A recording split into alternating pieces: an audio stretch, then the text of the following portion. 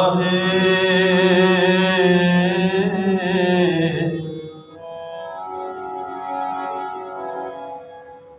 वाहेगुरु।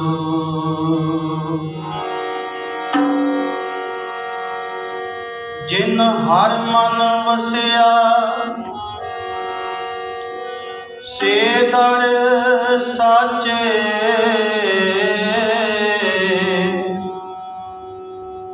दर साचे सचियारा। ਉਹਨਾਂ ਦੀ ਸੋਭਾ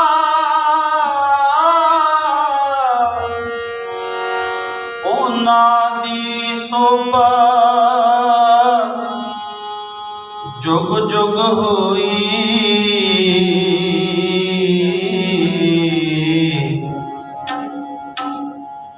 कोई ना मिटन हारा। नानक तिनकै सद बलिहारै। जिन हर राखिया उर धारा। भाग ठड़े हर संत तुम्हारे। जिन घर धन हर नामा। परवान गणी से यह आए। सफल तिना के कामा। आनंद गुणी निधान। गुरु गरीब निवाज गरीब निवाज। सतगुरु जी दी पावन पवित्र हजूरी दे विच जुड़ बैठे सरबत सत संगत जीओ। उत्तम भागां दी निशानी है जो आपां किसी महान आत्मा उस पुजी हुई आत्मा महापुरख संत बाबा सोहण सिंह जी मलागे वाले जिन्हां दी जात नूं मुख रखदियां होए आपां 50ਵੀਂ जात विच जुड़े हाँ। बाणी दा फरमाना भी महापुरख कदे जांदे नहीं है। जांदी दुनिया है। दुनियादार लोग जिहड़े वो जांदे है, वो जम्मण मरण दे गेड़ विच पैंदे है। पर जिहड़े महापुरख ने उन्हां दे परताए सतगुरु जी किरपा करते ने। साध पठाए आप हर कि साधुआं नूं महात्मा नूं गुरमुख प्यारिआं नूं वो रब आप भेजदा है। जिथे जिथे लोड़ हुंदी है उस जगह के उपर कोई ना कोई महापुरख आउंदा है, पहुँचता है। और साध संग दूसरी गल है भी महापुरख जिहड़ा है ना रब नाल मिलिया होया, क्योंकि नकल भी बहुत है। और ये कोई नवी गल नहीं है, बहुत पुराना इतिहास है भी 9वें पातशाह वेले तो आपां बाबे बकाले की धरती ते झात मारीए। असली ते एक है जिन्हों लोग तेगा कमला भी कहते हैं, गुरु तेग बहादुर महाराज। पर जिहड़े नकली है जिन्हां दी ठाठ बाट बड़ी है, वो 22 मंजियां ला के बैठे हुए ने, अपने वल खिंच रहे ने। कोई कहता मेरा गुरु वड्डा, कोई कहता मेरा गुरु वड्डा। पर साध संग वो लखां दी गिणती विचों पहचानण वाली इक्को अख भाई मक्खण साधवाना ओहदी सी, जिहदी अख ने असली गुरु नूं पहचानिया, नकलियां दे विचों असल कढ लई है। जिवें मातावां भैणां कोई दाल नूं जदों साफ करदियां ना, जिहड़े कुरकड़ू विच हुंदे आ गंद पिल नूं कढ के परे करके चंगी चंगी चीज़ रख लैंदियां। ਇਸੇ ਤਰ੍ਹਾਂ ਗੁਰਮੁਖ ਵਿਰਤੀ ਵਾਲੇ ਜਿਹੜੇ ਇਨਸਾਨ ਆ ਗੁਰੂ ਨਾਲ ਜੁੜੇ ਹੋਏ, ਉਹਨਾਂ ਕੋਲ ਇੱਕ ਗੁਰਬਾਣੀ ਦੀ ਕਸਵੱਟੀ ਹੁੰਦੀ ਹੈ ਜਿਹਦੇ ਨਾਲ ਉਹ ਤੋਲ ਕੇ ਵੇਖ ਲੈਂਦੇ ਆ ਵੀ ਇਹ ਮਹਾਂਪੁਰਖ, ਇਹ ਗੁਰੂ, ਇਹ ਪੀਰ ਮਹਾਤਮਾ ਸਹੀ ਹੈ, ਤੇ ਉਹਦੇ ਲੜ ਲੱਗ ਜਾਂਦੇ ਆ। ਇਸੇ ਤਰ੍ਹਾਂ ਸਾਧ ਸੰਗਤ ਜੀ, ਮਹਾਂਪੁਰਖ ਜਿਹੜੇ ਹੁੰਦੇ ਆ ਉਹ ਆਪਣੀ ਵਡਿਆਈ ਕਦੇ ਆਪ ਨਹੀਂ ਕਰਾਉਂਦੇ। ਸੁਖਮਨੀ ਸਾਹਿਬ ਦਾ ਪਾਠ ਤੁਸੀਂ ਪੜ੍ਹਿਆ ਵੀ ਹੈ, ਪੜ੍ਹਦੇ ਵੀ ਬਹੁਤ ਆ। ਉਹਦੇ ਵਿੱਚ ਆਉਂਦਾ ਕਿ ਹਰ ਕਾ ਭਗਤ ਪ੍ਰਗਟ ਨਹੀਂ ਛਪੈ। ਗੁਰੂ ਸਾਹਿਬ ਕਹਿੰਦੇ ਜਿਹੜਾ ਪ੍ਰਮਾਤਮਾ ਦਾ ਭਗਤ ਬਣ ਜਾਂਦਾ ਉਹ ਜਿੰਨਾ ਮਰਜ਼ੀ ਆਪਣੇ ਆਪ ਨੂੰ ਦੁਨੀਆ ਤੋਂ ਲੁਕੋ ਲਵੇ, ਉਹ ਗੁਰੂ ਉਹਨਾਂ ਨੂੰ ਆਪਣੇ ਆਪ ਪ੍ਰਗਟ ਕਰ ਦਿੰਦਾ ਹੈ। ਆਪਣੇ ਆਪ ਭਗਤਾਂ ਨੂੰ ਰੱਬ ਕਦੇ ਲੁਕਿਆ ਨਹੀਂ ਰਹਿਣ ਦਿੰਦਾ, ਕਿਉਂਕਿ ਜਿਹੜੇ ਰੱਬ ਦੇ ਪਿਆਰੇ ਹੁੰਦੇ ਆ ਉਹ ਦੁਨੀਆ ਨਾਲ ਨਾਤਾ ਥੋੜ੍ਹਾ ਘੱਟ ਰੱਖਦੇ ਆ, ਕਿਉਂਕਿ ਉਹ ਰਹਿੰਦੇ ਆਪਣੇ ਆਨੰਦ ਦੀ ਦੁਨੀਆ ਦੇ ਵਿੱਚ।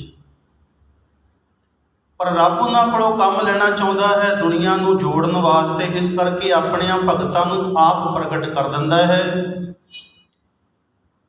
ਐਸੀ ਸੋਭਾ ਉਹਨਾਂ ਦੀ ਹੁੰਦੀ ਹੈ, ਮਹਾਰਾਜ ਬਾਣੀ ਵਿੱਚ ਲਿਖਦੇ ਆ ਕਿ ਦੁਨੀਆ ਕੀ ਸੋਭਾ ਚਾਰ ਦਿਹਾੜੇ ਜਾਂਦੀ ਬਿਲਮ ਨਾ ਹੋਈ। ਜਿਹੜੀ ਦੁਨੀਆਦਾਰ ਲੋਕ ਸਾਨੂੰ ਵਡਿਆਈ ਦਿੰਦੇ ਹੈ, ਮਹਾਰਾਜ ਕਹਿੰਦੇ 4 ਕੁ ਦਿਨਾਂ ਦੀ ਵਡਿਆਈ ਹੈ। ਜਿੰਨਾ ਚਿਰ ਕੋਈ ਉਹਦੇ ਉੱਪਰ ਬੈਠਾ ਉਹਨਾਂ ਚਿਰ ਉਹਦੀ ਬੱਲੇ ਬੱਲੇ ਹੈ, ਸਾਰੇ ਲੋਕ ਗਲਾਂ 'ਚ ਹਾਰ ਵੀ ਪੈਂਦੇ ਹੈ, ਪਰ ਜਿੱਦੇ ਅਹੁਦੇ ਤੋਂ ਲੈ ਜਾਂਦਾ ਕੋਈ ਨਹੀਂ ਪੁੱਛਦਾ, ਕਿਉਂਕਿ ਉਹ ਵਡਿਆਈ ਸੀ ਲੋਕਾਂ ਵੱਲੋਂ ਦਿੱਤੀ ਹੋਈ। 4 ਦਿਨਾਂ ਦੀ ਵਡਿਆਈ ਵਿੱਚ ਬੱਲੇ ਬੱਲੇ ਹੋਈ, ਬਾਅਦ ਵਿੱਚ ਲੈ ਗਿਆ ਤੇ ਕੋਈ ਨਹੀਂ ਪੁੱਛਦਾ। ਪਰ ਜਿਹੜੇ ਮਹਾਂਪੁਰਖ ਨੇ, ਮਹਾਰਾਜ ਕਹਿੰਦੇ ਉਹਨਾਂ ਦੀ ਸੋਭਾ ਜੁਗ ਜੁਗ ਹੋਈ, ਕੋਈ ਨਾ ਮੇਟਣ ਹਾਰਾ। ਉਹਨਾਂ ਦੀ ਵਡਿਆਈ ਐਸੀ ਆ, ਕੋਈ ਮੇਟਣੀ ਵੀ ਚਾਹੇ ਤੇ ਕੋਈ ਮੇਟ ਨਹੀਂ ਸਕਦਾ। ਉਹਨਾਂ ਦੀ ਵਡਿਆਈ ਨੂੰ ਕੋਈ ਖਤਮ ਨਹੀਂ ਕਰ ਸਕਦਾ। ਅੱਜ 50 ਸਾਲ ਭਾਵੇਂ ਹੋ ਗਏ ਨੇ ਮਹਾਂਪੁਰਖਾਂ ਨੂੰ ਸਰੀਰ ਕਰਕੇ ਗਿਆ, ਪਰ ਯਾਦ ਕਰਕੇ ਸਭਨਾਂ ਦੇ ਦਿਲ ਵਿੱਚ ਵਸਦੇ ਹੈ। ਉਹ ਆਪਣੀਆਂ ਯਾਦਾਂ ਕਰਕੇ ਵਸੇ ਹੋਏ ਆ, ਭਾਵੇਂ ਆਪਣੇ ਆਪ ਨੂੰ ਪ੍ਰਗਟ ਨਹੀਂ ਸੀ ਕਰਨਾ ਚਾਹੁੰਦੇ। ਉਹਨਾਂ ਦੇ ਇਤਿਹਾਸ ਵਿੱਚ ਪੜ੍ਹਿਆ ਕਿ ਕਈ ਪ੍ਰੇਮੀਆਂ ਨੇ ਕਿਹਾ ਬਾਬਾ ਜੀ ਤੁਹਾਡਾ ਇਤਿਹਾਸ ਲਿਖੀਏ। ਕਹਿੰਦੇ ਹੱਸ ਕੇ ਬੋਲਦੇ ਆ, ਕਹਿਣ ਲੱਗੇ ਮੇਰਾ ਇਤਿਹਾਸ ਕੀ ਲਿਖਣਾ, ਮੇਰੇ ਵਿੱਚ ਤਾਂ ਗੁਣ ਹੀ ਕੋਈ ਨਹੀਂ ਹੈ। ਫਿਰ ਕਹਿੰਦੇ ਦੂਸਰੀ ਵਾਰ ਜਦੋਂ ਫਿਰ ਕਾਫੀ ਢਿੱਲੇ ਹੋ ਜਾਂਦੇ ਆ, ਫਿਰ ਕਿਹਾ ਵੀ ਮਹਾਂਪੁਰਖੋ ਬਾਬਾ ਜੀ ਸੰਤ ਜੀ ਤੁਹਾਡਾ ਜੀਵਨ ਦੀਆਂ ਜੋ ਘਟਨਾਵਾਂ ਨੇ ਇੱਕ ਇਤਿਹਾਸ ਤੁਹਾਡਾ ਲਿਖੀਏ। ਕਹਿੰਦੇ ਫਿਰ ਬਾਬਾ ਸੋਹਣ ਸਿੰਘ ਜਵਾਬ ਹੱਸ ਕੇ ਦਿੱਤਾ, ਮੇਰੇ ਵਿੱਚ ਤੇ ਸੰਤਾਂ ਵਾਲਾ ਗੁਣ ਹੀ ਕੋਈ ਨਹੀਂ ਹੈ। ਮੇਰਾ ਕੀ ਲਿਖੋਗੇ, ਮੇਰੇ ਵਿੱਚ ਤਾਂ ਗੁਣ ਹੀ ਕੋਈ ਨਹੀਂ। ਗੁਣ ਤੇ ਪਰਮਾਤਮਾ ਦੇ ਆ, ਉਹਦੇ ਦੇਖੋ। ਭਾਵ ਸਭ ਕੁਝ ਹੁੰਦਿਆਂ ਹੋਇਆਂ ਵੀ ਸਾਧ ਸੰਗਤ ਜੀ ਆਪਣੇ ਆਪ ਨੂੰ ਕਦੇ ਪ੍ਰਗਟ ਨਹੀਂ ਸਨ ਕਰਦੇ। ਪਰ ਗੁਰੂ ਸਾਹਿਬ ਕਹਿੰਦੇ ਨੇ ਉਹਨਾਂ ਦੀ ਸੋਭਾ ਗੁਰੂ ਆਪ ਇਹੋ ਜਿਹੀ ਕਰ ਦਿੰਦਾ ਹੈ ਕਿ ਜੁਗਾਂ ਜੁਗਾਂ ਤੱਕ ਉਹਨਾਂ ਦੀ ਸੋਭਾ ਰਹੇਗੀ। ਜਦੋਂ ਤੱਕ ਦੁਨੀਆ ਰਹੇਗੀ ਬਾਬਾ ਸੋਹਣ ਸਿੰਘ ਜੀ ਦੀ ਯਾਦ ਰਹੇਗੀ। ਇਸ ਕਰਕੇ ਉਹ ਵਡਿਆਈ, ਉਹ ਸੋਭਾ ਗੁਰੂ ਸਾਹਿਬ ਨੇ ਦਿੱਤੀ ਹੋਈ ਹੈ, ਕਿਉਂਕਿ ਜਿਹੜੇ ਗੁਰੂ ਨਾਲ ਜੁੜ ਜਾਂਦੇ ਨੇ, ਜਿਹੜੇ ਗੁਰੂ ਦਾ ਪ੍ਰਚਾਰ ਕਰਦੇ ਨੇ, ਗੁਰੂ ਦੀ ਉਪਮਾ ਕਰਦੇ ਨੇ। ਮਹਾਰਾਜ ਬਾਣੀ ਵਿੱਚ ਕਹਿੰਦੇ ਆ, ਜਿਨ ਨਾਨਕ ਸਤਿਗੁਰ ਪੂਜਿਆ ਤਿਨ ਹਰ ਪੂਜ ਕਰਾਵਾ। ਜਿਨ੍ਹਾਂ ਨੇ ਵੀ ਗੁਰੂ ਨਾਨਕ ਪਾਤਸ਼ਾਹ ਨੂੰ ਪੂਜਿਆ ਹੈ, ਸੇਵਾ ਕੀਤੀ ਹੈ, ਗੁਰੂ ਨਾਨਕ ਪਾਤਸ਼ਾਹ ਮਹਾਰਾਜ ਕਹਿੰਦੇ ਇੱਕ ਤਿਲ ਨਹੀਂ ਭੰਨੇ ਘਾਲੇ। ਉਹਨਾਂ ਦੀ ਤਿਲ ਜਿੰਨੀ ਵੀ ਕੀਤੀ ਘਾਲ ਗੁਰੂ ਰੱਖਦਾ ਨਹੀਂ ਹੈ। ਆਪਾਂ ਸੇਵਾ ਕਰਦੇ ਹਾਂ, ਆ ਸੰਗਤ ਤੁਸੀਂ ਕਰ ਰਹੇ ਹੋ, ਸਬੱਬ ਬਣ ਗਿਆ ਇੱਕ ਮਹਾਂਪੁਰਖਾਂ ਦਾ। ਕਿਉਂਕਿ ਮਹਾਂਪੁਰਖ ਤੇ ਸਾਧ ਸੰਗਤ ਜੀ ਜੇ ਵਡਿਆਈ ਕਰੀਏ ਵੱਡੇ ਨਹੀਂ ਹੁੰਦੇ, ਨਾ ਕਰੀਏ ਤੇ ਉਹ ਘਟਦੇ ਨਹੀਂ। ਜਿਵੇਂ ਬਾਣੀ ਦਾ ਫਰਮਾਨ ਹੈ, ਜੇ ਸਭ ਮਿਲ ਕੇ ਆਖਣ ਪਾਹੇ ਵੱਡਾ ਨਾ ਹੋਵੇ ਘਾਟ ਨਾ ਜਾਏ।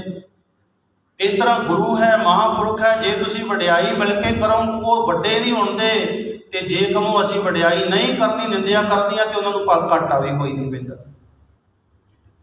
ਲੋਕਾਂ ਦੇ ਕਹਿਣ ਨਾਲ ਵੱਡੇ ਨਹੀਂ ਹੁੰਦੇ, ਲੋਕਾਂ ਦੇ ਕਹਿਣ ਨਾਲ ਛੋਟੇ ਨਹੀਂ ਹੁੰਦੇ, ਕਿਉਂਕਿ ਉਹਨਾਂ ਦੇ ਅੰਦਰ ਦੀ ਜਿਹੜੀ ਭਗਤੀ ਹੈ, ਮਹਾਰਾਜ ਕਹਿੰਦੇ ਉਹੋ ਹੀ ਉਹਨਾਂ ਨੂੰ ਉੱਪਰ ਚੁੱਕਦੀ ਹੈ। ਇਸ ਕਰਕੇ ਆਪਾਂ 50 ਸਾਲਾਂ ਤੋਂ ਲੈ ਕੇ ਹਰ ਸਾਲ ਇੰਨੀਆਂ ਸੰਗਤਾਂ ਉਹਨਾਂ ਦੇ ਆਪਾਂ ਇਸ ਦਿਨ ਤੇ ਜੁੜਦੇ ਹਾਂ। ਵੇਖੋ, ਇੱਕ ਮਹਾਂਪੁਰਖ ਦੇ ਆਉਣ ਦਾ ਵੀ ਭਲਾ, ਜਾਣ ਦਾ ਵੀ ਭਲਾ। ਆਉਣ ਦਾ ਭਲਾ ਹੈ ਕਿ ਉਹ ਆਪਣੀਆਂ ਫੁੱਲਾਂ ਨੂੰ ਤਰਦੇ। ਜਾਣ ਦਾ ਭਲਾ ਕੀ ਹੈ? ਵੀ ਮਹਾਂਪੁਰਖ ਚਲਾ ਗਿਆ, ਅੱਜ ਸਾਡਾ ਪਤਾ ਨਹੀਂ ਕਿੰਨਿਆਂ ਦਾ ਭਲਾ ਹੋ ਜਾਂਦਾ। ਕਿੰਨਿਆਂ ਨੇ ਇੱਥੇ ਲੰਗਰਾਂ ਦੀ ਸੇਵਾ ਕੀਤੀ ਹੋਣੀ ਹੈ, ਕਰ ਵੀ ਰਹੇ ਹੋ। ਕਿੰਨਿਆਂ ਨੇ ਬਾਣੀ ਪੜ੍ਹੀ ਹੈ, ਸੁਖਮਨੀ ਸਾਹਿਬ, ਰਹਿਰਾਸ ਸਾਹਿਬ, ਹੋਰ ਜਾਪ ਕਰਦੇ ਹੋ। ਕਿੰਨੇ ਬੈਠ ਕੇ ਇੱਥੇ ਸੁਣ ਰਹੇ ਹੋ। ਸੁਣਨਾ ਵੀ ਇੱਕ ਬਹੁਤ ਵੱਡਾ ਪੁੰਨ ਹੈ। ਤੇ ਜਿਹੜੇ ਸੁਣਾ ਰਹੇ ਆ ਉਹਨਾਂ ਦੀ ਵੀ ਸੇਵਾ ਵੀ। ਇੱਕ ਮਹਾਂਪੁਰਖ ਦੀ ਯਾਦ ਦੇ ਵਿੱਚ ਕਿੰਨਾ ਇੱਕ ਇਕੱਠ ਹੈ, ਕਿੰਨੇ ਲੋਕ ਲਾਹਾ ਰਹੇ ਨੇ, ਗਾਉਣ ਵਾਲੇ, ਸੁਣਨ ਵਾਲੇ, ਸੇਵਾ ਕਰਨ ਵਾਲੇ। ਭਾਵ ਕਿੰਨੀ ਦੁਨੀਆ, ਆਪਾਂ ਇਕੱਲੇ ਇੱਥੇ ਨਹੀਂ, ਹੋਰ ਪਤਾ ਨਹੀਂ ਕਿੱਥੇ ਕਿੱਥੇ ਉਹਨਾਂ ਦੀ ਯਾਦਾਂ ਮਨਾਈਆਂ ਜਾ ਰਹੀਆਂ ਨੇ। ਭਾਵ ਕਿ ਮਹਾਂਪੁਰਖ ਦਾ ਸੰਸਾਰ ਤੋਂ ਜਾਣਾ ਵੀ ਸਾਡੇ ਲਈ ਇੱਕ ਭਲਾ ਹੈ। ਉਹ ਆਪ ਚਲੇ ਗਏ ਸਰੀਰ ਕਰਕੇ, ਪਰ ਸਾਡਾ ਭਲਾ ਹਜੇ ਵੀ ਕਰੀ ਜਾਂਦੇ ਹੈ। ਹਜੇ ਵੀ ਜਿਹੜੇ ਪਿਆਰ ਵਾਲੇ ਉਹਨਾਂ ਨੂੰ ਯਾਦ ਕਰਦੇ ਹੈ, ਉਹਨਾਂ ਦੀਆਂ ਇੱਛਾਵਾਂ ਪੂਰੀਆਂ ਕਰਦੇ ਹੈ, ਉਹਨਾਂ ਨੂੰ ਪਰਮਾਤਮਾ ਨਾਲ ਜੋੜਦੇ ਆ। ਭਾਵ ਮਹਾਂਪੁਰਖ ਦਾ ਜਾਣਾ ਵੀ ਸਾਡੇ ਵਾਸਤੇ ਭਲਾ ਹੈ। ਉਸ ਭਲੇ ਦਿਹਾੜਿਆਂ ਨੂੰ ਆਪਾਂ ਯਾਦ ਕਰਕੇ, ਉਹਨਾਂ ਦੀ ਯਾਦ ਵਿੱਚ ਜੁੜ ਕੇ ਕਿੰਨੀਆਂ ਪੁਰਾਣੀਆਂ ਲੋਕ ਆਪਾਂ ਲਾਹਾ ਖੱਟਦੇ ਹਾਂ। ਆਓ ਪਹਿਲਾਂ ਆਪਾਂ ਸਾਰੇ ਮਿਲ ਕੇ ਇੱਕ ਸ਼ਬਦ ਦੀ ਹਾਜ਼ਰੀ ਲਵਾਈਏ ਕਿ ਵਾਹੋ ਵਾਹੋ ਕਰੈ ਸੇਈ ਜਨ ਸੋਹਣੇ। ਰੱਬ ਕਹਿੰਦਾ ਵੀ ਉਹਨੂੰ ਸੋਹਣੇ ਕੌਣ ਲੱਗਦੇ ਐ? ਤੂੰ ਕੱਪੜੇ ਸੋਹਣੇ ਪਾ ਕੇ ਆਇਆ ਜਾਂ ਹੋਰ ਤਰ੍ਹਾਂ ਦੀਆਂ ਸੁਗੰਧੀਆਂ ਲਾ ਕੇ ਆਇਆ ਕਿ ਰੱਬ ਨੂੰ ਚੰਗਾ ਲੱਗਿਆ? ਕਹਿੰਦੇ ਨਹੀਂ, ਤੂੰ ਨਹੀਂ ਚੰਗਾ ਲੱਗਦਾ। ਦੂਸਰੇ ਪਾਤਸ਼ਾਹ ਗੁਰੂ ਨਾਨਕ ਪਾਤਸ਼ਾਹ, ਦੂਸਰੇ ਗੁਰੂ ਨਾਨਕ, ਗੁਰੂ ਅੰਗਦ ਦੇਵ ਮਹਾਰਾਜ ਦਾ ਬਚਨ ਇੱਕੋ ਸਲੋਕ ਦੇ ਵਿੱਚ ਉਹਨਾਂ ਨੇ ਬੜਾ ਸੋਹਣਾ ਜਵਾਬ ਦਿੱਤਾ। ਕਹਿੰਦੇ ਅਤ ਸੁੰਦਰ ਕੁਲੀਨ ਚਤਰ ਮੁਖ ਗਿਆਨੀ ਧਨਵੰਤ। ਇੱਕੋ ਲਾਈਨ ਵਿੱਚ ਸਾਰਾ ਕੁਝ ਲਿਖ ਦਿੱਤਾ। ਕਹਿੰਦੇ ਨੇ ਤੇਰੇ ਵਿੱਚ ਇੰਨੇ ਗੁਣ ਹੋਣ, ਅਤ ਸੁੰਦਰ, ਤੂੰ ਅਤ ਦਾ ਸੁੰਦਰ ਹੋਵੇਂ, ਦੁਨੀਆ ਦੇ ਵਿੱਚ ਬਹੁਤ ਸੋਹਣਾ ਹੋਵੇਂ, ਤੇਰੇ ਤੇ ਰੰਗ ਰੂਪ ਹੋਵੇ। ਕੁਲੀਨ, ਤੇਰੀ ਕੁੱਲ ਬੜੀ ਉੱਚੀ ਹੋਵੇ। ਜਿਵੇਂ ਸਾਧ ਸੰਗਤ ਜੀ ਅੱਜ ਵੀ ਕੋਈ ਹੋਵੇ ਤਾਂ ਕੋਈ ਗੁੱਸਾ ਨਾ ਕਰਨਾ। ਕੋਈ ਕਹਿੰਦਾ ਮੈਂ ਸੋਢੀਆਂ ਦੇ ਵਿੱਚੋਂ ਆ, ਮੈਂ ਬੇਦੀਆਂ ਵਿੱਚੋਂ ਆ, ਮੈਂ ਫਲਾਨੀ ਕੁੱਲ ਚੋਂ ਆ। ਮਹਾਰਾਜ ਕਹਿੰਦੇ ਇਹ ਕੁੱਲ ਦਾ ਵੀ ਮਾਣ ਨਾ ਕਰ। ਬਾਬਾ ਕਲਾ ਧਾਰੀ ਜੀ ਬੇਦੀ ਕੁੱਲ ਚੋਂ, ਗੁਰੂ ਨਾਨਕ ਪਾਤਸ਼ਾਹ ਦੀ ਕੁੱਲ ਦੇ ਵਿੱਚੋਂ 10ਵੇਂ ਪਾਤਸ਼ਾਹ ਮਹਾਰਾਜ ਦੇ ਕੋਲ ਆਏ, ਕਹਿਣ ਲੱਗੇ ਵੀ ਸਾਡੇ ਘਰ ਦੇ ਵਿੱਚ ਔਲਾਦ ਨਹੀਂ ਪੈਦਾ ਹੁੰਦੀ, ਅਸੀਂ ਬੇਦੀ ਕੁੱਲ ਦੇ ਵਿੱਚੋਂ ਆ। ਤੇ 10ਵੇਂ ਪਾਤਸ਼ਾਹ ਕਹਿਣ ਲੱਗੇ ਵੀ ਹੁਣ ਉਹ ਸਮਾਂ ਹੋਰ ਸੀ, ਹੁਣ ਸਮਾਂ ਬਦਲ ਗਿਆ, ਹੁਣ ਅੰਮ੍ਰਿਤ ਪਾਨ ਕਰਨਾ ਪਵੇਗਾ। ਅੰਮ੍ਰਿਤ ਪਾਨ ਕਰ, ਤੇਰੇ ਘਰ ਵਿੱਚ ਔਲਾਦ ਹੋਵੇਗੀ। ਸਾਧ ਸੰਗ ਬਾਬਾ ਕਲਾ ਧਾਰੀ ਜੀ ਨੂੰ ਅੰਮ੍ਰਿਤ ਪਾਨ ਕਰਨਾ ਪਿਆ, ਤਾਂ ਉਹਨਾਂ ਦੇ ਘਰ ਫਿਰ ਬਾਬਾ ਸਾਹਿਬ ਸਿੰਘ ਬੇਦੀ ਜੀ ਪੈਦਾ ਹੋਏ। ਭਾਵ ਕੀ ਸੀ? ਮਹਾਰਾਜ ਨੇ ਉਹ ਇੱਕ ਉਦਾਹਰਨ ਦਿੱਤੀ ਵੀ ਤੂੰ ਕੁੱਲ ਦਾ ਵੀ ਮਾਣ ਨਾ ਕਰੀ, ਮੈਂ ਉੱਚੀ ਕੁੱਲ ਚੋਂ ਆ। ਜੇ ਗੁਣ ਨਹੀਂ ਤੇ ਕੁੱਲ ਵੀ ਕਿਸੇ ਕੰਮ ਦੀ ਨਹੀਂ। ਅਤ ਸੁੰਦਰ, ਤੂੰ ਬਹੁਤ ਸੁੰਦਰ ਹੋਵੇਂ। ਕੁਲੀਨ, ਬਹੁਤ ਉੱਚੀ ਕੁੱਲ ਦਾ ਹੋਵੇਂ। ਅਤ ਸੁੰਦਰ ਕੁਲੀਨ ਚਤਰ, ਚਤਰ ਹੁੰਦਾ ਚਲਾਕ, ਚਲਾਕੀਆਂ ਕਰਨ ਵਾਲਾ, ਆਪਣੇ ਆਪ ਨੂੰ ਚੁਸਤ ਕਹਾਉਣ ਵਾਲਾ। ਵੀ ਤੂੰ ਇੰਨਾ ਚੁਸਤ ਹੋਵੇਂ। ਮੁੱਖ ਗਿਆਨੀ, ਮੁੱਖ ਦੇ ਵਿੱਚੋਂ ਗਿਆਨ ਦੀਆਂ ਗੱਲਾਂ ਵੀ ਇੰਨੀਆਂ ਕਰਦਾ ਹੋਵੇਂ ਕਿ ਅੱਗ ਤੇ ਪਾਣੀ ਨੂੰ ਮੇਲ ਦੇਵੇਂ। ਧਨਵੰਤ, ਧਨਵੰਤ ਹੈ, ਤੇਰੇ ਕੋਲੇ ਧਨ ਵੀ ਬਹੁਤ ਜ਼ਿਆਦਾ ਹੋਵੇ, ਤੂੰ ਕਰੋੜਾਪਤੀ ਹੋਵੇਂ, ਤੇਰੇ ਕੋਲੇ ਧਨ ਦੇ ਅੰਬਾਰ ਲੱਗੇ ਹੋਣ। ਕਹਿੰਦੇ ਇੰਨੇ ਗੁਣ ਹੋਣ ਤੇਰੇ ਵਿੱਚ। ਅਤ ਸੁੰਦਰ ਕੁਲੀਨ ਚਤਰ ਮੁਖ ਗਿਆਨੀ ਧਨਵੰਤ। ਅੱਗੇ ਫਿਰ ਕਹਿੰਦੇ ਮਿਰਤਕ ਕਹੀਐ ਨਾਨਕ, ਜੇ ਪ੍ਰੀਤ ਨਹੀਂ ਭਗਵੰਤ। ਜੇ ਗੁਰੂ ਨਾਲ ਪਿਆਰ ਨਹੀਂ, ਤੂੰ ਮਰਿਆ ਹੋਇਆ।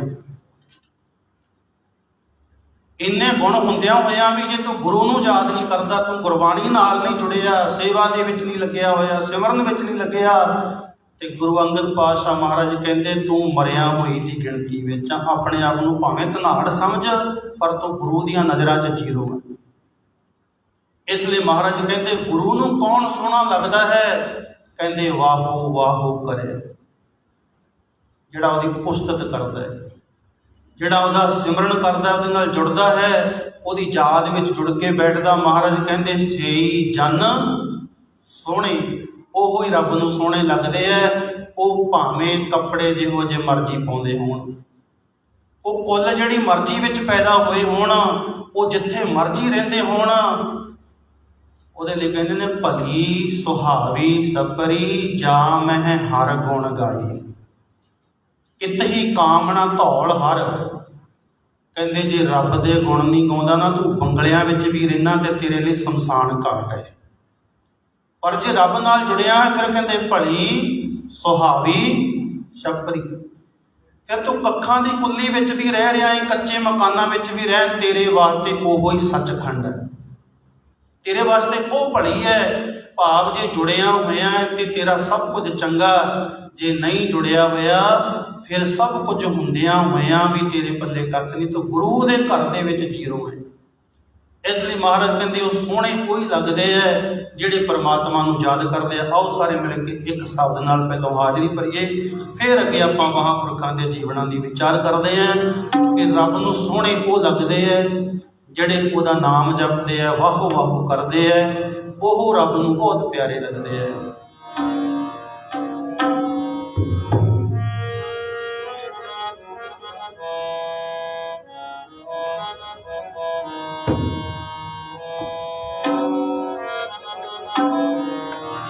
ਵਾਹੋ ਵਾਹੋ ਕਰੇ ਸਈ ਜਨ ਸੋਹਣੇ, ਵਾਹੋ ਵਾਹੋ ਕਰੇ ਸਈ ਜਨ ਸੋਹਣੇ, ਵਾਹੋ ਵਾਹੋ ਕਰੇ ਸਈ ਜਨ ਸੋਹਣੇ, ਵਾਹੋ ਵਾਹੋ ਕਰੇ ਸਈ ਜਨ ਸੋਹਣੇ। ਤਿਨ ਕੋ ਪਰਜਾ ਪੂਜਣ ਆਈ, ਤਿਨ ਕੋ ਪਰਜਾ ਪੂਜਣ ਆਈ, ਤਿਨ ਕੋ ਸਾਰੇ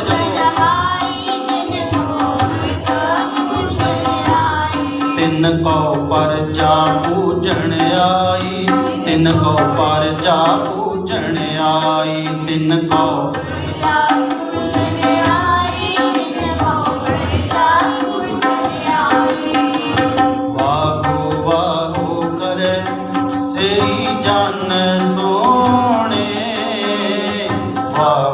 ਵਾਹੋ ਕਰੇ ਸਈ ਜਨ ਸੋਹਣੇ, ਵਾਹੋ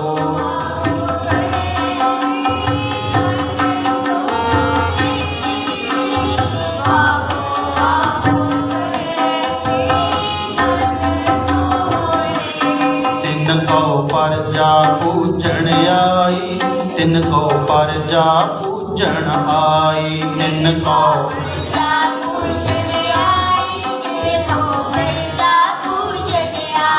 ਤਿਨ ਕੋ ਪਰਜਾ ਪੂਜਣ ਆਈ, ਤਿਨ ਕੋ ਪਰਜਾ ਪੂਜਣ ਆਈ, ਤਿਨ ਕੋ ਪਰਜਾ ਪੂਜਣ ਆਈ, ਤਿਨ ਕੋ ਪਰਜਾ ਪੂਜਣ ਆਈ।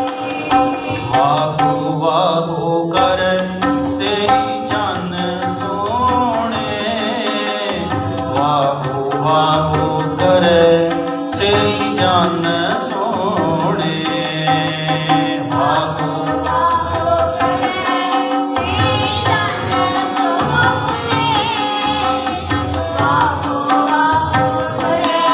ਸਈ ਜਨ ਸੋਹਣੇ।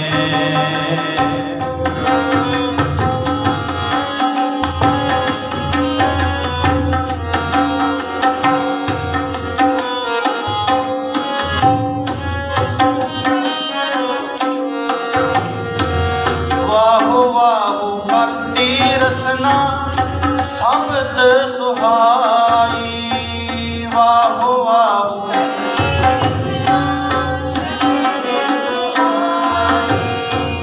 ਵਾਹੋ ਵਾਹੋ ਕਰਤੀ ਰਸਨਾ ਸ਼ਬਦ ਸੁਹਾਈ, ਵਾਹੋ ਵਾਹੋ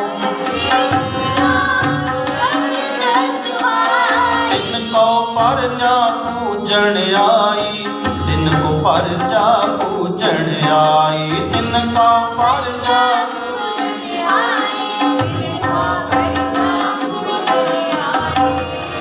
ਵਾਹੋ ਵਾਹੋ ਕਰੇ ਸਈ ਜਨ ਸੋਹਣੇ, ਵਾਹੋ ਵਾਹੋ ਕਰੇ ਸਈ ਜਨ ਸੋਹਣੇ,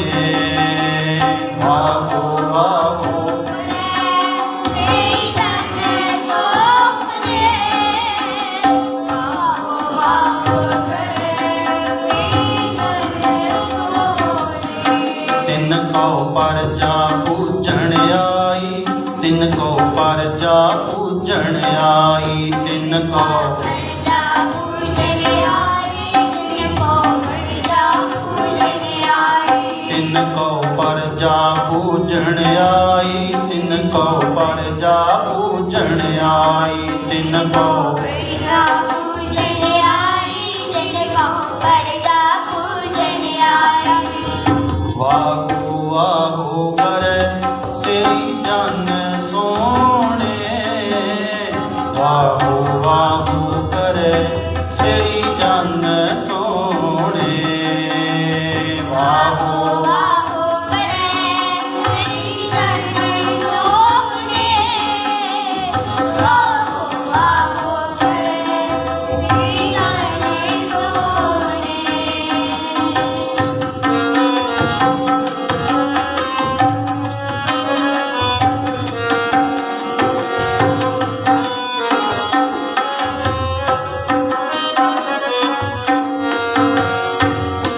पूरे सावत प्रभ मिलिया आई, पूरे सावत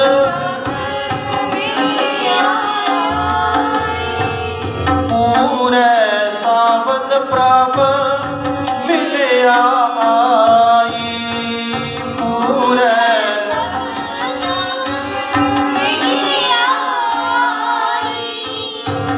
तिनको परजा पूजन आई, तिनको परजा पूजन आई, तिनको परजा पूजन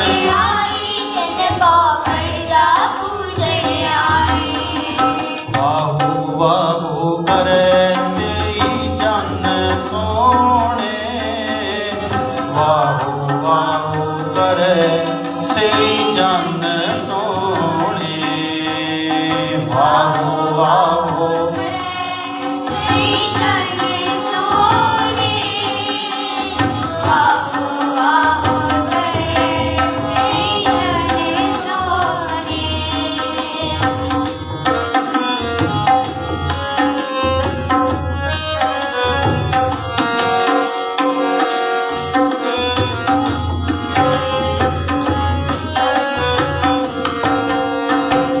वड भागियां वाहो वाहो मोहो कटाई,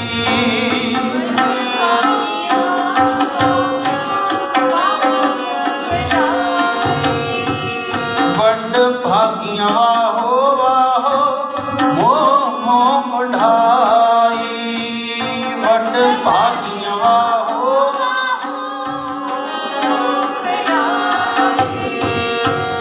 तिनको परजा पूजन आई, तिनको परजा पूजन आई, तिनको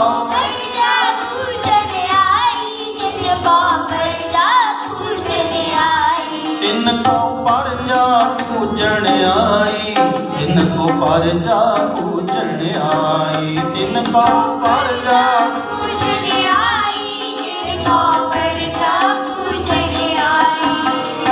वाहो वाहो करे सेई जन सोने, वाहो वाहो करे सेई जन सोने, वाहो वाहो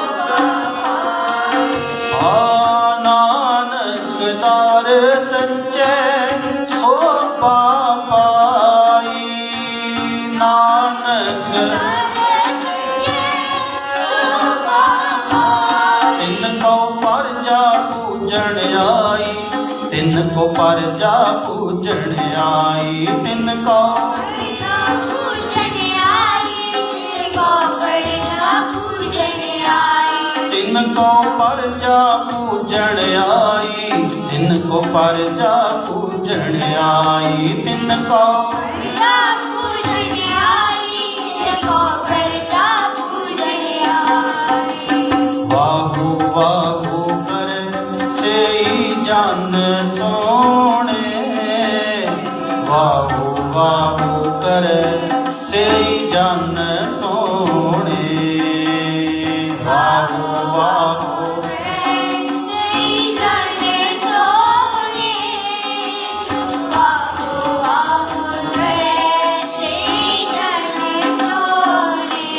तिनको परजा पूजन आई, तिनको परजा पूजन आई, तिनको परजा पूजन आई, तिनको परजा पूजन आई। तिनको परजा पूजन आई, तिनको परजा पूजन आई, तिनको परजा पूजन आई। वाहु वाहु करे सेई जन सोने, वाहु वाहु करे सेई जन सोने, वाहु वाहु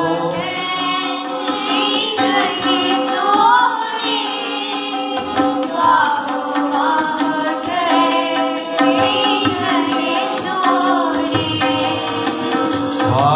वाहु करे सेई जन सोने, वाहु वाहु करे सेई जन सोने, वाहु वाहु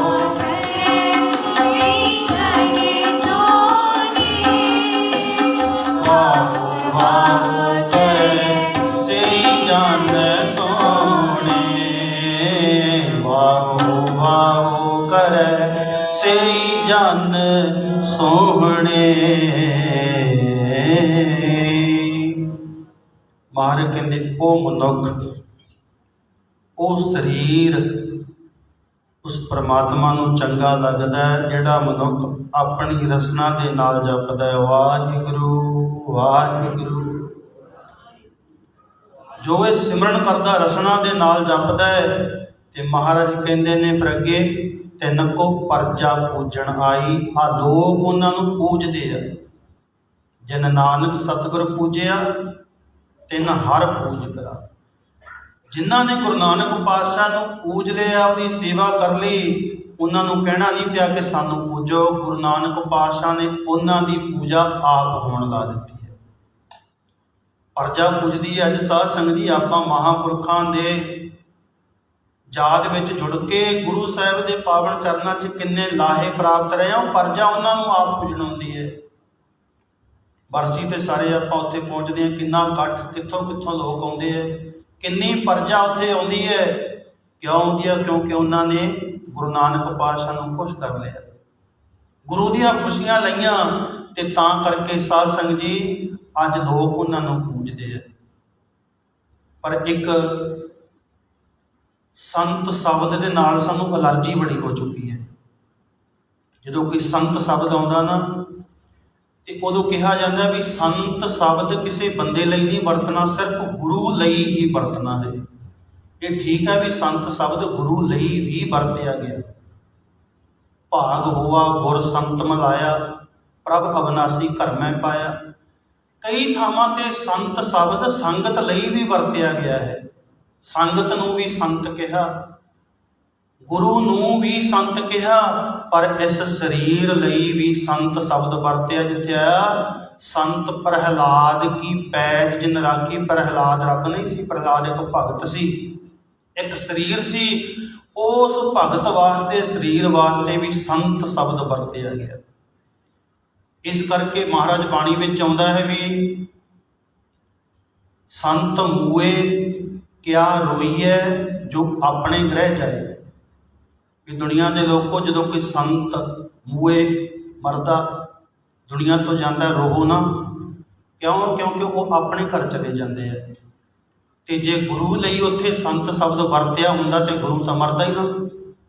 ਹੁਣੇ ਤੁਸੀਂ ਰਹਿਰਾ ਸੁਣੀਏ ਨਾ ਉਹ ਮਰੇ ਨਾ ਹੋਵੇ ਸੋਗ, ਦਿੰਦਾ ਰਹੇ ਨਾ ਚੁੱਕੇ ਭੋਗ। ਉਹ ਤੇ ਮਰਦਾ ਹੀ ਨਹੀਂ ਗੁਰੂ ਤੇ ਕਦੇ। ਪਰਮਾਤਮਾ ਨਹੀਂ ਮਰਦਾ, ਇਹ ਸਰੀਰ ਮਰਦਾ। ਇਸ ਕਰਕੇ ਜੇ ਸੰਤ ਸ਼ਬਦ ਇਕੱਲੇ ਰੱਬ ਲਈ ਹੀ ਵਰਤਿਆ ਹੁੰਦਾ ਤੇ ਫਿਰ ਉੱਥੇ ਇਹ ਨਾ ਕਿਹਾ ਜਾਂਦਾ ਵੀ ਸੰਤ ਮੂਏ, ਵੀ ਸੰਤ ਦੇ ਮਰਿਆਂ ਤੋਂ ਰੋ ਨਾ। ਉਹ ਤੇ ਆਪਣੇ ਘਰ ਵਿੱਚ ਜਾਂਦੇ ਆ। ਉਹ ਤੇ ਇੱਥੇ ਕਾਜ ਸਵਾਰਨ ਵਾਸਤੇ ਆਏ ਸੀ, ਸਾਡੇ ਭਲੇ ਵਾਸਤੇ ਆਏ ਸੀ। ਆਪਣੇ ਘਰ ਮੁੜ ਕੇ ਕੰਮ ਕਰਕੇ ਤੂੰ ਕਿਉਂ ਰੋਂਦਾ ਹੈ? ਉਹ ਤਾਂ ਆਪਣੇ ਘਰ ਚਲੇ ਗਏ ਆ। ਉਹ ਤੇ ਕਬੀਰ ਜੀ ਕਹਿੰਦੇ ਵੀ ਐਸੀ ਕਰਨੀ ਕਰ ਚੱਲੈ, ਤੁਮ ਹੱਸੈ ਜਗ ਰੋਏ।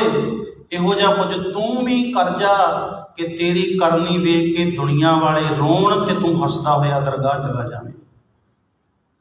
ਇਹ ਉਹਨਾਂ ਨੂੰ ਪਤਾ ਜਿਨ੍ਹਾਂ ਨੇ ਨੇੜੇ ਹੋ ਕੇ ਸੰਗਤ ਕੀਤੀ ਹੋਵੇ, ਕਿਸੇ ਮਹਾਂਪੁਰਖ ਦਾ ਪਿਆਰ ਲਿਆ ਹੋਵੇ ਤੇ ਉਹ ਚਲਾ ਜਾਵੇ ਤੇ ਉਹਨਾਂ ਦੇ ਦਿਲ ਤੇ ਕੀ ਬੀਤਦੀ। ਇਸ ਕਰਕੇ ਸਾਧ ਸੰਗਤ ਜੀ, ਸੰਤ ਸ਼ਬਦ ਜਿਹੜਾ ਹੈ ਇਕੱਲੇ ਰੱਬ ਲਈ ਜਾਂ ਗੁਰੂ ਲਈ ਨਹੀਂ ਹੈ। ਸੰਤ ਸ਼ਬਦ ਦੇ ਵੱਖਰੇ ਵੱਖਰੇ ਅਰਥ ਆ ਜਾਂਦੇ ਆ। ਸੰਗਤ ਨੂੰ ਵੀ ਸੰਤ ਸ਼ਬਦ ਵਰਤੇ ਆ, ਸਰੀਰ ਲਈ ਵਰਤੇ। ਜਿਵੇਂ ਹੁਣ ਘਰ ਸ਼ਬਦ ਗੁਰਬਾਣੀ ਵਿੱਚ ਆਇਆ, ਜਿਹੜੇ ਪੜ੍ਹਦੇ ਹੋ ਤੁਹਾਨੂੰ ਪਤਾ ਘਰ ਸ਼ਬਦ ਬਹੁਤ ਵਾਰੀ ਆਇਆ। ਕਈ ਵਾਰੀ ਸ਼ਲੋਕਾਂ ਨਾਲ ਵੀ, ਸ਼ਲੋਕ ਮਹੱਲਾ ਪੰਜਵਾਂ, ਘਰ ਤੀਜਾ, ਘਰ ਚੌਥਾ, ਘਰ 17ਵਾਂ ਤੱਕ ਆਉਂਦਾ ਹੈ। ਉੱਥੇ ਘਰ ਦੇ ਅਰਥ ਕੁਝ ਹੋਰ ਹੈ। ਉਹ ਸ਼ਬਦ ਗਾਉਣ ਦੇ ਨਾਲ ਉਹਦਾ ਸੰਬੰਧ ਹੈ ਵੀ ਕਿਹੜੇ ਘਰ ਵਿੱਚ ਗਾਉਣਾ, ਕਿਹੜੇ ਤਾਲ ਸੁਰ 'ਚ। ਕਈ ਜਗ੍ਹਾ ਤੇ ਆ ਜਾਂਦਾ ਵੀ ਐਸੇ ਘਰ ਹਮ ਬਹੁਤ ਵਸਾਏ, ਜਬ ਹਮ ਰਾਮ ਗਰਭ ਹੋਏ। ਉੱਥੇ ਘਰ, ਉੱਥੇ ਆ ਜਨਮ ਮਰਨ ਦੇ ਸਾਡੇ ਚੱਕਰ ਲਈ, ਉਹਦੇ ਲਈ ਘਰ ਵਰਤਿਆ ਗਿਆ ਹੈ। ਇੱਕ ਜਗ੍ਹਾ ਤੇ ਘਰ ਕੀ ਨਾਰ ਬਹੁਤ ਤਜਾਸਿਓਂ ਸਦਾ ਰਹਿਤ ਰੰਗ ਲਾਗੀ, ਜਬ ਹੀ ਹੰਸ ਤਜੀਏ ਕਾਇਆ ਪ੍ਰੇਤ, ਪ੍ਰੇਤ ਕਰ ਭਾਗੀ। ਉੱਥੇ ਘਰ ਵਾਲੀ ਨੂੰ ਘਰ ਸ਼ਬਦ ਵਰਤਿਆ ਗਿਆ ਹੈ। ਕਈ ਜਗ੍ਹਾ ਤੇ ਘਰ, ਇੱਕ ਜਗ੍ਹਾ ਤੇ ਜਿਹੜੇ ਗੁਰਬਾਣੀ ਪੜ੍ਹੇ ਪਤਾ ਆਉਂਦਾ ਹੈ ਵੀ ਏਕ ਸੁਆਣ ਕੇ ਘਰ ਗਾਵਣਾ। ਜਿਹੜੇ ਪੜ੍ਹੇ ਆ ਤੁਹਾਨੂੰ ਯਾਦ ਆ ਜਾਏਗਾ ਵੀ ਸ਼ਬਦ ਆਉਂਦਾ ਹੈ, ਉਹਦੇ ਸ਼ਬਦ ਦੇ ਮੂਹਰੇ ਲਿਖਿਆ ਹੁੰਦਾ ਏਕ ਸੁਆਣ ਕੇ ਘਰ ਗਾਵਣਾ। ਸੁਆਣ ਕਹਿੰਦੇ ਆ ਕੁੱਤੇ ਨੂੰ। ਹੁਣ ਉੱਥੇ ਜੇ ਅਸੀਂ ਨੋਰਮਲ ਸ਼ਬਦ ਕਰ ਲਈਏ ਫਿਰ ਤੇ ਬਣ ਗਿਆ ਵੀ ਇੱਕ ਕੁੱਤੇ ਦੇ ਘਰ ਵਿੱਚ ਗਾਉਣਾ, ਪਰ ਨਹੀਂ। ਉਹਦੇ ਅਰਥ ਸਾਧ ਸੰਗਤ ਜੀ ਜੇ ਬਾਣੀ ਪੜ੍ਹੀਏ ਅਰਥ ਕਰੀਏ ਲੱਗਦਾ, ਕਿਉਂਕਿ ਇੱਕ ਸ਼ਬਦ ਹੋਰ ਆਇਆ ਗੁਰਬਾਣੀ ਵਿੱਚ, ਏਕ ਸੁਆਣ ਦੋਏ ਸੁਆਨੀ ਨਾਲ। ਉਹਦਾ ਭਾਵ ਇਹ ਆ ਵੀ ਇਸ ਸ਼ਬਦ ਨੂੰ ਉਹ ਸ਼ਬਦ ਵਾਲੇ ਤਾਲ ਵਿੱਚ ਗਾ ਜਿਹੜੇ ਸ਼ਬਦ ਵਿੱਚ ਏਕ ਸੁਆਣ ਦੋਏ ਸੁਆਨੀ ਨਾਲ, ਭਲਕੇ ਭੌਂਕੇ ਸਦਾ ਵਿਆਲ, ਜਿਹੜੇ 'ਚ ਉਹ ਸ਼ਬਦ ਗਾਇਆ ਉਸ ਤਾਲ ਵਿੱਚ ਇਹਨੂੰ ਗਾ। ਇਸ ਕਰਕੇ ਘਰ ਬੋਲਣ ਵਿੱਚ ਘਰ ਹੀ ਆਉਂਦਾ ਹੈ, ਪਰ ਘਰ ਦੇ ਸ਼ਬਦ ਸਾਡਾ ਹਿਰਦਾ ਵੀ ਆ ਜਾਂਦਾ ਹੈ। ਨਿਜ ਘਰ ਹੋਏ ਵਿਸੇਰਾ, ਉਦੋਂ ਸਾਡਾ ਹਿਰਦੇ ਨੂੰ ਭਰ ਗਿਆ ਉੱਥੇ। ਇਸੇ ਤਰ੍ਹਾਂ ਸੰਤ ਸ਼ਬਦ ਕੋਈ ਸਾਨੂੰ ਕਹਿ ਜਾਵੇ ਨਾ ਇਹ ਕਿਸੇ ਬੰਦੇ ਲਈ ਨਹੀਂ ਵਰਤੇ ਆ ਸਾਧ ਸੰਗਤ ਜੀ, ਇਹ ਇੱਕ ਪੱਖ ਨਹੀਂ ਲੈ ਸਕਦਾ। ਇੱਕ ਇੱਕ ਅਰਥ ਦੇ ਬੜੇ ਬੜੇ ਸ਼ਬਦਾਂ ਦੇ ਅਰਥ ਬਣ ਜਾਂਦੇ ਆ। ਹਜ਼ਾਰਾਂ ਹੀ ਸ਼ਬਦ ਇੱਕ ਦੇ ਅਰਥ ਬਣ ਜਾਂਦੇ ਆ। ਮੂਲ ਮੰਤਰ ਦੇ ਅਰਥ ਸੰਤ ਗਿਆਨੀ ਗੁਰਬਚਨ ਸਿੰਘ ਜੀ ਭਿੰਡਰਾਂ ਵਾਲਿਆਂ ਕਹਿੰਦੇ 1 ਮਹੀਨਾ ਕਰਦੇ ਰਹੇ, ਮੂਲ ਮੰਤਰ ਦੇ ਅਰਥ ਹੀ ਨਹੀਂ ਮੁੱਕੇ। ਉਹਨਾਂ ਦੀਆਂ ਰਿਕਾਰਡਿੰਗਾਂ ਪਈਆਂ YouTube ਤੇ, ਅਰਥ ਪਏ ਉਹਨਾਂ ਦੇ। 20 ਦਿਨ ਅਰਥ ਕਰਦੇ ਰਹੇ ਤੇ ਇੱਕ ਮੂਲ ਮੰਤਰ ਦੇ ਅਰਥ ਹੀ ਨਹੀਂ ਮੁੱਕੇ। ਭਾਵ ਕਿ ਜਿੰਨਾ ਕਿਸੇ ਦਾ ਗਿਆਨ ਹੈ ਨਾ, ਆਪ ਆਪਣੀ ਬੁੱਧ ਹੈ ਜੇਤੀ, ਵਰਣਤ ਭਿੰਨ ਭਿੰਨ ਤੋਂ ਦਿੱਤੀ। ਜਿੰਨੀ ਕੁ ਕਿਸੇ ਦੀ ਬੁੱਧੀ ਹੈ ਉਨੇ ਕੁ ਅਸੀਂ ਅਰਥ ਕਰਕੇ ਚਲੇ ਜਾਂਦੇ ਆ। ਪਰ ਇਹਦਾ ਮਤਲਬ ਇਹ ਨਹੀਂ ਜੇ ਕੋਈ ਅਰਥ ਕਰ ਗਿਆ ਕਹਿੰਦੇ ਵੀ ਮੈਂ ਫੁੱਲ ਸਟਾਪ ਲਾਤਾ, ਬੰਦ ਹੋ ਗਿਆ, ਇੱਥੇ ਬੰਦ ਨਹੀਂ ਕਰ ਸਕਦਾ ਕੋਈ ਇਹਨੂੰ। ਤਾਂ ਹੀ ਤੈਨੂੰ ਕਹੇ ਸਮੁੰਦਰ ਹੈ, ਸਮੁੰਦਰ ਦਾ ਅੰਤ ਪਾਉਂਦੀਆਂ ਪਾਉਂਦੀਆਂ ਮੱਛੀਆਂ ਵਿੱਚ ਹੀ ਖਤਮ ਹੋ ਜਾਂਦੀਆਂ ਨੇ। ਉਹਦਾ ਅੰਤ ਪਾਉਂਦੇ ਪਾਉਂਦੇ ਉਹਦਾ ਰੂਪ ਤੇ ਬਣ ਸਕਦੇ ਹੈ, ਪਰ ਉਹਦਾ ਅੰਤ ਪਾ ਕੇ ਕਦੇ ਕੋਈ ਵਾਪਸ ਨਹੀਂ ਆਇਆ ਕਿ ਸਮੁੰਦਰ ਕਿੰਨਾ ਡੂੰਘਾ ਹੈ। ਇਸੇ ਤਰ੍ਹਾਂ ਗੁਰਬਾਣੀ ਸਾਡੇ ਵਾਸਤੇ ਇਹੋ ਜਿਹੇ ਦੇ ਵਿੱਚ ਅਰਥ ਕਿ ਇੱਕ ਸ਼ਬਦ ਦੇ ਕਈ ਕਈ ਅਰਥ ਬਣ ਜਾਂਦੇ ਆ। ਇਸ ਲਈ ਸੰਤ ਸ਼ਬਦ ਸੁਣ ਕੇ ਨਾ ਘਬਰਾ ਜਾ ਕਰੋ। ਦੂਜਾ ਸ਼ਬਦ ਆਉਂਦਾ ਹੈ ਜਿਹੜਾ ਸਾਨੂੰ ਡੇਰਾ। ਕਿਤੇ ਡੇਰਾ ਲੱਗਿਆ ਹੋਵੇ ਨਾ ਕਿਸੇ ਦੇ ਨਾਲ, ਬੜੀ ਤਕਲੀਫ ਹੁੰਦੀ ਹੈ। ਤੇ ਬਾਬਾ ਸੋਹਣ ਸਿੰਘ ਦਾ ਜੀਵਨ ਤੁਸੀਂ ਸੁਣਦਿਆਂ ਵੀ ਆ ਤੇ ਪੜ੍ਹਿਆ ਵੀ ਹੋਣਾ ਕਈਆਂ ਨੇ। ਤੇ ਉਹਨਾਂ ਨੇ ਸਾਧ ਸੰਗਤ ਜੀ ਇਸ ਪਦਵੀ ਤੇ ਪਹੁੰਚੇ ਤੇ ਕਿੱਥੋਂ ਪਹੁੰਚੇ ਆ? ਤੁਸੀਂ ਸੁਣਿਆ ਹੀ ਆ ਨਾ ਕਿ ਉਹਨਾਂ ਦਾ ਜਨਮ ਹੋਇਆ ਬਠਿੰਡੇ ਜ਼ਿਲ੍ਹੇ ਦੇ ਵਿੱਚ ਫੂਲ ਪਿੰਡ ਆ, ਫੂਲ ਮਹਾਰਾਜ ਵੀ ਹੁਣ ਮਸ਼ਹੂਰ ਆ, ਬਹੁਤ ਵੱਡਾ। ਉੱਥੇ ਜਨਮੇ ਹੈ, 4 ਭੈਣ ਭਰਾ ਸਨ।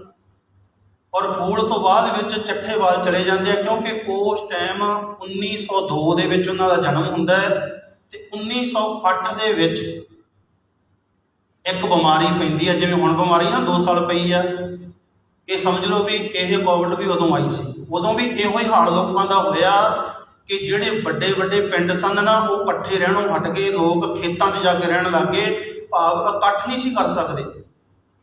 ਇਹ 1908 ਤੇ 9 ਦੇ ਵਿੱਚ ਉਹ 2 ਸਾਲ ਬਿਮਾਰੀ ਆਈ ਹੈ, ਉਹਦਾ ਨਾਮ ਰੱਖਿਆ ਸੀ ਪਲੇਗ ਦੀ ਬਿਮਾਰੀ। ਹੁਣ ਆਪਾਂ ਕਰੋਨਾ ਕਹਿਤਾ, ਉਦੋਂ ਇਹ ਜਿਹੇ ਨਾਮ ਸੀ।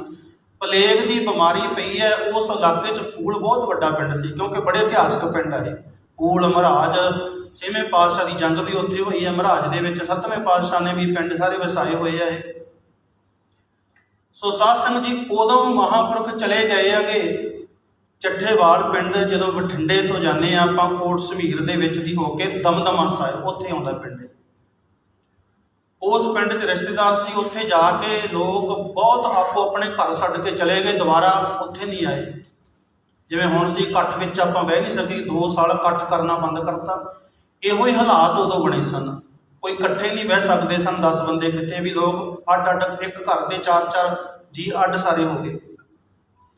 ਉਸ ਟਾਈਮ ਮਹਾਂਪੁਰਖਾਂ ਨੂੰ ਸੰਗਤ 6 ਸਾਲ ਦੇ ਵਿੱਚ ਬਾਬਾ ਹਰੀ ਸਿੰਘ ਜੀ ਜਿਉਣ ਵਾਲਾ, ਕਹਿੰਦੇ ਜਿਉਣ ਵੇਲੇ ਬਾਬਾ ਜੀ ਦੀ ਵੱਡੀ ਭੈਣ ਬੀਬੀ ਕਿਸ਼ਨ ਕੌਰ ਵਿਆਹੀ ਹੋਈ ਸੀ। ਉੱਥੇ ਬਾਬਾ ਜੀ ਜਾਂਦੇ ਆ। ਇਹ ਉਦੋਂ ਬਚਪਨ ਦਾ ਨਾਮ ਇਹਨਾਂ ਦਾ ਉਦੇ ਸਿੰਘ ਆ ਤੇ ਪਿਆਰ ਨਾਲ ਕਾਕਾ ਕਹਿ ਕੇ ਬੁਲਾਉਂਦੇ ਆ।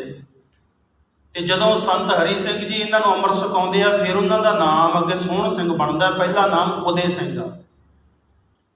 ਇਤਿਹਾਸ ਵਿੱਚ ਬੜੇ ਇਸ ਤਰ੍ਹਾਂ ਦੇ ਜ਼ਿਕਰ ਮਿਲਦੇ ਆ, ਜਿਵੇਂ ਬਾਬਾ ਈਸਰ ਸਿੰਘ ਜੀ ਨਾਨਕਸਰ ਵਾਲੇ, ਪਹਿਲਾ ਨਾਮ ਆ ਇੰਦਰ ਸਿੰਘ, ਪਰ ਬਾਬਾ ਜੀ ਨੇ ਬਾਅਦ ਵਿੱਚ ਨਾਮ ਕਰਤਾ ਈਸਰ ਸਿੰਘ।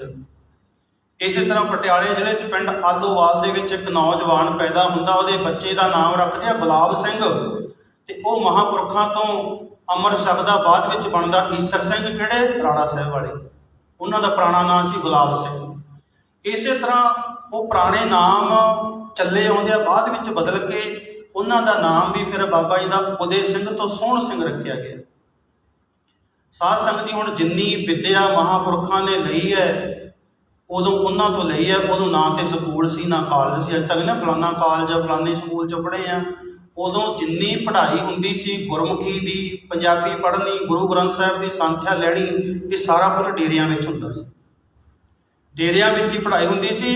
ਤੇ ਬਾਬਾ ਸੋਹਣ ਸਿੰਘ ਜੀ ਸਾਡੇ ਵਾਲੇ ਸਭ ਤੋਂ ਵੱਡੀ ਮਿਸਾਲ ਆ ਕਿ ਇਹ ਜਿਉਣ ਵਾਲੇ ਪਿੰਡ ਵਿੱਚ ਸੰਤ ਹਰੀ ਸਿੰਘ ਕੋਲੋਂ ਪੜ੍ਹ ਕੇ ਆਏ ਹੋਏ ਆ। ਔਰ ਉੱਥੇ ਕਵੀਸ਼ਰੀ ਵੀ ਸਿੱਖਦੇ ਰਿਹਾ। ਕਵੀਸ਼ਰੀ ਬਹੁਤ ਚੰਗੀ ਕਰਦੇ ਸੀ, ਗੱਤਕੇ ਦੇ ਬਹੁਤ ਚੰਗੇ ਖਿਡਾਰੀ ਸੀ। ਭਾਵ ਇਹੋ ਜਿਹੀ ਇਹ ਰੋਸ਼ ਨੂੰ ਕਹਿੰਦਾ, ਸੰਤ ਤੇ ਸਿਪਾਹੀ ਦੋਨੇ ਹੀ ਸੀ। ਉਹ ਸੰਤਾਂ ਵਾਲੇ ਗੁਣ ਵੀ ਪੂਰੇ ਆ ਤੇ ਸਿਪਾਹੀ ਵਾਲੇ ਗੁਣ ਵੀ। ਜੇ ਗੱਤਕੇ ਵਾਲੇ ਪਾਸੇ ਉੱਧਰ ਵੀ 10 ਬੰਦਿਆਂ ਨੂੰ ਇਕੱਲੇ ਨਹੀਂ ਸੀ ਆਉਣ ਦਿੰਦੇ, ਤੇ ਜੇ ਸੰਤ ਵਾਲੇ ਪਾਸੇ ਆ ਤੇ ਭਗਤੀ ਵਾਲੇ ਪਾਸੇ ਵੀ ਵੱਡੀਆਂ ਗੱਲਾਂ ਸੀ। ਇਸ ਕਰਕੇ ਭਾਵ ਕੀ ਹੈ ਵੀ ਡੇਰੇ ਤੋਂ ਨਾ ਘਬਰਾਈ ਦਾ ਨਹੀਂ, ਕਿਉਂਕਿ ਕੁਝ ਲੋਕਾਂ ਨੇ ਡੇਰੇ ਬਦਨਾਮ ਕਰ ਦਿੱਤੇ। ਜਿਵੇਂ ਹੁਣ ਸਰਸੇ ਵਾਲਾ ਡੇਰਾ ਹੋ ਗਿਆ, ਬਿਆਸ ਵਾਲਾ ਹੋ ਗਿਆ, ਇਹ ਸੋਚਦੇ ਵੀ ਸਾਰੇ ਇਹੋ ਜਿਹੇ ਆ। ਪਰ ਡੇਰਿਆਂ ਦਾ ਦੇਣ ਵੀ ਬਹੁਤ ਹੈ। ਜਿਸ ਟਾਈਮ ਸਿੰਘ ਜੰਗਲਾਂ ਵਿੱਚ ਰਹੇ ਨੇ, ਗੁਰੂ ਗ੍ਰੰਥ ਸਾਹਿਬ ਦੀ ਸੇਵਾ ਸੰਭਾਲ ਉਹਨਾਂ ਨੇ ਕੀਤੀ ਹੈ। ਭਾਈ ਮਣੀ ਸਿੰਘ ਜੀ ਗ੍ਰੰਥੀ ਰਹੇ ਨੇ ਹਰਿਮੰਦਰ ਸਾਹਿਬ ਦਾ, ਔਰ ਜਿੰਨਾ ਚਿਰ ਰਹੇ ਨੇ ਉਹ ਭਗਵੇਂ ਕੱਪੜੇ ਪਾ ਕੇ ਰਹੇ। ਇਤਿਹਾਸ ਪੜ੍ਹ ਕੇ ਵੇਖ ਲਿਓ, ਭਾਵ ਉਦਾਸੀ ਸਾਧੂ ਬਣ ਕੇ ਰਹੇ ਆ ਕਿ ਉਹਨਾਂ ਨੂੰ ਫਿਰ ਕੋਈ ਕਹਿੰਦਾ ਨਹੀਂ ਸੀ। ਮੁਗਲ ਕੁਛ ਨਹੀਂ ਸੀ ਕਹਿੰਦੇ ਉਦਾਸੀਆਂ ਨੂੰ, ਸਾਧੂਆਂ ਨੂੰ, ਦੂਜਿਆਂ ਨੂੰ ਤੇ ਸਾਰਿਆਂ ਨੂੰ ਖਤਮ ਕਰ ਦਿੰਦੇ। ਇਸ ਲਈ ਇਹ ਡੇਰਿਆਂ ਦਾ ਬੜੇ ਦੇਣ ਹੈ। ਡੇਰੇ ਦੀ ਹੀ ਦੇਣ ਹੈ ਜਿਹਦੀ ਆਪਾਂ ਯਾਦ ਵਿੱਚ ਬੈਠੇ ਆ। ਉੱਥੋਂ ਹੀ ਸਾਰੀ ਵਿੱਦਿਆ ਲੈ ਕੇ ਮਹਾਂਪੁਰਖ ਇੱਥੋਂ ਤੱਕ ਆਏ ਆ। ਇਸ ਕਰਕੇ ਇਹ 2 ਸ਼ਬਦਾਂ ਤੋਂ ਸਾਨੂੰ ਕਈ ਵਾਰੀ ਸੁਣ ਕੇ ਹੀ ਇਸ ਤਰ੍ਹਾਂ ਹੋ ਜਾਂਦਾ ਹੈ, ਕਿਉਂਕਿ ਸਾਨੂੰ ਪ੍ਰਚਾਰ ਹੀ ਇਹੋ ਜਿਹਾ ਕੀਤਾ ਜਾਂਦਾ ਹੈ। ਇਸ ਕਰਕੇ ਪੁਰਾਣਾ ਨਾਮ ਹੀ ਇਹ ਹੁੰਦਾ ਸੀ। ਗੁਰਦੁਆਰੇ ਤੇ ਬਣੇ ਹੋ ਤਾਂ ਗੁਰਦੁਆਰੇ ਹੁੰਦੇ ਹੀ ਨਹੀਂ ਸੀ। ਗੁਰੂ ਨਾਨਕ ਪਾਤਸ਼ਾਹ ਵੇਲੇ ਤੇ ਨਾਮ ਇਹਦਾ ਧਰਮਸ਼ਾਲਾ ਹੁੰਦਾ ਸੀ। ਬਾਅਦ ਵਿੱਚ ਧਰਮਸ਼ਾਲਾ ਦਾ ਨਾਮ ਹੋਰ ਹੀ ਕੁਝ ਬਣ ਗਏ। ਅੱਗੇ ਅੱਗੇ ਨਾਮ ਬਦਲਦੇ ਰਹੇ ਆ। ਪੁਰਾਣੇ ਸਮਿਆਂ ਦੇ ਵਿੱਚ ਸਾਧ ਸੰਗਤ ਜੀ ਉਦੋਂ ਮਸੰਦ ਬਣੇ, ਫਿਰ ਜਥੇਦਾਰ ਬਣੇ, ਹੁਣ ਪ੍ਰਧਾਨ ਕਹਿਣ ਲੱਗ ਗਏ ਆਪਾਂ। ਚੀਜ਼ ਉਹੀ ਹੈ, ਪਰ ਅੱਗੇ ਅੱਗੇ ਉਹਦਾ ਨਾਮ, ਰੰਗ ਰੂਪ ਬਦਲਦਾ ਰਿਹਾ। ਇਸੇ ਲਈ ਮਹਾਂਪੁਰਖਾਂ ਨੇ ਸਾਧ ਸੰਗਤ ਜੀ ਸੰਤ ਹਰੀ ਸਿੰਘ ਤੋਂ ਸਾਰੀ ਵਿਦਿਆ ਪ੍ਰਾਪਤ ਕੀਤੀ ਹੈ ਤੇ ਐਡੇ ਗੁਣਵਾਨ ਇੱਕ ਸਾਧੂ ਮਹਾਂਪੁਰਖ ਤੋਂ ਬਣ ਕੇ ਆਏ ਹੈ। ਔਰ ਉਹ ਸਾਧ ਸੰਗਤ ਜੀ ਤਾਂ ਹੀ ਆਪਾਂ ਸ਼ਬਦ ਪੜ੍ਹਿਆ ਸੀ ਵੀ ਜਿਨ੍ਹਾਂ ਨੇ ਵਾਹੋ ਵਾਹੋ ਕੀਤਾ ਅੱਜ ਦੁਨੀਆ ਉਹਨਾਂ ਨੂੰ ਪੂਜਣ ਵਾਸਤੇ ਆਉਂਦੀ ਹੈ। ਵਾਹੋ ਵਾਹੋ ਕਰਤੀ ਰਸਨਾ ਸ਼ਬਦ ਸੁਹਾਈ, ਜਿਨ੍ਹਾਂ ਦੀ ਰਸਨਾ ਵਾਹੋ ਵਾਹੋ ਕਰਦੀ ਉਸਤਤ ਕਰਦੀ ਗੁਰੂ ਦੇ ਰੰਗ ਵਿੱਚ ਰੰਗੀ ਜਾਂਦੀ ਹੈ। ਸਾਧ ਸੰਗਤ ਜੀ ਉਹ ਇਹੋ ਜਿਹੇ ਮਹਾਂਪੁਰਖ ਜਿਹੜੇ ਪਿਆਰ ਵਿੱਚ ਗੁਰੂ ਦੇ ਭਿੱਜੇ ਹੋਏ, ਉਹਦੇ ਰੰਗ ਵਿੱਚ ਰੰਗੇ ਹੋਏ ਸਨ ਸਾਰੀ ਜ਼ਿੰਦਗੀ। ਸਾਧ ਸੰਗਤ ਜੀ ਉਹ ਅੱਜ ਇਹ ਵੀ ਕਹਿੰਦੇ ਆ ਵੀ ਜੇ ਕੋਈ ਸਾਧੂ ਕਿਸੇ ਮਹਾਤਮਾ ਨੇ ਵਿਆਹ ਨਾ ਕਰਾਇਆ ਹੋਵੇ, ਬਾਬਾ ਸੋਹਣ ਸਿੰਘ ਜੀ ਨੂੰ ਸਾਰੇ ਪਰਿਵਾਰ ਨੇ ਪੂਰਾ ਜ਼ੋਰ ਲੜਾਇਆ ਪਰ ਉਹਨਾਂ ਨੇ ਸ਼ਾਦੀ ਨਹੀਂ ਕਰਵਾਈ। ਜਦੋਂ ਪਹਿਲੀ ਵਾਰ ਮਲੇਸ਼ੀਆ ਵਿੱਚ ਆਏ ਆ, ਉਹਨਾਂ ਦੀ ਭਾਣਜੀ ਇੱਥੇ ਵਿਆਹੀ ਹੋਈ ਸੀ, ਬੀਬੀ ਕਿਸ਼ਨ ਕੌਰ ਦੀ ਲੜਕੀ ਬੀਬੀ ਪ੍ਰਿਆਮ ਕੌਰ। ਭਾਣਜੀ ਦੇ ਨਾਲ ਇੱਥੇ ਆਏ ਸਨ ਤੇ ਉਦੋਂ ਸਾਧ ਸੰਗਤ ਜੀ 6-7 ਸਾਲ ਦੁਆਰਾ ਮੁੜ ਕੇ ਨਹੀਂ ਗਏ ਤੇ ਘਰ ਵਾਲੇ ਉਹਨਾਂ ਦਾ ਵੱਡਾ ਭਰਾ ਸੀ ਖੜਕ ਸਿੰਘ, ਉਹਦੇ ਘਰ ਵਾਲੀ ਸੀ ਨਿਹਾਲ ਕੌਰ, ਉਹਦੀ ਅੱਗੇ ਭੈਣ ਸੀ ਇੱਕ ਦਿਆਲ ਕੌਰ। ਉਹਦਾ ਰਿਸ਼ਤਾ ਰੋਕ ਕੇ ਰੱਖਿਆ ਹੋਇਆ ਸੀ ਵੀ ਸਾਡਾ ਮੁੰਡਾ ਬਾਹਰੋਂ ਆਵੇਗਾ, ਇਹਦਾ ਰਿਸ਼ਤਾ ਅਸੀਂ ਉਹਦੇ ਨਾਲ ਕਰਨਾ, ਕਿਤੇ ਵਿਆਹ ਹੋਣਾ। 6 ਸਾਲ ਉਹ ਵੇਟ ਕਰਦੇ ਰਹੇ। ਫਿਰ ਕਦੇ ਸਾਧ ਸੰਗਤ ਜਦੋਂ ਮਹਾਂਪੁਰਖ ਮੁੜ ਕੇ ਫਿਰ ਜਾਂਦੇ ਆ, ਉਦੋਂ ਪਹਿਰਾਵਾ ਉਹਨਾਂ ਦਾ ਹੁੰਦਾ ਸੀ ਕਵਿਸਰਾਂ ਵਾਲਾ, ਚਿੱਟੀ ਪੱਗ, ਚਿੱਟਾ ਕੁੜਤਾ ਤੇ ਪੋਠੋ ਹਾਰੀ ਸਲਵਾਰ, ਜਿਹਨੂੰ ਕਹਿੰਦੇ ਆ ਮੂਹਰੀ ਵਾਲੀ ਸਲਵਾਰ ਹੁੰਦੀ ਹੈ, ਪਜਾਮੇ ਹੁੰਦੇ ਆ ਪੋਠੋ ਹਾਰੀ, ਉਹ ਪਾ ਕੇ ਰੱਖਦੇ ਆ। ਗਲ ਦੇ ਵਿੱਚ ਕਾਲਾ ਪਰਨਾ ਮੋਢੇ ਤੋਂ ਪਾ ਕੇ ਪਿੱਛੇ ਨੂੰ ਸੁੱਟਿਆ ਹੁੰਦਾ। ਕਹਿੰਦੇ ਇਹ ਪਹਿਰਾਵਾ ਸੀ ਉਸ ਟਾਈਮ ਮਹਾਂਪੁਰਖਾਂ ਦਾ। ਉਸੇ ਪਹਿਰਾਵੇ 'ਚ ਪਹਿਲੀ ਵਾਰ ਮਲੇਸ਼ੀਆ ਵਿੱਚ ਆਏ ਆ ਤੇ ਜਦੋਂ ਫਿਰ ਉੱਥੇ ਗਏ ਆ, ਘਰ ਵਾਲਿਆਂ ਨੇ ਫਿਰ ਜ਼ੋਰ ਪਾਇਆ। ਮਾਂ ਉਹਨਾਂ ਦੀ ਮਾਤਾ ਪ੍ਰੇਮ ਕੌਰ ਵੀ ਪੁੱਤਰ ਤੇਰੀ ਇਸ ਤਾਂ ਵਿਆਹ ਸ਼ਾਦੀ ਕਰਨੀ ਆ, ਤੂੰ ਇੰਨੀ ਚਿਰ ਬਾਅਦ ਆਇਆ। ਕਹਿਣ ਲੱਗੇ ਵੀ ਤੁਸੀਂ ਚਿੱਠੀਆਂ ਪਾਉਂਦੇ ਸੀ, ਮੈਂ ਚਿੱਠੀਆਂ ਵਿੱਚ ਵੀ ਜਵਾਬ ਦਿੱਤਾ ਸੀ ਸ਼ਾਦੀ ਨਹੀਂ ਕਰਾਉਣੀ, ਤੇ ਹੁਣ ਵੀ ਮੇਰਾ ਉਹੀ ਜਵਾਬ ਹੈ। ਭਾਵ ਉਸ ਗੱਲ ਦਾ ਬੜਾ ਘਰ ਦੇ ਵਿੱਚ ਰੌਲਾ ਰੱਪਾ ਪਿਆ, ਸਭ ਨੇ ਜ਼ੋਰ ਲਾਇਆ। ਅਖੀਰ ਗੱਲ ਸੰਤ ਹਰੀ ਸਿੰਘ ਜਿਉਣ ਵਾਲੇ ਉਹਨਾਂ ਤੱਕ ਵੀ ਪਹੁੰਚੀ ਵੀ ਮਹਾਂਪੁਰਖੋ ਤੁਹਾਡਾ ਸੇਵਕ ਹੈ, ਤੁਸੀਂ ਇਹਨੂੰ ਕਹੋ। ਤੇ ਸਾਧ ਸੰਗਤ ਜਾ ਕੇ ਜਦੋਂ ਉਹਨਾਂ ਨੂੰ ਵੀ ਕਹਿੰਦੇ ਆ, ਬਾਬਾ ਹਰੀ ਸਿੰਘ ਜੀ ਬਾਬਾ ਸੋਹਣ ਸਿੰਘ ਨੂੰ ਸਮਝਾਉਂਦੇ ਆ ਵੀ ਤੁਹਾਡਾ ਪਰਿਵਾਰ ਕਹਿ ਰਿਹਾ, ਕਹਿੰਦੇ ਉਦੋਂ ਫਿਰ ਬਾਬਾ ਸੋਹਣ ਜੀ ਕਹਿੰਦੇ ਕਿ ਮਹਾਂਪੁਰਖੋ ਮੈਂ ਆਪਣਾ ਜੀਵਨ ਆ ਸਿੱਖ ਕੌਮ ਦੇ ਲੇਖੇ ਲਾਉਣਾ ਚਾਹੁੰਦਾ। ਜੇ ਮੈਂ ਗ੍ਰਸਤੀ ਵਿੱਚ ਪੈ ਗਿਆ, ਫਿਰ ਗ੍ਰਸਤੀ ਦੇ ਝਮੇਲੇ ਆ, ਬੱਚਿਆਂ ਨੂੰ ਪਾਲਣਾ, ਗ੍ਰਸਤੀ ਦੀ ਸਾਂਭ ਕਰਨੀ, ਫਿਰ ਮੈਥੋਂ ਆਹ ਕਾਰਜ ਨਹੀਂ ਹੋਣੇ ਜਿਹੜੇ ਕਾਰਜ ਮੈਂ ਹੁਣ ਕਰਨੇ ਚਾਹੁੰਦਾ। ਭਾਵ ਉਹ ਇੰਨਾ ਆਪਣੇ ਅੰਦਰੋਂ ਜਿਹੜਾ ਦਰਦ ਸੁਣਾਇਆ ਵੀ ਮੈਂ ਇਸ ਚੱਕਰਾਂ ਵਿੱਚ ਨਹੀਂ ਪੈਣਾ ਚਾਹੁੰਦਾ, ਕਿਉਂਕਿ ਮੈਂ ਇਸ ਮਨੁੱਖਤਾ ਦੀ ਸੇਵਾ ਕਰਨੀ ਹੈ। ਇਸੇ ਕਰਕੇ ਫਿਰ ਸੰਤ ਹਰੀ ਸਿੰਘ ਨੇ ਆਪਣੇ ਸਾਰੇ ਪਰਿਵਾਰ ਨੂੰ ਸਮਝਾਇਆ ਵੀ ਭਾਈ ਜਿਵੇਂ ਕਾਕਾ ਕਹਿੰਦੇ ਸੀ ਵੀ ਜਿਵੇਂ ਕਾਕਾ ਕਹਿੰਦਾ ਉਵੇਂ ਮੰਨ ਲਓ, ਇਹਦਾ ਮਨ ਨਹੀਂ ਹੈ ਵਿਆਹ ਕਰਾਉਣ ਦਾ, ਸ਼ਾਦੀ ਨਹੀਂ ਕਰਵਾਈ ਮਹਾਂਪੁਰਖਾਂ ਨੇ। ਭਾਵ ਕੀ ਸੀ ਕਿ ਆ ਦੁਨੀਆ ਨੂੰ ਉਤਾਰਨਾ ਸੀ। ਗ੍ਰਸਤੀ ਹੁੰਦੀ ਤਾਂ ਫਿਰ ਪਰਿਵਾਰ ਦੀ ਖਿੱਚ ਹੁੰਦੀ ਹੈ ਪਿੱਛੇ ਨੂੰ ਮੁੜਨਾ। ਜਿਵੇਂ ਬਾਬਾ ਨੰਦ ਸਿੰਘ ਜੀ ਮਹਾਰਾਜ ਜਦੋਂ ਕਿਸੇ ਜਗ੍ਹਾ ਤੋਂ ਜਾਂਦੇ ਆਪਣੀ ਕੁੱਲੀ ਨੂੰ ਅੱਗ ਲਾ ਕੇ ਚਲੇ ਜਾਂਦੇ। ਸੇਵਕਾਂ ਨੇ ਕਈਆਂ ਨੇ ਸਾਧ ਸੰਗਤ ਦੀ ਆਲਸੀ ਵੀ ਹੁੰਦੀ ਨਾ ਸਾਡੇ ਵਰਗੇ ਵੀ ਮਹਾਂਪੁਰਖੋ ਫੇਰ ਆਵਾਂਗੇ, ਫੇਰ ਨਵੀਂ ਬਣਾਉਣੀ ਪਊ, ਕਿਉਂ ਢਾਉਣੇ ਹੋ ਰਹਿਣ ਦਿਓ, ਜਦੋਂ ਆਵਾਂਗੇ ਸਫਾਈ ਕਰਕੇ ਫਿਰ ਰਵਾਂਗੇ। ਤੇ ਬਾਬਾ ਜੀ ਕਹਿੰਦੇ ਭਾਈ ਜਦੋਂ ਕਿਤੋਂ ਜਾਈਏ ਨਾ, ਮਗਰ ਆਪਣੀ ਕੋਈ ਚੀਜ਼ ਹੋਵੇ, ਦਿਮਾਗ ਪਿੱਛੇ ਰਹਿੰਦਾ ਵੀ ਪਿੱਛੇ ਕੁਝ ਛੱਡ ਕੇ ਆਏ ਹੋਏ ਆ। ਜੇ ਪਿੱਛੇ ਕੁਝ ਨਾ ਹੋਵੇ ਤੇ ਬੰਦਾ ਬੇਫਿਕਰ ਹੁੰਦਾ, ਮੇਰਾ ਮਗਰ ਹੈ ਹੀ ਕੁਝ ਨਹੀਂ, ਅੱਗੇ ਅੱਗੇ ਚੱਲਦਾ ਹੈ। ਇਸ ਕਰਕੇ ਹੁਣ ਆਪਾਂ ਭਾਵੇਂ ਇੱਥੇ ਬੈਠਦੇ ਆ ਤੇ ਕਈਆਂ ਦੀ ਸੁਰਤੀ ਸਾਡੀ ਮਗਰ ਹੀ ਹੁੰਦੀ ਆ ਘਰਾਂ ਵਿੱਚ। ਕਿਉਂ? ਕਿਉਂਕਿ ਪਿੱਛੇ ਘਰ ਖਾਲੀ ਛੱਡ ਕੇ ਆਏ ਆ। ਕਈ ਤੇ ਆਉਂਦੇ ਵੀ ਨਹੀਂ ਹੈ, ਕਿਉਂ? ਮਗਰੋਂ ਕੋਈ ਚੋਰ ਨਾ ਪੈ ਜੇ। ਕਿਉਂ? ਕਿਉਂਕਿ ਸਾਡਾ ਮਗਰ ਕੁਛ ਹੈ ਸਭਨਾਂ ਦਾ, ਤਾਂ ਹੀ ਸਾਡਾ ਮਨ ਥੋੜਾ ਜਿਹਾ ਪਿੱਛੇ ਨੂੰ ਜ਼ਿਆਦਾ ਜਾਂਦਾ, ਅੱਗੇ ਅਸੀਂ ਘੱਟ ਵੱਧ ਰਹੇ ਹਾਂ। ਤੇ ਇਸੇ ਕਰਕੇ ਮਹਾਂਪੁਰਖ ਕਹਿੰਦੇ ਅਸੀਂ ਅੱਗੇ ਨੂੰ ਵਧਣਾ ਚਾਹੁੰਦੇ ਆ, ਅਸੀਂ ਮਨੁੱਖਤਾ ਦੀ ਸੇਵਾ ਕਰਨੀ ਹੈ। ਇਸ ਕਰਕੇ ਸਾਧ ਸੰਗਤ ਜੀ ਉਹ ਸ਼ਾਦੀ ਨਹੀਂ ਸੀ ਕਰਵਾਈ।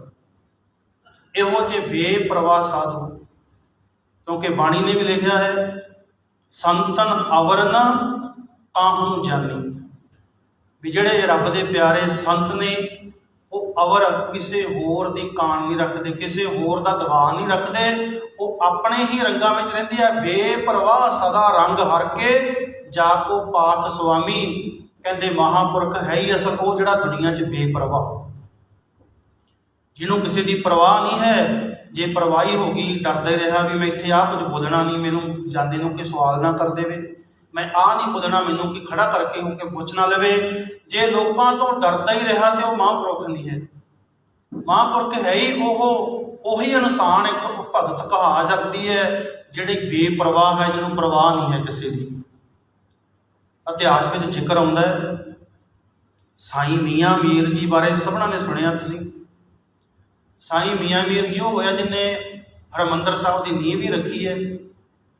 ਪੰਜਵੇਂ ਪਾਤਸ਼ਾਹ ਤੱਤੀ ਤਵੀ ਤੇ ਬੈਠਦੇ ਆ, ਉਹਨਾਂ ਨੂੰ ਮਿਲਣ ਵੀ ਜਾਂਦਾ ਹੈ। ਭਾਵ ਬਹੁਤ ਉੱਚੇ ਸੁੱਚੇ ਜੀਵਨ ਵਾਲਾ। ਜਿਵੇਂ ਆਪਾਂ ਆਪਣੇ ਗੁਰੂਆਂ ਨੂੰ ਮੰਨਦੇ ਆ, ਉਹ ਲੋਕ ਇਸਲਾਮ ਦੇ ਇਉਂ ਸਾਈਂ ਮੀਆਂ ਮੀਰ ਨੂੰ ਮੰਨਦੇ। ਲਾਹੌਰ ਵਿੱਚ ਉਹ ਰਹਿੰਦੇ ਆ। ਉਦੋਂ ਰਾਜ ਹੈ ਦਿੱਲੀ ਦੇ ਵਿੱਚ ਜਹਾਂਗੀਰ ਦਾ। ਬਹੁਤ ਵਡਿਆਈ ਉਪਮਾ ਹੈ ਲੋਕਾਂ ਦੇ ਵਿੱਚ, ਨਾਮ ਹੈ ਸਾਈਂ ਮੀਆਂ ਮੀਰ ਜੀ ਦਾ। ਜਹਾਂਗੀਰ ਲਾਹੌਰ ਵਿੱਚ ਆਇਆ ਹੋਇਆ, ਉਹਨੇ ਲੋਕਾਂ ਤੋਂ ਵਡਿਆਈ ਸੁਣੀ ਹੈ ਵੀ ਸਾਈਂ ਜੀ ਦੀ ਬਹੁਤ ਕਿਰਪਾ, ਇੱਥੇ ਬੜੇ ਲੋਕਾਂ ਦੇ ਉੱਪਰ ਦਇਆ ਕਰਦੇ ਹੈ। ਉਹਨੇ ਸੋਚਿਆ ਕਿਉਂ ਨਾ ਮੈਂ ਵੀ ਸਾਈਂ ਜੀ ਦੇ ਦਰਸ਼ਨ ਕਰਕੇ ਆਵਾਂ, ਕਿ ਲੋਕਾਂ ਕੋਲੋਂ ਵਡਿਆਈ ਉਪਮਾ ਬੜੀ ਸੁਣੀ ਹੈ। ਜਹਾਂਗੀਰ ਮਿਲਣ ਵਾਸਤੇ ਸਾਈਂ ਮੀਆਂ ਮੀਰ ਜੀ ਨੂੰ ਉਹ ਜਿੱਥੇ ਰਹਿੰਦੇ ਆ ਕੁੱਲੀ ਦੇ ਵਿੱਚ ਜਾਂਦਾ ਹੈ। ਹੁਣ ਸਾਧ ਸੰਗਤ ਹਿੰਦੁਸਤਾਨ ਦਾ ਬਾਦਸ਼ਾਹ ਮਿਲਣ ਵਾਸਤੇ ਗਿਆ ਹੋਵੇ, ਪਹਿਲਾਂ ਤਾਂ ਘੋੜਿਆਂ ਤੇ ਹਾਥੀਆਂ ਤੇ ਚੜ੍ਹ ਕੇ ਜਾਂਦੇ ਆ, ਫਿਰ ਨਾਲ ਉਹਨਾਂ ਦੇ ਇੰਨਾ ਲਾਮ ਲਸ਼ਕਰ, ਮੁਹਰੇ ਫੌਜਾਂ ਮਗਰ ਫੌਜਾਂ, ਇੰਨੇ ਪਹਿਰੇ ਨਾਲ ਰਫਲਾਂ ਵਾਲੇ ਨਾਲ ਤੁਰਦੇ ਆ। ਤੇ ਆ ਕੇ ਜਦੋਂ ਸਾਈਂ ਜੀ ਦੇ ਮੁਹਰੇ ਹਾਥੀ ਤੋਂ ਉਤਰਦਾ ਹੈ, ਉਤਰਦਿਆਂ ਸਾਰ ਆਪਣੇ ਸਿਪਾਹੀ ਭੇਜਦਾ ਵੀ ਜਾਓ ਜਾ ਕੇ ਸਾਈਂ ਜੀ ਨੂੰ ਕਹੋ ਤੈਨੂੰ ਜਹਾਂਗੀਰ ਮਿਲਣ ਵਾਸਤੇ ਆਇਆ। ਜਾ ਕੇ ਪਹਿਰੇਦਾਰ ਨੇ ਜਦੋਂ ਕੁੱਲੀ ਮੁਹਰੇ ਗਿਆ ਤੇ ਮੁਹਰੇ ਇੱਕ ਡਾਂਗ ਵਾਲਾ ਸਾਈਂ ਜੀ ਦੇ ਪਹਿਰੇਦਾਰ ਖੜਾ ਹੋਇਆ। ਇਹ ਡਾਂਗ ਵਾਲੇ ਨੂੰ ਅਸਲ ਕਹਿ ਦਿੰਦੇ ਆ ਚੌਕੀਦਾਰ ਕਹਿੰਦੇ ਆ ਇਹਨੂੰ। ਤੁਸੀਂ ਵੇਖਿਆ ਹੋਣਾ ਨਾ ਆਪਣਾ PTC ਤੇ ਸਵੇਰੇ ਗੁਰੂ ਗ੍ਰੰਥ ਸਾਹਿਬ ਜੀ ਮਹਾਰਾਜ ਜਦੋਂ ਅਕਾਲ ਤਖਤ ਤੋਂ ਹਰਿਮੰਦਰ ਸਾਹਿਬ ਆਉਂਦੇ ਆ, ਉਹਦੇ ਇੱਕ ਪਾਲਕੀ ਵਿੱਚ ਬਿਠਾਏ ਜਾਂਦੇ ਆ, ਔਰ ਮੁਹਰੇ 2 ਡੰਡਿਆਂ ਵਾਲੇ ਹੁੰਦੇ ਆ, ਬੜੇ ਸੋਹਣੇ ਡੰਡੇ, ਉਹ ਚਾਂਦੀ ਦੇ, ਅੱਜ ਕੱਲ੍ਹ ਤੇ ਸੋਨੇ ਦੇ ਚੱਲ ਰਹੇ ਆ ਉੱਥੇ। ਉਹਨੂੰ ਕਹਿੰਦੇ ਆ ਚੌਕੀਦਾਰ, ਭਾਵ ਉਹ ਡਾਂਗ ਲੈ ਕੇ ਮੁਹਰੇ ਖੜਦੇ ਆ, ਜਦੋਂ ਉਹ ਪਾਸੇ ਕਰਦੇ ਆ ਤਾਂ ਕੋਈ ਲੰਘ ਸਕਦਾ।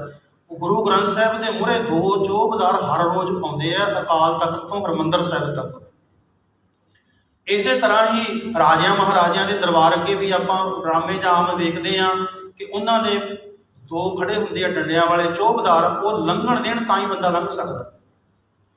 ਇਸ ਤਰ੍ਹਾਂ ਸਾਈਂ ਜੀ ਦੇ ਦਰਬਾਰ ਦੇ ਮੁਹਰੇ ਇੱਕ ਸੋਟੀ ਵਾਲਾ ਇੱਕ ਚੌਕੀਦਾਰ ਖੜਾ ਹੋਇਆ। ਉਹਨੂੰ ਜਾ ਕੇ ਕਿਹਾ ਵੀ ਸਾਈਂ ਜੀ ਨੂੰ ਕਹੋ ਕਿ ਜਹਾਂਗੀਰ ਬਾਦਸ਼ਾਹ ਆਇਆ, ਉਹਨੇ ਮਿਲਣਾ। ਚੌਕੀਦਾਰ ਨੇ ਕਿਹਾ ਵੀ ਇੱਥੇ ਖੜਾ ਰਿਹਾ, ਮੈਂ ਸਾਈਂ ਜੀ ਨੂੰ ਪੁੱਛ ਕੇ ਆਉਣਾ। ਅੰਦਰ ਗਿਆ, ਸਾਈਂ ਜੀ ਦਿੱਲੀ ਦਾ ਬਾਦਸ਼ਾਹ ਜਹਾਂਗੀਰ ਤੁਹਾਨੂੰ ਮਿਲਣ ਵਾਸਤੇ ਆਇਆ। ਸਾਈਂ ਜੀ ਆਪਾਂ ਗੱਲ ਕਰਿਆ ਵੀ ਬੇਪਰਵਾਹ ਸਦਾਰਾਂ ਕਰਕੇ, ਬੇਪਰਵਾਹ ਕਿਹੋ ਜਿਹੇ ਹੁੰਦੇ ਆ।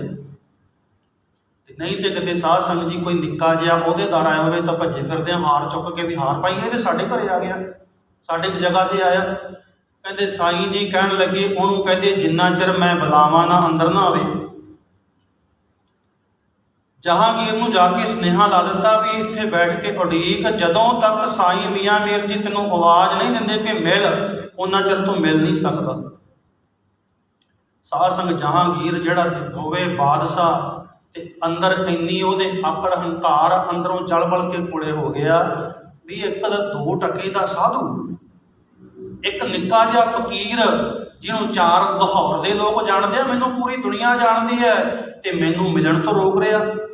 ਬੈਠ ਤੇ ਗਿਆ, ਪਰ ਅੰਦਰ ਜਿਹੜੀ ਅੱਗ ਚੱਲਦੀ ਰਹੀ ਨਾ ਜਹਾਂਗੀਰ ਦੇ, ਉਹ ਤਾਂ ਫਿਰ ਉਹੀ ਜਾਣਦਾ ਹੋਵੇਗਾ ਵੀ ਮੈਂ ਬਾਦਸ਼ਾਹ ਇੱਕ ਤੱਪੜ ਤੇ ਬੈਠਾ ਹੋਇਆ ਤੇ ਅੰਦਰ ਇੱਕ ਫਕੀਰ ਮੈਨੂੰ ਮਿਲਣ ਵਾਸਤੇ ਨਹੀਂ ਕਹਿ ਰਿਹਾ। ਕੰਮ ਉਲਟਾ ਹੋ ਗਿਆ। ਕਿੱਥੇ ਤਾਂ ਉਹਦੇ ਤੋਂ ਟਾਈਮ ਲੈ ਕੇ ਲੋਕ ਜਾਂਦੇ ਆ ਵੀ ਜਹਾਂਗੀਰ ਨੂੰ ਮਿਲਣਾ, ਟਾਈਮ ਲੈ ਕੇ ਜਾਂਦੇ ਆ, ਪਰ ਅੱਜ ਮੈਨੂੰ ਇੱਕ ਫਕੀਰ ਦੇ ਦਰ ਤੇ ਬਹਿਣਾ ਪੈ ਗਿਆ। ਕਹਿੰਦੇ ਘੰਟੇ ਦੇ ਕਰੀਬ ਜਹਾਂਗੀਰ ਨੂੰ ਬਿਠਾਇਆ, ਜਲ ਬਲ ਕੇ ਕੋਲੇ ਹੋਇਆ। ਜਹਾਂਗੀਰ ਜਦੋਂ ਕਿ ਅੰਦਰ ਜਾ ਕੇ ਬੈਠਤਾ, ਕੋਲੇ ਗਿਆ, ਜਾਂਦਿਆਂ ਸਾਰੀ ਸਵਾਲ ਕਰਦਾ, ਕਹਿੰਦਾ ਸਾਈਂ ਜੀ ਮੈਂ ਤਾਂ ਸੁਣਿਆ ਤੁਸੀਂ ਬੜੇ ਬੇਪਰਵਾਹ ਆਏ ਹੋ, ਆ ਬਾਹਰ ਡੰਡਿਆਂ ਵਾਲੇ ਕਿਉਂ ਖੜਾਏ ਹੋਏ ਆ? ਤੁਹਾਨੂੰ ਕੀ ਲੋੜ ਆ ਡੰਡਿਆਂ ਵਾਲਿਆਂ ਦੀ, ਡਾਂਗਾਂ ਵਾਲਿਆਂ ਦੀ? ਤੁਹਾਨੂੰ ਪਹਿਰੇਦਾਰਾਂ ਦੀ ਕੀ ਲੋੜ ਪੈ ਗਈ? ਕਹਿੰਦੇ ਸਾਈਂ ਜੀ ਬੜੇ ਪਿਆਰ ਨਾਲ ਬੋਲੇ, ਕਹਿਣ ਲੱਗੇ ਜਹਾਂਗੀਰ ਇਹ ਡੰਡਿਆਂ ਵਾਲੇ ਤਾਂ ਖੜਾਏ ਆ, ਤੇਰੇ ਵਰਗੇ ਕੁੱਤੇ ਬਹੁਤ ਤੰਗ ਕਰਦੇ ਆ, ਕੁੱਤੇ ਨੂੰ ਮੋੜਨ ਵਾਸਤੇ ਡੰਡਾ ਤਾਂ ਚਾਹੀਦਾ ਹੁੰਦਾ। ਕਹਿੰਦੇ ਜਦੋਂ ਇੰਨੀ ਗੱਲ ਸੁਣੀ ਜਹਾਂਗੀਰ ਦੀਆਂ ਨੀਵੀਆਂ ਪੈ ਗਈਆਂ, ਮੂਹਰੇ ਬੋਲ ਨਹੀਂ ਸਕਿਆ। ਇਹਨੂੰ ਕਹਿੰਦੇ ਆ ਬੇਪਰਵਾਹ ਸਦਾ ਰੰਗ ਹਰ ਕੇ। ਸਾਧੂ ਇਹੋ ਜਿਹੇ ਹੁੰਦੇ ਆ ਜਿਨ੍ਹਾਂ ਨੂੰ ਇਹ ਨਹੀਂ ਹੈ ਵੀ ਹੋਵੇ ਤੇ ਸਾਧੂ ਸੰਤ ਕੋਈ ਮਾੜਾ ਜਿਹਾ ਵੱਡਾ ਅਫਸਰ ਆ ਗਿਆ ਤੇ ਹਾਰ ਲੈ ਕੇ ਖੜਾ ਹੋ ਜੇ ਮੂਹਰੇ, ਮੈਂ ਤੇਰੇ ਹਾਰ ਪਾਵਾਂ, ਉਹਨੂੰ ਕੀ ਲੋੜ ਆ ਕਿਤੇ ਤੱਕ। ਉਹਨੂੰ ਤੇ ਆਪੇ ਸਭ ਕੁਝ ਬੈਠਿਆ ਬਿਠਾਇਆ ਮਿਲਣਾ। ਉਹਦੇ ਤਾਂ ਚਾਕਰੀ ਸਾਧ ਸੰਗਤ ਜੀ ਮਹਾਰਾਜ ਕਹਿੰਦੇ ਤੂੰ ਇੱਕ ਵਾਰੀ ਉਹਦਾ ਬਣ ਸਹੀ, ਤੇਰੀ ਤੇ ਆਪੇ ਦੁਨੀਆ ਅੱਗੇ ਪਿੱਛੇ ਤੁਰੇ ਫਿਰੇਗੀ, ਤੈਨੂੰ ਲੋੜ ਹੀ ਨਹੀਂ ਦੁਨੀਆ ਮਗਰ ਭੱਜਣ ਦੀ। ਇਹ ਇੱਕ ਜ਼ਿਕਰ ਹੋਰ ਆਉਂਦਾ ਹੈ, ਸਿਕੰਦਰ ਬਾਦਸ਼ਾਹ ਜਿਹਨੇ ਪੂਰਾ ਹਿੰਦੁਸਤਾਨ ਜਿੱਤ ਲਿਆ ਸੀ। 30 ਸਾਲ ਦੀ ਉਮਰ, ਪਹਿਲਾ ਇੱਕ ਬਾਦਸ਼ਾਹ ਸਿਕੰਦਰ ਹੋਇਆ ਜਿਹਨੇ 30 ਸਾਲ ਦੀ ਉਮਰ ਵਿੱਚ ਪੂਰਾ ਹਿੰਦੁਸਤਾਨ ਤੇ ਰਾਜ ਕੀਤਾ। ਨਹੀਂ, ਇੰਨੀ ਨਿੱਕੀ ਉਮਰ ਦੇ ਵਿੱਚ ਕੋਈ ਹਿੰਦੁਸਤਾਨ ਦਾ ਬਾਦਸ਼ਾਹ ਨਹੀਂ ਬਣਿਆ। ਇੱਕ ਪਹਿਲਾ ਉਹ ਹੋਇਆ ਜਿਹਨੇ 30 ਸਾਲ ਦੀ ਉਮਰ 'ਚ ਪੂਰਾ ਕਬਜ਼ਾ ਕਰ ਲਿਆ ਸੀ। ਉਹ ਸਾਧ ਸੰਗਤ ਜੀ ਆਪਣੇ ਲਾਮ ਲਸ਼ਕਰ ਨਾਲ ਹਾਥੀ ਤੇ ਬੈਠਾ, ਅੱਗੇ ਘੋੜਿਆਂ ਦੀ ਫੌਜ, ਮਗਰ ਫੌਜਾਂ ਰਫਲਾਂ ਤੋਪਾਂ ਦੇ ਨਾਲ ਜਾ ਰਿਹਾ। ਲੰਘਦਾ ਹੋਇਆ ਇੱਕ ਫਕੀਰ ਧਰਤੀ ਉੱਪਰ ਲੇਟਿਆ ਹੋਇਆ, ਲੰਮਾ ਪਿਆ, ਬਾਂਹ ਇਉਂ ਕੀਤੀ, ਸਿਰ ਕੀਤਾ ਭਾਵ ਜਿਵੇਂ ਬਾਂਹ ਦੇ ਉੱਪਰ ਸਿਰ ਰੱਖ ਕੇ ਐਂ ਪਿਆ ਹੋਇਆ, ਸਿਰ ਚੱਕਿਆ ਹੋਇਆ ਐਂ ਬਾਂਹ ਦੇ ਉੱਪਰ, ਹੱਥ ਉੱਪਰ ਸਿਰ ਰੱਖਿਆ ਹੋਇਆ। ਕੋਲ ਦੀ ਘੋੜਿਆਂ ਦੀਆਂ ਫੌਜਾਂ ਲੱਗੀਆਂ, ਕੋਲ ਦੀ ਹਾਥੀ ਲੰਘਦੇ ਐ, ਉਹਨੂੰ ਕੋਈ ਪਰਵਾਹ ਨਹੀਂ ਵੀ ਕੌਣ ਲੰਘ ਰਿਹਾ। ਲੋਕ ਸਲਾਮਾਂ ਕਰਦੇ ਆ ਵੀ ਸਿਕੰਦਰ ਜਾਂਦਾ, ਸਾਰੇ ਹਿੰਦੁਸਤਾਨ ਦਾ ਰਾਜਾ, ਜਿਹਨੇ 30 ਸਾਲ ਦੀ ਉਮਰ ਵਿੱਚ ਜਿੱਤ ਕੇ ਪ੍ਰਾਪਤ ਕੀਤੀ ਹੋਈ ਹੈ। ਜਦੋਂ ਉਹਦੇ ਕੋਲ ਦੀ ਸਿਕੰਦਰ ਲੰਘਦਾ ਹੈ, ਉਹਨੂੰ ਕੋਈ ਪਰਵਾਹ ਨਹੀਂ, ਵੇਖਿਆ ਹੀ ਨਹੀਂ ਉਹਦੇ ਵੱਲ। ਉਹ ਕਹਿੰਦਾ ਵੀ ਰੋਕੋ, ਕੋਈ ਗੱਲ ਤਾਂ ਹੈ, ਵੱਡਾ ਐਡਾ ਵੇੜ ਵਾਲੇ ਨੂੰ ਡਰ ਹੀ ਕੋਈ ਨਹੀਂ ਹੈ, ਮੈਂ ਬਾਦਸ਼ਾਹ ਜਾ ਰਿਹਾ। ਉੱਤਰ ਕੇ ਆਉਂਦਾ ਹੈ ਕਿ ਕਹਿੰਦਾ ਫਕੀਰਾ ਤੈਨੂੰ ਪਤਾ ਨਹੀਂ ਮੈਂ ਕੌਣ ਹਾਂ? ਕਹਿੰਦਾ ਨਹੀਂ, ਮੈਨੂੰ ਤੇ ਪਤਾ ਨਹੀਂ ਕੌਣ ਆ ਤੂੰ। ਕਹਿੰਦਾ ਮੈਂ ਸਿਕੰਦਰ ਹਾਂ, ਮੈਂ ਸਾਰੇ ਹਿੰਦੁਸਤਾਨ ਤੇ ਕਬਜ਼ਾ ਕੀਤਾ, ਮੈਂ ਰਾਜ ਲੈ ਰਿਹਾ, ਸਾਰਿਆਂ ਨੂੰ ਹਰਾ ਕੇ ਮੈਂ ਇੱਥੋਂ ਦਾ ਬਾਦਸ਼ਾਹ ਬਣਿਆ ਹੋਇਆ। ਕਹਿੰਦਾ ਠੀਕ ਆ, ਹੋਵੇਗਾ। ਉਹ ਕਹਿਣ ਲੱਗਿਆ ਤੈਨੂੰ ਨਹੀਂ ਮੇਰੇ ਬਾਰੇ ਪਤਾ? ਕਹਿੰਦਾ ਵੀ ਮੈਨੂੰ ਤਾਂ ਨਹੀਂ ਪਤਾ ਹੈ। ਕਹਿੰਦੇ ਫਿਰ ਫਕੀਰ ਜਿਹੜਾ ਸੀ ਉਹ ਕਹਿੰਦਾ ਵੀ ਤੂੰ ਸਾਰਾ ਹਿੰਦੁਸਤਾਨ ਜਿੱਤ ਲਿਆ, ਰਾਜਗੱਦੀ ਪ੍ਰਾਪਤ ਕਰ ਲਈ, ਇਹ ਤੋਂ ਬਾਅਦ ਕੀ ਕਰੇਗਾ? ਕਹਿਣ ਲੱਗਿਆ ਹੁਣ ਮੈਂ ਹਿੰਦੁਸਤਾਨ ਜਿੱਤ ਲਿਆ, ਹੁਣ ਨਾਲ ਦੇ ਮੁਲਕ ਜਿੱਤਾਂਗਾ, ਨਾਲ ਦਾ ਮੁਲਕ ਜਿੱਤਾਂਗਾ, ਮੈਂ ਉਹਨੂੰ ਵਿੱਚ ਮਿਲਾਵਾਂਗਾ, ਮੇਰਾ ਰਾਜ ਹੋਰ ਵੱਡਾ ਹੋ ਜਾਏਗਾ। ਕਹਿੰਦੇ ਅੱਛਾ ਫਿਰ ਕੀ ਕਰੇਗਾ? ਕਹਿੰਦਾ ਫਿਰ ਉਹ ਤੂੰ ਗਾਂਹ ਵਧਾਂਗਾ। ਕਹਿੰਦੇ ਫਿਰ ਕੀ ਕਰੇਗਾ? ਮਹਾਂਪੁਰਖ ਸੀ ਬੇਪਰਵਾਹ। ਉਹ ਕਹਿੰਦਾ ਮੈਂ ਉਹ ਕਰਦਾ ਕਰਦਾ ਦੁਨੀਆ ਸਾਰੀ ਜਿੱਤ ਲਵਾਂਗਾ। ਕਹਿੰਦਾ ਚੱਲ ਮੰਨ ਲਿਆ ਤੂੰ ਸਾਰੀ ਦੁਨੀਆ ਹੀ ਜਿੱਤ ਲਈ, ਫਿਰ ਕੀ ਕਰੇਗਾ? ਕਹਿੰਦਾ ਫਿਰ ਮੈਂ ਆਪਣੇ ਘਰ ਰਹਿ ਕੇ ਆਰਾਮ ਕਰੂੰ। ਕਹਿੰਦਾ ਵਾਹ ਬਈ, ਮੈਂ ਤਾਂ ਹੁਣੇ ਹੀ ਆਰਾਮ ਕਰੀ ਜਾਣਾ, ਤੂੰ ਇੰਨਾ ਕੁਛ ਕਰਕੇ ਆਰਾਮ ਕਰੇਗਾ? ਮੈਂ ਤਾਂ ਹੁਣੇ ਹੀ ਆਨੰਦ ਵਿੱਚ ਪਿਆ ਹੋਇਆ, ਮੈਂ ਤਾਂ ਹੁਣੇ ਹੀ ਆਰਾਮ ਕਰੀ ਜਾਂਦਾ, ਤੂੰ ਇੰਨਾ ਪਤਲੇ ਆਰਾਮ ਕਰੇਗਾ? ਇੰਨੀਆਂ ਮਾਵਾਂ ਦੇ ਪੁੱਤ ਮਾਰੇਗਾ, ਇੰਨੇ ਬੱਚਿਆਂ ਨੂੰ ਤੂੰ ਬੇਸਹਾਰਾ ਕਰੇਗਾ, ਇੰਨੀਆਂ ਇਸਤਰੀਆਂ ਦੇ ਸੁਹਾਗ ਉਜਾੜ ਦੇਗਾ, ਇੰਨਾ ਕੁਝ ਕਰਕੇ ਆਰਾਮ ਕੀਤਾ ਤੇ ਕੀ ਕੀਤਾ? ਜਾਰ ਤਾਜੀ ਆਰਾਮ ਕਰਦੇ। ਭਾਵ ਕੀ ਹੈ ਕਿ ਸਾਧੂ ਜਿਹੜੇ ਆ ਬੇਪਰਵਾਹ ਹੋ ਜਿਹੇ ਆ। ਕਹਿੰਦੇ ਸਿਕੰਦਰ ਦੇ ਦਿਮਾਗ ਵਿੱਚ ਗੱਲ ਪੈ ਗਈ ਵੀ ਗੱਲ ਤਾਂ ਇਹ ਠੀਕ ਹੈ ਵੀ ਕਰਨਾ ਤਾਂ ਆਰਾਮ ਹੀ ਆ, ਉਹ ਢੁੱਕਦੀਆਂ ਸਾਡੇ ਤੇ ਵੀ ਗੱਲਾਂ, ਸਾਡਾ ਵੀ ਇਹ ਕੁਝ ਚੱਲੀ ਜਾਂਦਾ ਹੈ। ਤਾਂ ਹੀ ਮਹਾਰਾਜ ਨੇ ਬਾਣੀ ਵਿੱਚ ਕਹਿ ਦਿੱਤਾ, ਕਹਿੰਦੇ ਕਰ ਕਰ ਥਾਕੇ ਵੱਡੇ ਵਡੇਰੇ। ਪਹਿਲਾਂ ਸਾਡਾ ਪਿਓ ਹੀ ਕਰਦਾ ਸੀ, ਉਦੋਂ ਪਹਿਲਾਂ ਸਾਡਾ ਦਾਦਾ ਕਰਦਾ ਸੀ, ਕਰ ਕਰ ਥਾਕੇ ਵੱਡੇ ਵਡੇਰੇ।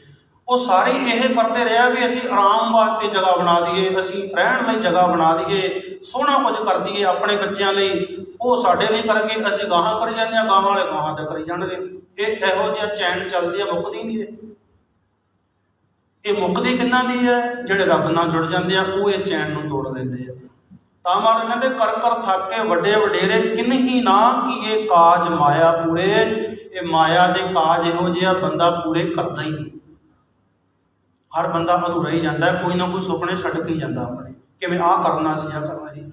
ਇਸ ਲਈ ਸਾਧੂਆਂ ਦਾ ਜੀਵਨ ਇਹੋ ਜਿਹਾ ਹੁੰਦਾ, ਕਹਿੰਦੇ ਬੇਪਰਵਾਹ ਸਦਾ ਰੰਗ ਹਰ ਕੇ ਜਾਕੋ ਪਾਕ ਸੁਆਮੀ। ਪਾਕ ਹੁੰਦਾ ਪੱਖ ਪੂਰਨ, ਕਿ ਫਲਾਨਾ ਬੰਦਾ ਮੇਰੇ ਪੱਖ ਵਿੱਚ ਆ, ਮੇਰੇ ਹੱਕ 'ਚ ਬੋਲਦਾ, ਜਿੱਥੇ ਮੈਂ ਖੜਾਂਗਾ ਮੇਰੇ ਬਰਾਬਰ ਖੜੇਗਾ।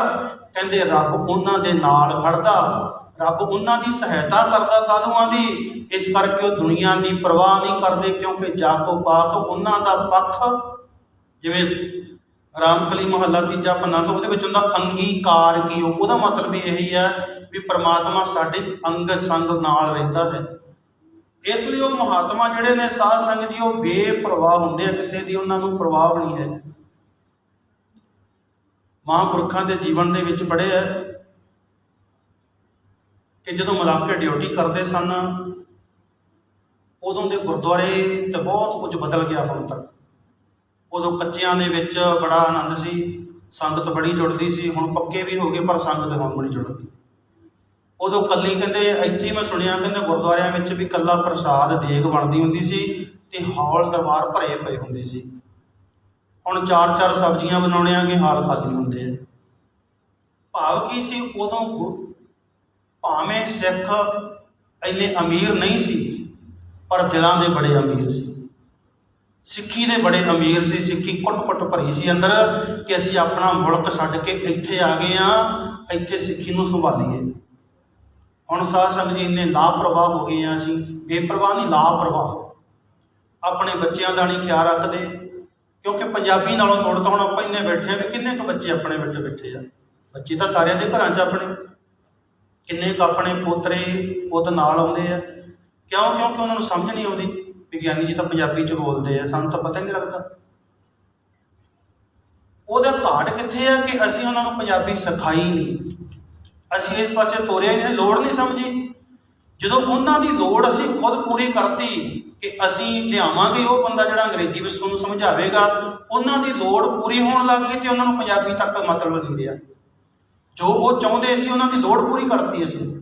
ਜੇ ਲੋੜ ਪੂਰੀ ਨਾ ਕੀਤੀ ਹੁੰਦੀ, ਉਹਨਾਂ ਨੂੰ ਅੱਜ ਮਹਿਸੂਸ ਹੁੰਦਾ ਸਾਰੇ ਗੁਰਦੁਆਰੇ ਬੈਠੇ ਆ, ਸਾਡੇ ਪੱਲੇ ਕੁਛ ਨਹੀਂ ਪੈਂਦਾ, ਸਾਰੇ ਸਿਰ ਹਿਲਾਉਂਦੇ ਆ, ਇਹਨਾਂ ਨੂੰ ਸਮਝ ਆ ਰਹੀ ਹੈ, ਅਸੀਂ ਟੁੰਨ-ਮੁੰਨ ਬੈਠੇ, ਸਾਨੂੰ ਤੇ ਪਤਾ ਨਹੀਂ ਲੱਗਦਾ ਕੀ ਬੋਲਦੇ ਆ। ਭਾਵ ਕੀ ਉਹਨਾਂ ਦੀ ਲੋੜ ਮੁਕਾਤੀ, ਅਸੀਂ ਉਹਨਾਂ ਨੂੰ ਲੋੜ ਨਹੀਂ ਰਹੀ ਹੁਣ ਪੰਜਾਬੀ ਦੀ। ਇਹ ਕਸੂਰ ਸਾਡੇ ਮਾਂ-ਬਾਪ ਦਾ, ਬੱਚਿਆਂ ਦਾ ਨਹੀਂ ਹੈ। ਬੱਚਿਆਂ ਨੂੰ ਤੇ ਸਾਧ ਸੰਗਤ ਜੀ ਚਾਹੁਣ ਮਾਵਾਂ ਕੀ ਨਹੀਂ ਕਰਵਾ ਸਕਦੇ, ਕੀ ਨਹੀਂ ਕਰਵਾ ਸਕਦੇ। ਆਪਾਂ ਹੋਰ ਥਾਂ ਤੇ ਲਾਉਣੇ ਆ, ਕੀਰਤਨ ਸਿਖਾਉਣ, ਵਾਜਾ ਸਿਖਾਉਣ, ਹੋਰ ਕਲਾਸਾਂ ਲਾਉਣੇ ਆ ਤੇ ਨਾਲ ਪੰਜਾਬੀ ਦੀਆਂ ਵੀ ਲਾ ਦਈਏ। ਘੱਟੋ ਘੱਟ ਪੰਜਾਬੀ ਤੇ ਸਾਡੇ ਘਰ ਵਿੱਚ ਆਵੇ, ਸਾਨੂੰ ਪੰਜਾਬੀ ਬੋਲੀ ਤੇ ਸਮਝ ਆਉਂਦੀ ਹੋਵੇ। ਇਸ ਕਰਕੇ ਸਾਧ ਸੰਗਤ ਜੀ ਇਹ ਜਿਹੜੀਆਂ ਘਾਟਾਂ ਦੇ ਬੜੀਆਂ ਮਹਿਸੂਸ ਵਿੱਚ ਹੋ ਰਹੀਆਂ ਨੇ, ਸੋ ਵੀ ਉਹ ਮਹਾਂਪੁਰਖ ਜਿਨ੍ਹਾਂ ਦੀ ਆਪਾਂ ਯਾਦਾਂ ਵਿੱਚ ਬੈਠੇ ਹੋਏ ਆ, ਸਾਧ ਸੰਗਤ ਜੀ ਉਹ ਜਿਹੜੇ ਬੇਪਰਵਾਹ ਦੁਨੀਆ ਦੇ ਵਿੱਚ ਰਹਿੰਦੇ ਆ, ਜਿਨ੍ਹਾਂ ਨੂੰ ਕੋਈ ਲੋੜ ਨਹੀਂ ਹੈ। ਆਪਣੀ ਗੱਲ ਚੱਲਦੀ ਸੀ ਜਦੋਂ ਮਲਾਕੇ ਡਿਊਟੀ ਕਰਦੇ ਆ, ਉਦੋਂ ਦੇ ਗੁਰਦੁਆਰੇ ਜਿਹੜੇ ਬਹੁਤ ਪੁਰਾਣੇ ਕੱਚੇ ਗੁਰਦੁਆਰੇ, ਕਹਿੰਦੇ ਉੱਥੇ ਕੁਝ ਕਮਰੇ ਬਣਾ ਦਿੱਤੇ ਨੇ ਤੇ ਕਮਰਿਆਂ ਵਿੱਚ ਕਿਰਾਏ ਤੇ ਕੁਝ ਬੰਦੇ ਰਹਿੰਦੇ ਆ। 10 ਵਜੇ ਜਿਵੇਂ ਟਾਈਮ ਬੰਦ ਹੁੰਦਾ, ਉੱਥੇ ਬੱਤੀਆਂ ਵਗੈਰਾ ਸਾਰੀਆਂ ਬੰਦ ਕਰ ਦਿੰਦੇ ਆ, ਲਾਈਟਾਂ। ਕਈ ਵਾਰੀ ਕਹਿੰਦੇ ਬਾਬਾ ਜੀ ਆਪ ਬੰਦ ਕਰ ਦਿੰਦੇ, ਜਾਂ ਜਿਹੜੇ ਰਹਿੰਦੇ ਕਮਰਿਆਂ ਵਿੱਚ ਉਹ ਬੰਦ ਕਰ ਦਿੰਦੇ। ਇੱਕ ਦਿਨ 10 ਵਜੇ ਬਾਬਾ ਸੋਹਣ ਸਿੰਘ ਜੀ ਕਹਿੰਦੇ ਬਾਹਰ ਨਿਕਲੇ ਆ, ਦੇਖਿਆ ਕਿ ਬੱਤੀਆਂ ਜਗ ਰਹੀਆਂ ਨੇ। ਉਹਨੇ ਸੋਚਿਆ ਆਲੇ ਦੁਆਲੇ ਵੇਖਿਆ ਕੋਈ ਨਹੀਂ ਹੈ, ਸੌਂ ਗਏ ਸਾਰੇ, ਬੱਤੀਆਂ ਜਗਾਉਣੀਆਂ ਭੁੱਲ ਗਏ ਹੋਣੇ ਆ ਵੀ ਚੱਲ ਮੈਂ ਬੁਝਾਉਣੀਆਂ ਭੁੱਲ ਗਏ, ਮੈਂ ਬੁਝਾ ਦੇਵਾਂ। ਬਾਬਾ ਜੀ ਨੇ ਜਾ ਕੇ ਬੱਤੀਆਂ ਬੁਝਾ ਦਿੱਤੀਆਂ ਤੇ ਅੰਦਰੋਂ ਇੱਕ ਆਵਾਜ਼ ਆਈ, ਕੌਣ ਹੋਏ ਤੂੰ? ਕਿਉਂਕਿ ਜਿਹੜੇ ਹੁੰਦੇ ਆ ਨਾ ਸਾਧ ਸੰਗਤ ਜੀ ਇਹੋ ਜਿਹੇ ਵੀ ਸਾਰਾ ਰਲਿਆ ਮਿਲਿਆ ਹੀ ਹੁੰਦਾ ਕੰਮ ਵਿੱਚ।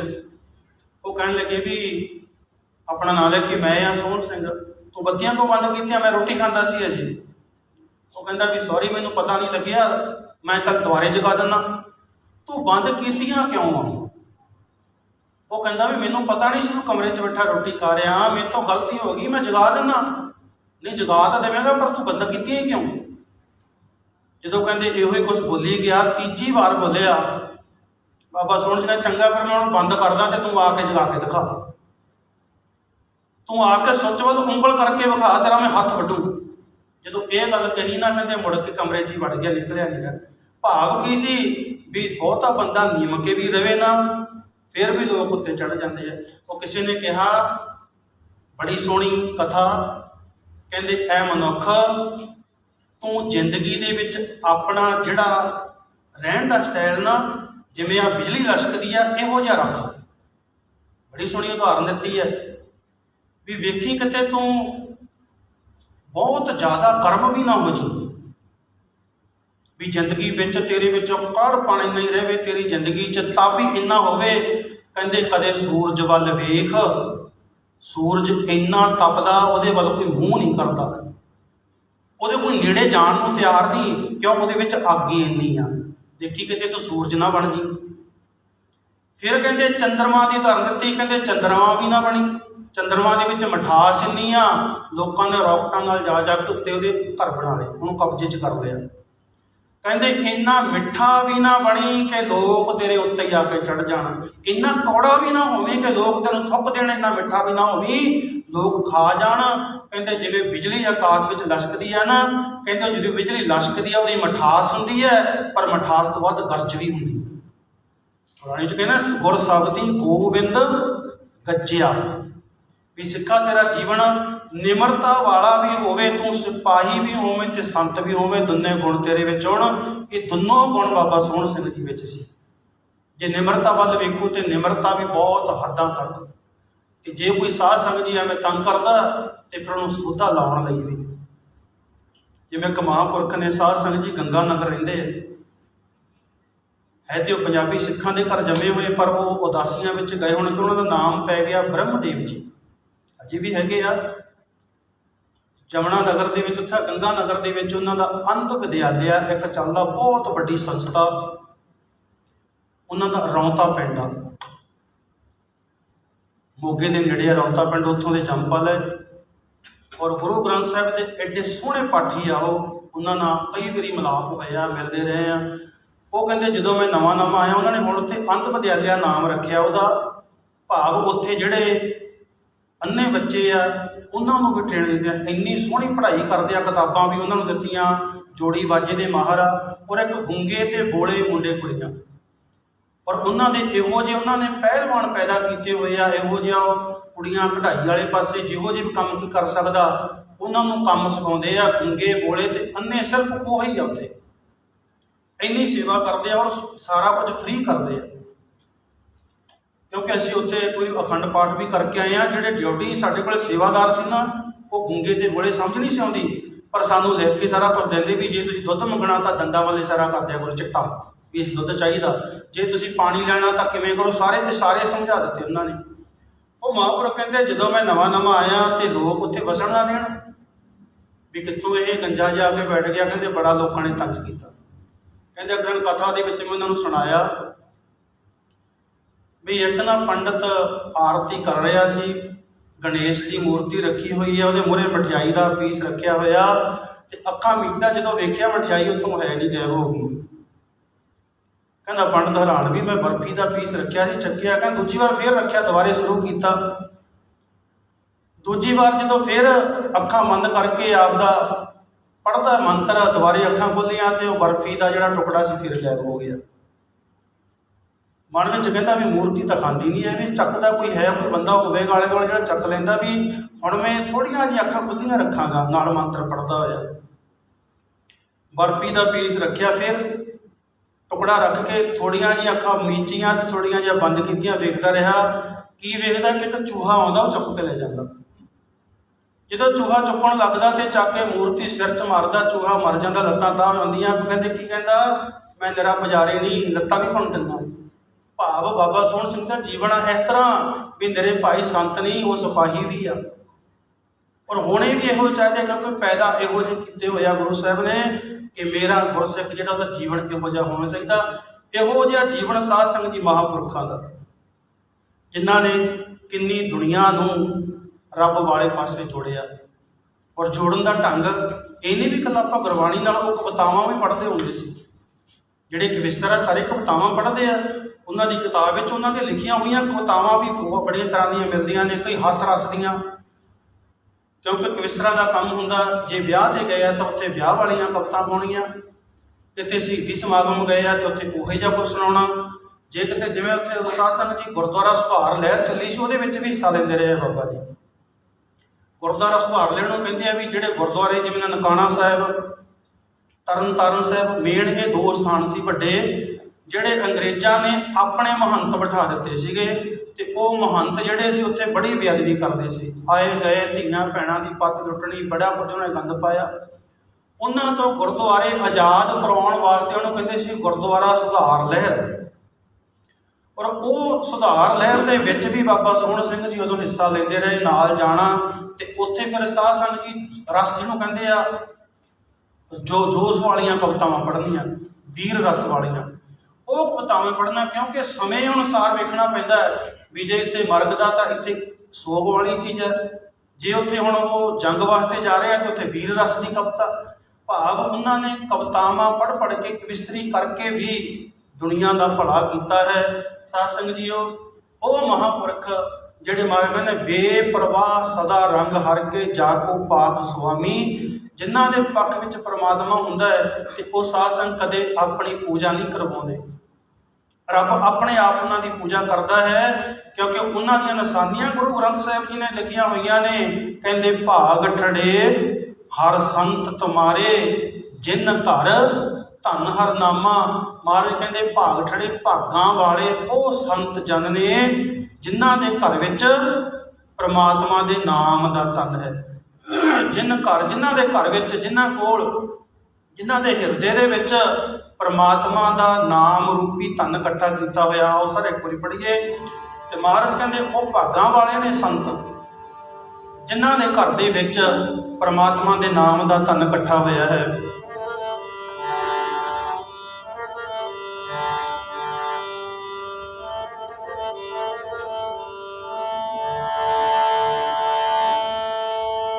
ਭਾਗ ਠੜੇ ਹਰ ਸੰਤ ਤੁਮਾਰੇ, ਜਿਨ ਕਰ ਧਨ ਹਰ ਨਾਮਾ ਜੀ। ਭਾਗ ਠੜੇ ਹਰ ਸੰਤ ਤੁਮਾਰੇ, ਜਿਨ ਕਰ ਧਨ ਹਰ ਨਾਮਾ ਜੀ। ਭਾਗ ਠੜੇ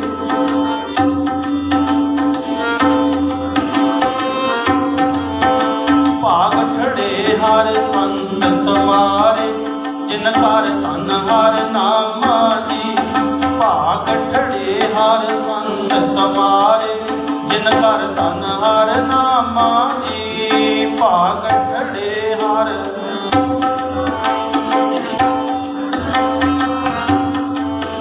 ਜਿਨ ਕਰ ਧਨ ਹਰ ਨਾਮਾ ਜੀ, ਜਿਨ ਕਰ ਧਨ ਹਰ ਨਾਮਾ ਜੀ।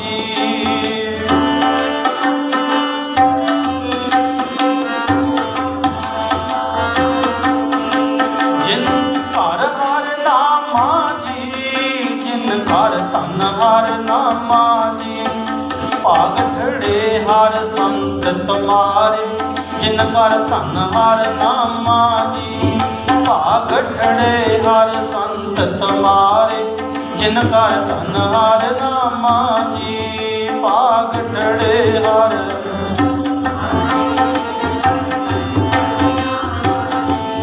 ਭਾਗ ਠੜੇ ਹਰ ਸੰਤ ਤੁਮਾਰੇ, ਜਿਨ ਕਰ ਧਨ ਹਰ ਨਾਮਾ ਜੀ। ਮਹਾਰਾਜ ਕਹਿੰਦੇ ਇਹ ਨਿਸ਼ਾਨੀ ਆ ਕਿ ਉਹ ਵੱਡਿਆਂ ਭਾਗਾਂ ਵਾਲੇ ਮਹਾਂਪੁਰਖ ਨੇ ਜਿਨ੍ਹਾਂ ਨੇ ਨਾਮ ਦਾ ਧਨ ਇਕੱਠਾ ਕੀਤਾ। ਭਾਗ ਠੜੇ ਹਰ ਸੰਤ ਤੁਮਾਰੇ, ਜਿਨ ਘਰ ਧਨ ਹਰ ਨਾਮਾ। ਅੱਗੇ ਕਹਿੰਦੇ ਪ੍ਰਵਾਨ ਗਣੀ ਸਈ ਇਹ ਆਏ। ਅਸਲ ਵਿੱਚ ਦੁਨੀਆ ਤੇ ਆਉਣਾ ਪ੍ਰਵਾਨ ਉਹਨਾਂ ਦਾ ਜਿਨ੍ਹਾਂ ਨੇ ਰਾਮ ਨਾਮ ਜਪਿਆ। ਪ੍ਰਵਾਨ ਗਣੀ ਸਈ ਇਹ ਆਏ, ਸਫਲ ਉਹਨਾਂ ਕੇ ਕੰਮ। ਤੇ ਫਿਰ ਜਿਹੜੇ ਉਹ ਕੰਮ ਕਰਦੇ ਆ ਉਹਨਾਂ ਦੇ ਕੰਮ ਕੀਤੇ ਹੋਏ ਵੀ ਸਫਲੇ ਆ। ਉਹ ਜੋ ਬੋਲਦੇ ਆ ਬੋਲਿਆ ਵੀ ਸਫਲਾ। ਉਹ ਜਿੱਥੇ ਜਾਂਦੇ ਆ ਉਹਨਾਂ ਦਾ ਜਾਣਾ ਵੀ ਸਫਲਾ। ਜਿਹੜਾ ਜਗਿਆਸੂ ਉਹਨਾਂ ਦੇ ਚਰਨਾਂ ਵਿੱਚ ਆ ਗਿਆ, ਸੰਗਤ ਕਰਨ ਲੱਗ ਗਿਆ, ਉਹਦਾ ਜੀਵਨ ਵੀ ਸਫਲਾ। ਇਹ ਨਿਸ਼ਾਨੀਆਂ ਅਸਲੀ ਮਹਾਂਪੁਰਖਾਂ ਦੀ। ਜਿਨ੍ਹਾਂ ਸਾਸ ਗਿਰਾਸ ਨਾ ਵਿਸਰੈ, ਹਰ ਨਾਮਾ ਮਨ ਮੰਤ। ਧਨ ਸੇ ਸਈ ਨਾਨਕਾ, ਪੂਰਨ ਸੋਈ ਸੰਤ।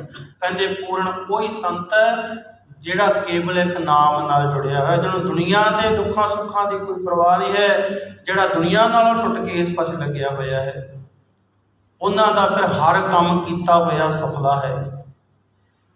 ਬਾਬਾ ਸੋਹਣ ਸਿੰਘ ਜੀ ਜਿਨ੍ਹਾਂ ਤੋਂ ਵਿੱਦਿਆ ਲਈ, ਸੰਤ ਹਰੀ ਸਿੰਘ ਜੀ, ਉਹ ਆਪ ਲੈਕਚਰਾਂ ਦੇ ਵਿੱਚ ਕਹਿੰਦੇ ਆ ਕਿ ਇਹੋ ਜਿਹੇ ਪੂਰਨ ਮਹਾਂਪੁਰਖ ਸੰਤ ਹਰੀ ਸਿੰਘ ਜੀ।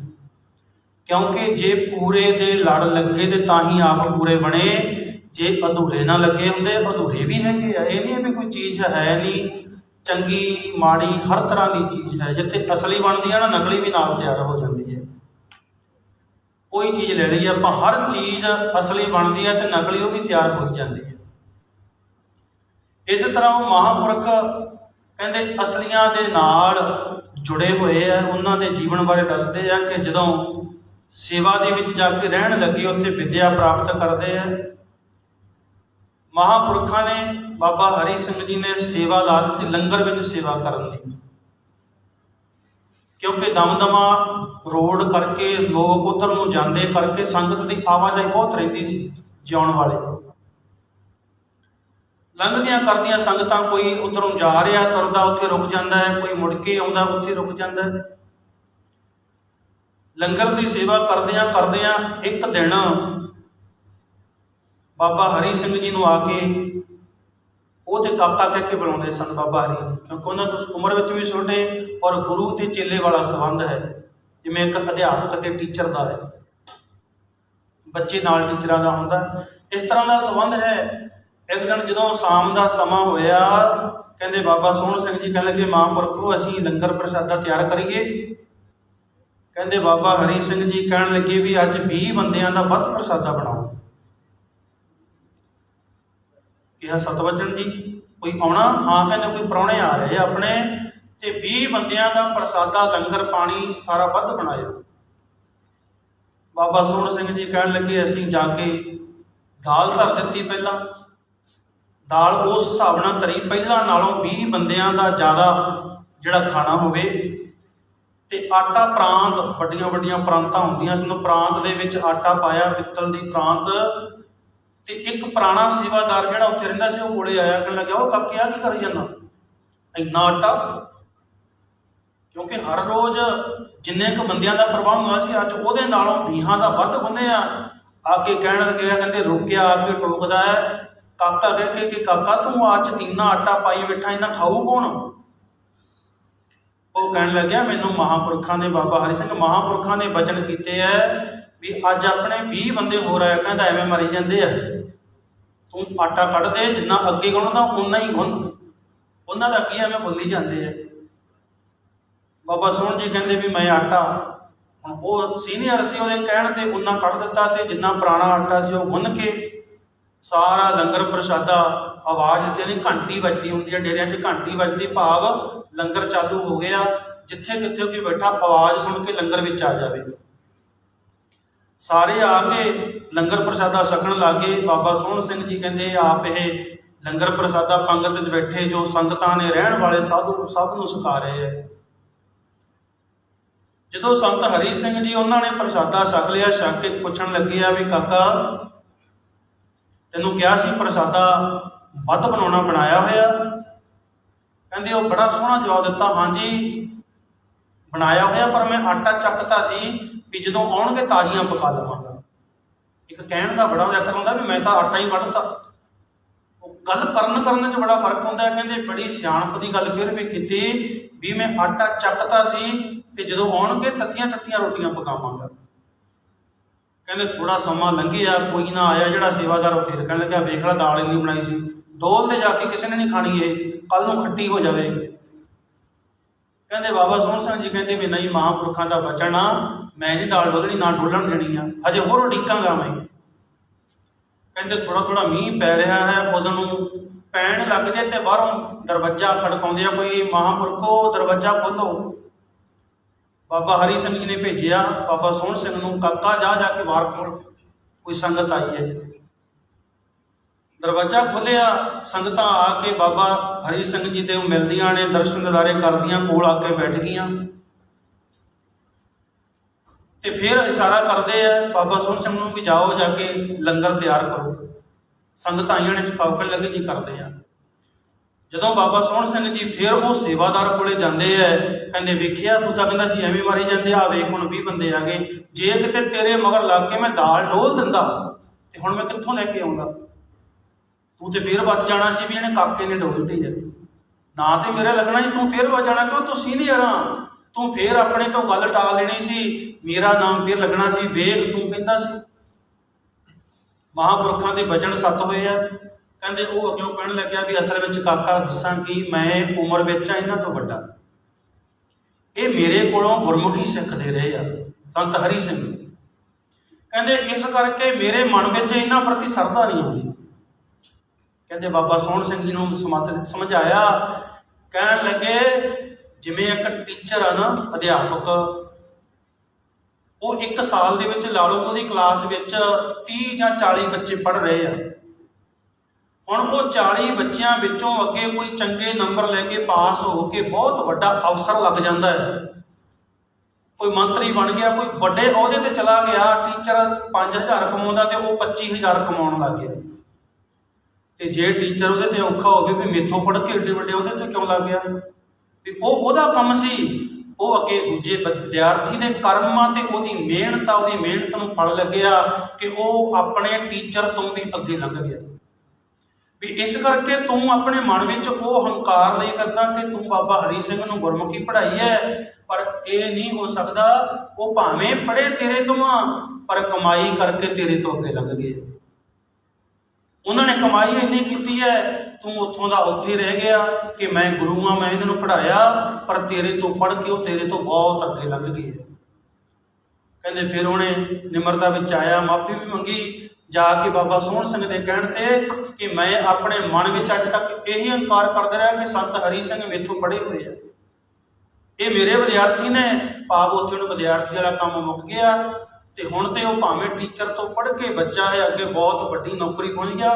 ਟੀਚਰ ਦੇ ਮਨ ਤਾਂ ਖੁਸ਼ੀ ਹੋਣੀ ਚਾਹੀਦੀ ਹੈ, ਮੇਥੋਂ ਸਿੱਖਿਆ ਹੋਇਆ ਅੱਜ ਕਿੱਥੇ ਚਲਾ ਗਿਆ। ਭਾਵ ਕਿ ਇਹੋ ਜਿਹਾ ਜੀਵਨ ਸੀ ਮਹਾਂਪੁਰਖਾਂ ਦਾ, ਬਾਬਾ ਸੋਹਣ ਸਿੰਘ ਦਾ। ਉਹ ਸਾਰੀ ਸੰਗਤ ਨੂੰ ਜਲ ਪਾਣੀ ਛਕਾਉਂਦੇ ਹੈ ਤੇ ਜਦੋਂ ਸੰਗਤ ਬੜੀ ਹੈਰਾਨ ਹੁੰਦੀ ਹੈ, ਬਾਬਾ ਸੋਹਣ ਸਿੰਘ ਜੀ ਦੱਸਦੇ ਹੈ ਵੀ ਭਾਈ ਤੁਹਾਡੇ ਆਉਣ ਤੋਂ ਪਹਿਲਾਂ ਮੈਂ ਦਾਲ ਪਾਣੀ ਜੋ ਸਾਰਾ ਤਿਆਰ ਕੀਤਾ ਹੋਇਆ। ਉਹ ਕਹਿੰਦੇ ਵੀ ਸਾਡਾ ਤਾਂ ਇੱਥੇ ਸੁਨੇਹਾ ਹੀ ਨਹੀਂ ਭੇਜਿਆ, ਨਾ ਕੋਈ ਸਾਡਾ ਬੰਦਾ ਮੂਹਰੇ ਆਇਆ ਔਰ ਨਾ ਸਾਡੇ ਕੋਈ ਕੋਲ ਦੀ ਲੰਘ ਕੇ ਆਇਆ, ਮਹਾਂਪੁਰਖਾਂ ਨੂੰ ਪਤਾ ਕਿਵੇਂ ਲੱਗ ਗਿਆ। ਕਹਿੰਦੇ ਬਾਬਾ ਸੋਹਣ ਸਿੰਘ ਜੀ ਨੇ ਜਾ ਕੇ ਫਿਰ ਪੁੱਛਿਆ ਸੰਤ ਹਰੀ ਸਿੰਘ ਨੂੰ ਵੀ ਮਹਾਂਪੁਰਖੋ ਇਹ ਗੱਲ ਦੀ ਮੈਨੂੰ ਸਮਝ ਨਹੀਂ ਲੱਗੀ ਵੀ ਤੁਹਾਨੂੰ ਨਾ ਕੋਈ ਬੰਦਾ ਮਿਲਣ ਆਇਆ, ਨਾ ਤੁਹਾਡੇ ਕੋਈ ਕੋਲ ਆਇਆ, ਤੇ ਤੁਹਾਨੂੰ ਕਿਵੇਂ ਪਤਾ ਲੱਗ ਗਿਆ ਕਿ ਉਹ 20 ਬੰਦੇ ਆ ਰਹੇ, ਉਹਨਾਂ ਦਾ ਪ੍ਰਸ਼ਾਦਾ ਪਹਿਲਾਂ ਹੀ 2-4 ਘੰਟੇ ਕਹਿੰਦਾ ਵੀ ਤਿਆਰ ਕਰਕੇ ਰੱਖੋ। ਕਹਿੰਦੇ ਬਾਬਾ ਹਰੀ ਸਿੰਘ ਜੀ ਨੇ ਸਮਝਾਇਆ ਬਾਬਾ ਸੋਹਣ ਸਿੰਘ ਨੂੰ, ਭਾਈ ਇਹ ਸਾਰੀਆਂ ਨਾਮ ਦੀਆਂ ਬਰਕਤਾਂ ਨੇ। ਜਦੋਂ ਬੰਦਾ ਨਾਮ ਨਾਲ ਜੁੜ ਜਾਂਦਾ, ਨਾਮ ਦੀ ਕਮਾਈ ਕਰਦਾ ਨਾ, ਇੱਕ ਅਵਸਥਾ ਇਹੋ ਜਿਹੀ ਆ ਜਾਂਦੀ ਹੈ ਜਿਹਨੂੰ ਉਹਨੂੰ ਅੱਗੇ ਪਿੱਛੇ ਦੀ ਸੋਝੀ ਆ ਜਾਂਦੀ ਹੈ। ਹੁਣ ਅਸੀਂ ਇੱਥੋਂ ਤੱਕ ਪਹੁੰਚੇ ਨਹੀਂ, ਇਸ ਕਰਕੇ ਸਾਨੂੰ ਲੱਗਦਾ ਵੀ ਉਹ ਵੀ ਝੂਠ ਬੋਲਦਾ। ਵੀ ਮਹਾਂਪੁਰਖ ਜਿਹੜੇ ਕਹਿੰਦੇ ਨਾ ਅਸੀਂ ਤੇਰਾ ਭਵਿੱਖ ਦੱਸਦੇ ਹਾਂ, ਕਮਾਈ ਵਾਲੇ, ਕੋਈ ਪੰਡਤਾਂ ਦੀ ਗੱਲ ਨਹੀਂ ਮੈਂ ਕਰ ਰਿਹਾ, ਕਿਸੇ ਹੱਥ ਦੇਖਣ ਵਾਲਿਆਂ ਦੀ, ਵੀ ਜਿਹੜਾ ਕਮਾਈ ਵਾਲਾ ਮਹਾਂਪੁਰਖ ਆ ਉਹ ਸਾਧ ਸੰਗਤ ਜੀ ਬੈਠਾ ਕਿਤੇ ਹੋਵੇ ਆਵੇ ਸਥਾਨ ਤੇ ਦੱਸ ਦੇਵੇਗਾ ਕਿੱਥੇ ਕੀ ਹੋਇਆ। ਇਸੇ ਤਰ੍ਹਾਂ ਬਾਬਾ ਹਰੀ ਸਿੰਘ ਜੀ ਨੇ ਬਾਬਾ ਸੋਹਣ ਸਿੰਘ ਨੂੰ ਸਮਝਾਇਆ। ਕਾਕਾ ਕਹਿ ਕੇ ਬੋਲਦੇ ਵੀ ਕਾਕਾ ਇਹ ਸਾਰੀਆਂ, ਇਹ ਕੋਈ ਮੇਰਾ ਕੋਈ ਜਾਦੂ ਟੂਣਾ ਨਹੀਂ ਹੈ, ਇਹ ਸ਼ਬਦ ਦੀ ਕਮਾਈ ਹੈ। ਜਿਨ੍ਹਾਂ ਨੇ ਸ਼ਬਦ ਦੀ ਕਮਾਈ ਕੀਤੀ ਹੈ ਉਹ ਸ਼ਬਦ ਦੇ ਵਿੱਚੋਂ ਹੀ ਇਹ ਸੋਝੀ ਆ ਜਾਂਦੀ ਹੈ। ਸ਼ਬਦ ਜਪਦਿਆਂ ਜਪਦਿਆਂ ਇੱਕ ਸਟੇਜ ਇਹੋ ਜਿਹੀ ਅਵਸਥਾ ਆ ਜਾਂਦੀ ਹੈ ਜਿੱਥੇ ਬੰਦੇ ਨੂੰ ਪਤਾ ਲੱਗਦਾ। ਜਿਵੇਂ ਆਪਾਂ ਬਾਬਾ ਬੁੱਢਾ ਜੀ ਦਾ ਜੀਵਨ ਪੜ੍ਹਦੇ ਹਾਂ, ਜਿੱਥੇ ਬਾਬਾ ਬੁੱਢਾ ਜੀ ਨੇ ਸਰੀਰ ਛੱਡਣਾ ਸੀ, ਗੁਰੂ ਹਰਗੋਬਿੰਦ ਸਾਹਿਬ ਮਹਾਰਾਜ ਜਦੋਂ ਗੁਰਤਾ ਗੱਦੀ ਤੇ ਬੈਠੇ ਹੈ, ਕੁਝ ਦਿਨ ਪਹਿਲਾਂ ਸੁਨੇਹਾ ਭੇਜਤਾ ਅੰਮ੍ਰਿਤਸਰ ਸਾਹਿਬ ਧਰਤੀ ਦੇ ਉੱਪਰ ਕਿ ਬਾਬਾ ਜੀ ਗੁਰੂ ਸਾਹਿਬ ਨੂੰ ਕਹੋ ਜਾ ਕੇ ਮੈਂ ਹੁਣ ਸਰੀਰ ਛੱਡਣਾ, ਮੇਰੇ ਕੋਲੇ ਆ ਜਾਣਾ, ਕਿ ਜਿੱਦਾਂ ਮੈਂ ਸਰੀਰ ਛੱਡਣਾ ਗੁਰੂ ਸਾਹਿਬ ਮੇਰੇ ਸਾਹਮਣੇ ਬੈਠੇ ਹੋਣ। ਹੁਣ ਜੇ ਬੰਦਾ ਬੱਚੇ ਵੀ ਆਏ ਉਹਨੂੰ ਕਿਵੇਂ ਪਤਾ ਲੱਗ ਗਿਆ? ਕਿਉਂਕਿ ਉਹ ਸਾਧ ਸੰਗਤ ਦੀ ਸੇਵਾ ਤੇ ਕਮਾਈ ਸੀ ਕਿ ਜਦੋਂ ਬਾਬਾ ਬੁੱਢਾ ਸਰੀਰ ਛੱਡਦਾ ਹੈ ਤੇ ਮੂਹਰੇ ਆ ਕੇ ਗੁਰੂ ਹਰਗੋਬਿੰਦ ਸਾਹਿਬ ਬਹਿ ਜਾਂਦੇ ਹੈ ਤੇ ਬਾਬਾ ਬੁੱਢਾ ਜੀ ਆਪ ਫਿਰ ਜਪਜੀ ਸਾਹਿਬ ਦਾ ਪਾਠ ਕਰਦੇ ਆ। 120-25 ਸਾਲ ਦੀ ਉਮਰ ਹੋ ਚੁੱਕੀ ਹੈ। ਪੜ੍ਹਦੇ ਆ ਜਦੋਂ ਅਖੀਰ ਤੇ ਆਉਂਦਾ, ਜਿਨੀ ਨਾਮ ਧਿਆਇਆ ਗਏ ਮਸਕਤ ਘਾਲ, ਨਾਨਕ ਤੇ ਮੁਖ ਉਜਲੇ ਕੀਤੀ ਛੁੱਟੀ ਨਾਲ, ਫਤਿਹ ਬੁਲਾ ਕੇ ਚਰਨਾਂ ਦੇ। ਇਸੇ ਤਰ੍ਹਾਂ ਬਾਬਾ ਹਰੀ ਸਿੰਘ ਜੀ ਬਾਬਾ ਸੋਹਣ ਸਿੰਘ ਨੂੰ ਸਮਝਾਉਂਦੇ ਹੈ ਵੀ ਇਹ ਇੱਕ ਅਵਸਥਾ, ਇੱਕ ਸਟੇਜ ਆ। ਜਦੋਂ ਬੰਦਾ ਉਹ ਨਾਮ ਦੀ ਪੜ੍ਹਾਈ ਕਰਦਾ, ਕਮਾਈ ਕਰਦਾ, ਉੱਥੋਂ ਤੱਕ ਪਹੁੰਚ ਜਾਂਦਾ ਹੈ ਤੇ ਉਹਨੂੰ ਪਤਾ ਲੱਗ ਜਾਂਦਾ ਵੀ ਇਹ ਸਟੇਜ ਕੀ ਹੈ। ਕਹਿੰਦੇ ਉਸ ਦਿਨ ਤੋਂ ਹੋਰ ਲੱਗਣ ਲੱਗ ਗਈ। ਬਾਬਾ ਸੋਹਣ ਸਿੰਘ ਜੀ ਕਹਿੰਦੇ ਮਹਾਂਪੁਰਖੋ ਬਾਬਾ ਜੀ ਕਿਰਪਾ ਕਰੋ, ਮੈਂ ਵੀ ਅਵਸਥਾ ਨੂੰ ਪਾਉਣਾ ਚਾਹਣਾ, ਕਿਰਪਾ ਕਰੋ, ਕਿਵੇਂ ਮੈਂ ਕਰ ਸਕਦਾ? ਕਹਿੰਦੇ ਬਾਬਾ ਹਰੀ ਸਿੰਘ ਜੀ ਨੇ ਫਿਰ ਸੀ ਤੇ ਪਹਿਲਾਂ ਬੜੇ ਨਿਪੁੰਨ ਵਿਦਿਆ ਦੇ ਵਿੱਚ, ਉਦੋਂ ਫਿਰ ਸਮਝਾਇਆ ਕਿ ਕਾਕਾ ਇਹ ਕੀ ਬੁਲਾਉਂਦੇ ਆਪਾਂ ਤਾਂ ਉਹ ਸ਼ਬਦ ਵਰਤ ਰਹੇ ਹਾਂ ਬਾਬਾ ਸੋਹਣ ਸਿੰਘ ਜੀ ਨੂੰ, ਵੀ ਤੂੰ ਇੱਕ ਨਾਮ ਦੀ ਕਮਾਈ ਕਰ, ਸਿਮਰਨ ਬਣ, ਸਿਮਰਨ ਕਰਨਾ ਵੀ ਇਕੱਲਾ ਬਹਿ ਕੇ ਇੱਕ ਸ਼ਬਦ ਲੈਣਾ, ਉਹਦਾ ਅਭਿਆਸ ਕਰੀ ਚੱਲ, ਔਰ ਆਪਣਾ ਧਿਆਨ ਕਿਸੇ ਵੀ ਗੁਰੂ ਗ੍ਰੰਥ ਸਾਹਿਬ ਦਾ ਧਿਆਨ ਧਰ ਲਾ ਮਨ ਦੇ ਵਿੱਚ। ਉਸ ਤਰ੍ਹਾਂ ਗੁਰੂ ਨਾਨਕ ਸਾਹਿਬ ਦੀ ਫੋਟੋ ਦਾ ਕੋਈ ਧਿਆਨ ਇੱਕ ਧਰ ਲਾ ਤਾਂ ਕਿ ਤੇਰਾ ਧਿਆਨ ਭਟਕੇ ਨਾ, ਇੱਧਰ ਉੱਧਰ ਨਾ ਜਾਵੇ। ਇੱਕ ਚੀਜ਼ ਆਪਣੇ ਅੰਦਰ ਵਸਾ ਕੇ ਉਹਦਾ ਧਿਆਨ ਧਰ ਕੇ ਸਿਮਰਨ ਕਰੀ ਚੱਲ। ਕਹਿੰਦੇ ਥੋੜੇ ਦਿਨ ਕੀਤਾ, ਮਨ ਨਾ ਲੱਗਿਆ। ਫਿਰ ਆ ਕੇ ਬੇਨਤੀ ਕੀਤੀ ਬਾਬਾ ਸੋਹਣ ਸਿੰਘ ਜੀ ਨੇ, ਕਹਿਣ ਲੱਗੇ ਵੀ ਬਾਬਾ ਜੀ ਮੈਂ ਬਹੁਤ ਕੋਸ਼ਿਸ਼ ਕਰਦਾ ਵੀ ਪਰ ਮਨ ਲੱਗਦਾ ਨਹੀਂ ਹੈ। ਦੁਨੀਆ ਦਾ ਬੜਾ ਰੌਲਾ ਰੱਪਾ ਬੋਲ ਚਾਲ ਰੌਲਾ ਪੈਂਦਾ ਵੀ ਮੈਥੋਂ ਕੀਤਾ ਨਹੀਂ ਜਾਂਦਾ। ਫਿਰ ਬਾਬਾ ਹਰੀ ਸਿੰਘ ਜੀ ਸਮਝਾਉਂਦੇ ਆ, ਕਹਿਣ ਲੱਗੇ ਕਾਕਾ ਦੁਨੀਆ ਦਾ ਰੌਲਾ ਰੱਪਾ ਤਾਂ ਚੱਲਦਾ ਹੀ ਰਹਿਣਾ, ਇਹ ਨਹੀਂ ਮੁੱਕਦਾ। ਇਹ ਨਾ ਮੁੱਕਿਆ ਤੇ ਨਾ ਮੁੱਕਣਾ, ਇਹ ਤਾਂ ਇਹਨਾਂ ਦੇ ਵਿੱਚ ਰਹਿੰਦਿਆਂ ਹੋਇਆਂ ਜਿਵੇਂ ਨਹੀਂ ਕਮਲ ਦਾ ਫੁੱਲ ਗੰਦਗੀ ਦੇ ਵਿੱਚੋਂ ਨਿਕਲ ਕੇ ਆਪਣੀ ਵੱਖਰੀ ਪਹਿਚਾਣ ਬਣਾ ਲੈਂਦਾ ਹੈ। ਜੜ੍ਹਾਂ ਉਹਦੀਆਂ ਗਾਰੇ ਵਿੱਚ ਹੀ ਹੁੰਦੀਆਂ ਨੇ, ਜਿੱਥੇ ਮੱਛੀਆਂ ਕੀੜੇ ਮਕੌੜੇ ਨੇ ਆਇਆ ਉਹਨਾਂ ਦੇ ਵਿੱਚੋਂ ਹੀ ਆ, ਪਰ ਆਪਣੀ ਇੱਕ ਵੱਖਰੀ ਹਸਤੀ ਬਣਾ ਲਈ, ਉਹਨਾਂ ਵਿੱਚ ਰਹਿੰਦਾ ਹੋਇਆ ਵੀ ਆਪ ਵੱਖਰਾ ਹੋ ਗਿਆ। ਕਹਿੰਦੇ ਇਉਂ ਦੁਨੀਆ ਦਾ ਰੌਲਾ ਰੱਪਾ ਹੀ ਨਹੀਂ ਮੁੱਕਦਾ, ਦੁਨੀਆ ਦੇ ਝਮੇਲੇ ਚੱਲਦੇ ਰਹਿੰਦੇ ਨੇ। ਇਸ ਕਰਕੇ ਇਹਨਾਂ ਝਮੇਲਿਆਂ ਦੇ ਵਿੱਚੋਂ ਨਿਕਲ ਕੇ ਤੂੰ ਰਾਤ ਨੂੰ ਭਗਤੀ ਕਰਿਆ ਕਰ। ਰਾਤ ਨੂੰ ਕਿਸ ਵੇਲੇ ਭਗਤੀ ਕਰਾਂ? ਇਹ ਬਾਬਾ ਆਨੰਦ ਸਿੰਘ ਜੀ ਦਾ ਵਚਨ ਹੁੰਦਾ ਹੈ। ਉਹਨਾਂ ਨੇ ਨਾ ਆਪਣੇ ਦਿਨ ਤੇ ਰਾਤ ਦੇ 8 ਪਹਿਰ ਆ, 4 ਪਹਿਰਾਂ ਦੀ ਰਾਤ ਆ, 4 ਪਹਿਰਾਂ ਦਾ ਦਿਨ ਆ। 8 ਪਹਿਰਾਂ ਦੇ 12 ਘੰਟੇ ਬਣਦੇ ਆ, 8 ਪਹਿਰਾਂ ਦੇ 24 ਘੰਟੇ ਬਣ ਜਾਂਦੇ ਆ। ਉਹਦਾ ਹਾਫ ਹੋ ਗਿਆ 12 ਘੰਟੇ, ਭਾਵ 12 12 24 ਦੋ ਹਿੱਸਿਆਂ 'ਚ ਵੰਡਿਆ ਗਿਆ ਨੂੰ। ਤੇ ਪਹਿਰਾਂ ਦੇ ਹਿਸਾਬ ਨਾਲ ਉਹਨੂੰ ਵੰਡਦੇ ਆ 8 ਰਾਤ ਦੇ 8 ਦਿਨ ਦੇ। ਔਰ ਉਹਦੀ ਸ਼ੁਰੂਆਤ ਹੁੰਦੀ ਹੈ ਇਹ ਸਵੇਰ ਦੇ 6 ਵਜੇ ਤੋਂ ਲੈ ਕੇ 9 ਵਜੇ ਤੱਕ ਪਹਿਲਾ ਪਹਿਰ ਹੋ ਗਿਆ। 6 7 8 9 ਤੱਕ 3 ਘੰਟਿਆਂ ਦਾ ਇੱਕ ਪਹਿਰ ਆ। 6 ਤੋਂ 9 ਤੱਕ ਇੱਕ ਪਹਿਰ ਹੋ ਗਿਆ, 9 ਤੋਂ 12 ਤੱਕ ਦੂਜਾ ਪਹਿਰ ਹੋ ਗਿਆ, 12 ਤੋਂ 3 ਤੱਕ ਤੀਜਾ ਪਹਿਰ, 3 ਤੋਂ 6 ਤੱਕ, ਫਿਰ 6 ਤੋਂ ਚੱਲਿਆ ਸੀ 6 ਤੇ ਆ ਕੇ ਫਿਰ ਖੜ ਗਿਆ ਰਾਮ ਸ਼ਾਮ ਦੇ, ਭਾਵ ਸਵੇਰ ਦੇ 6 ਤੋਂ ਸ਼ਾਮ ਦੇ 6 ਤੱਕ 3 ਪਹਿਰ ਦੇ ਵਿੱਚ ਵੰਡ ਕੇ 4 ਪਹਿਰ ਪੂਰੇ ਹੋ ਗਏ।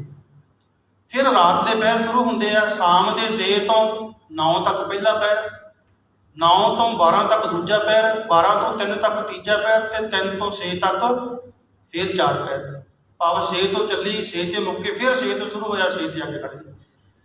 ਹੁਣ ਉੱਥੇ ਸਮਝਾਏ ਰਹੇ ਨੇ ਵੀ ਜਿਹੜੇ ਰਾਤ ਦੇ 4 ਪਹਿਰ ਨੇ, ਬਾਬਾ ਜੀ ਦੇ ਬਚਨ ਹੁੰਦੇ ਸੀ, ਕਹਿੰਦੇ ਪਹਿਲੇ ਪਹਿਰੇ ਹਰ ਕੋਈ ਜਾਗੇ, ਦੂਜੇ ਪਹਿਰੇ ਭੋਗੀ, ਤੀਜੇ ਪਹਿਰੇ ਤਸਕਰ ਜਾਗੇ, ਚੌਥੇ ਪਹਿਰੇ ਜੋਗੀ।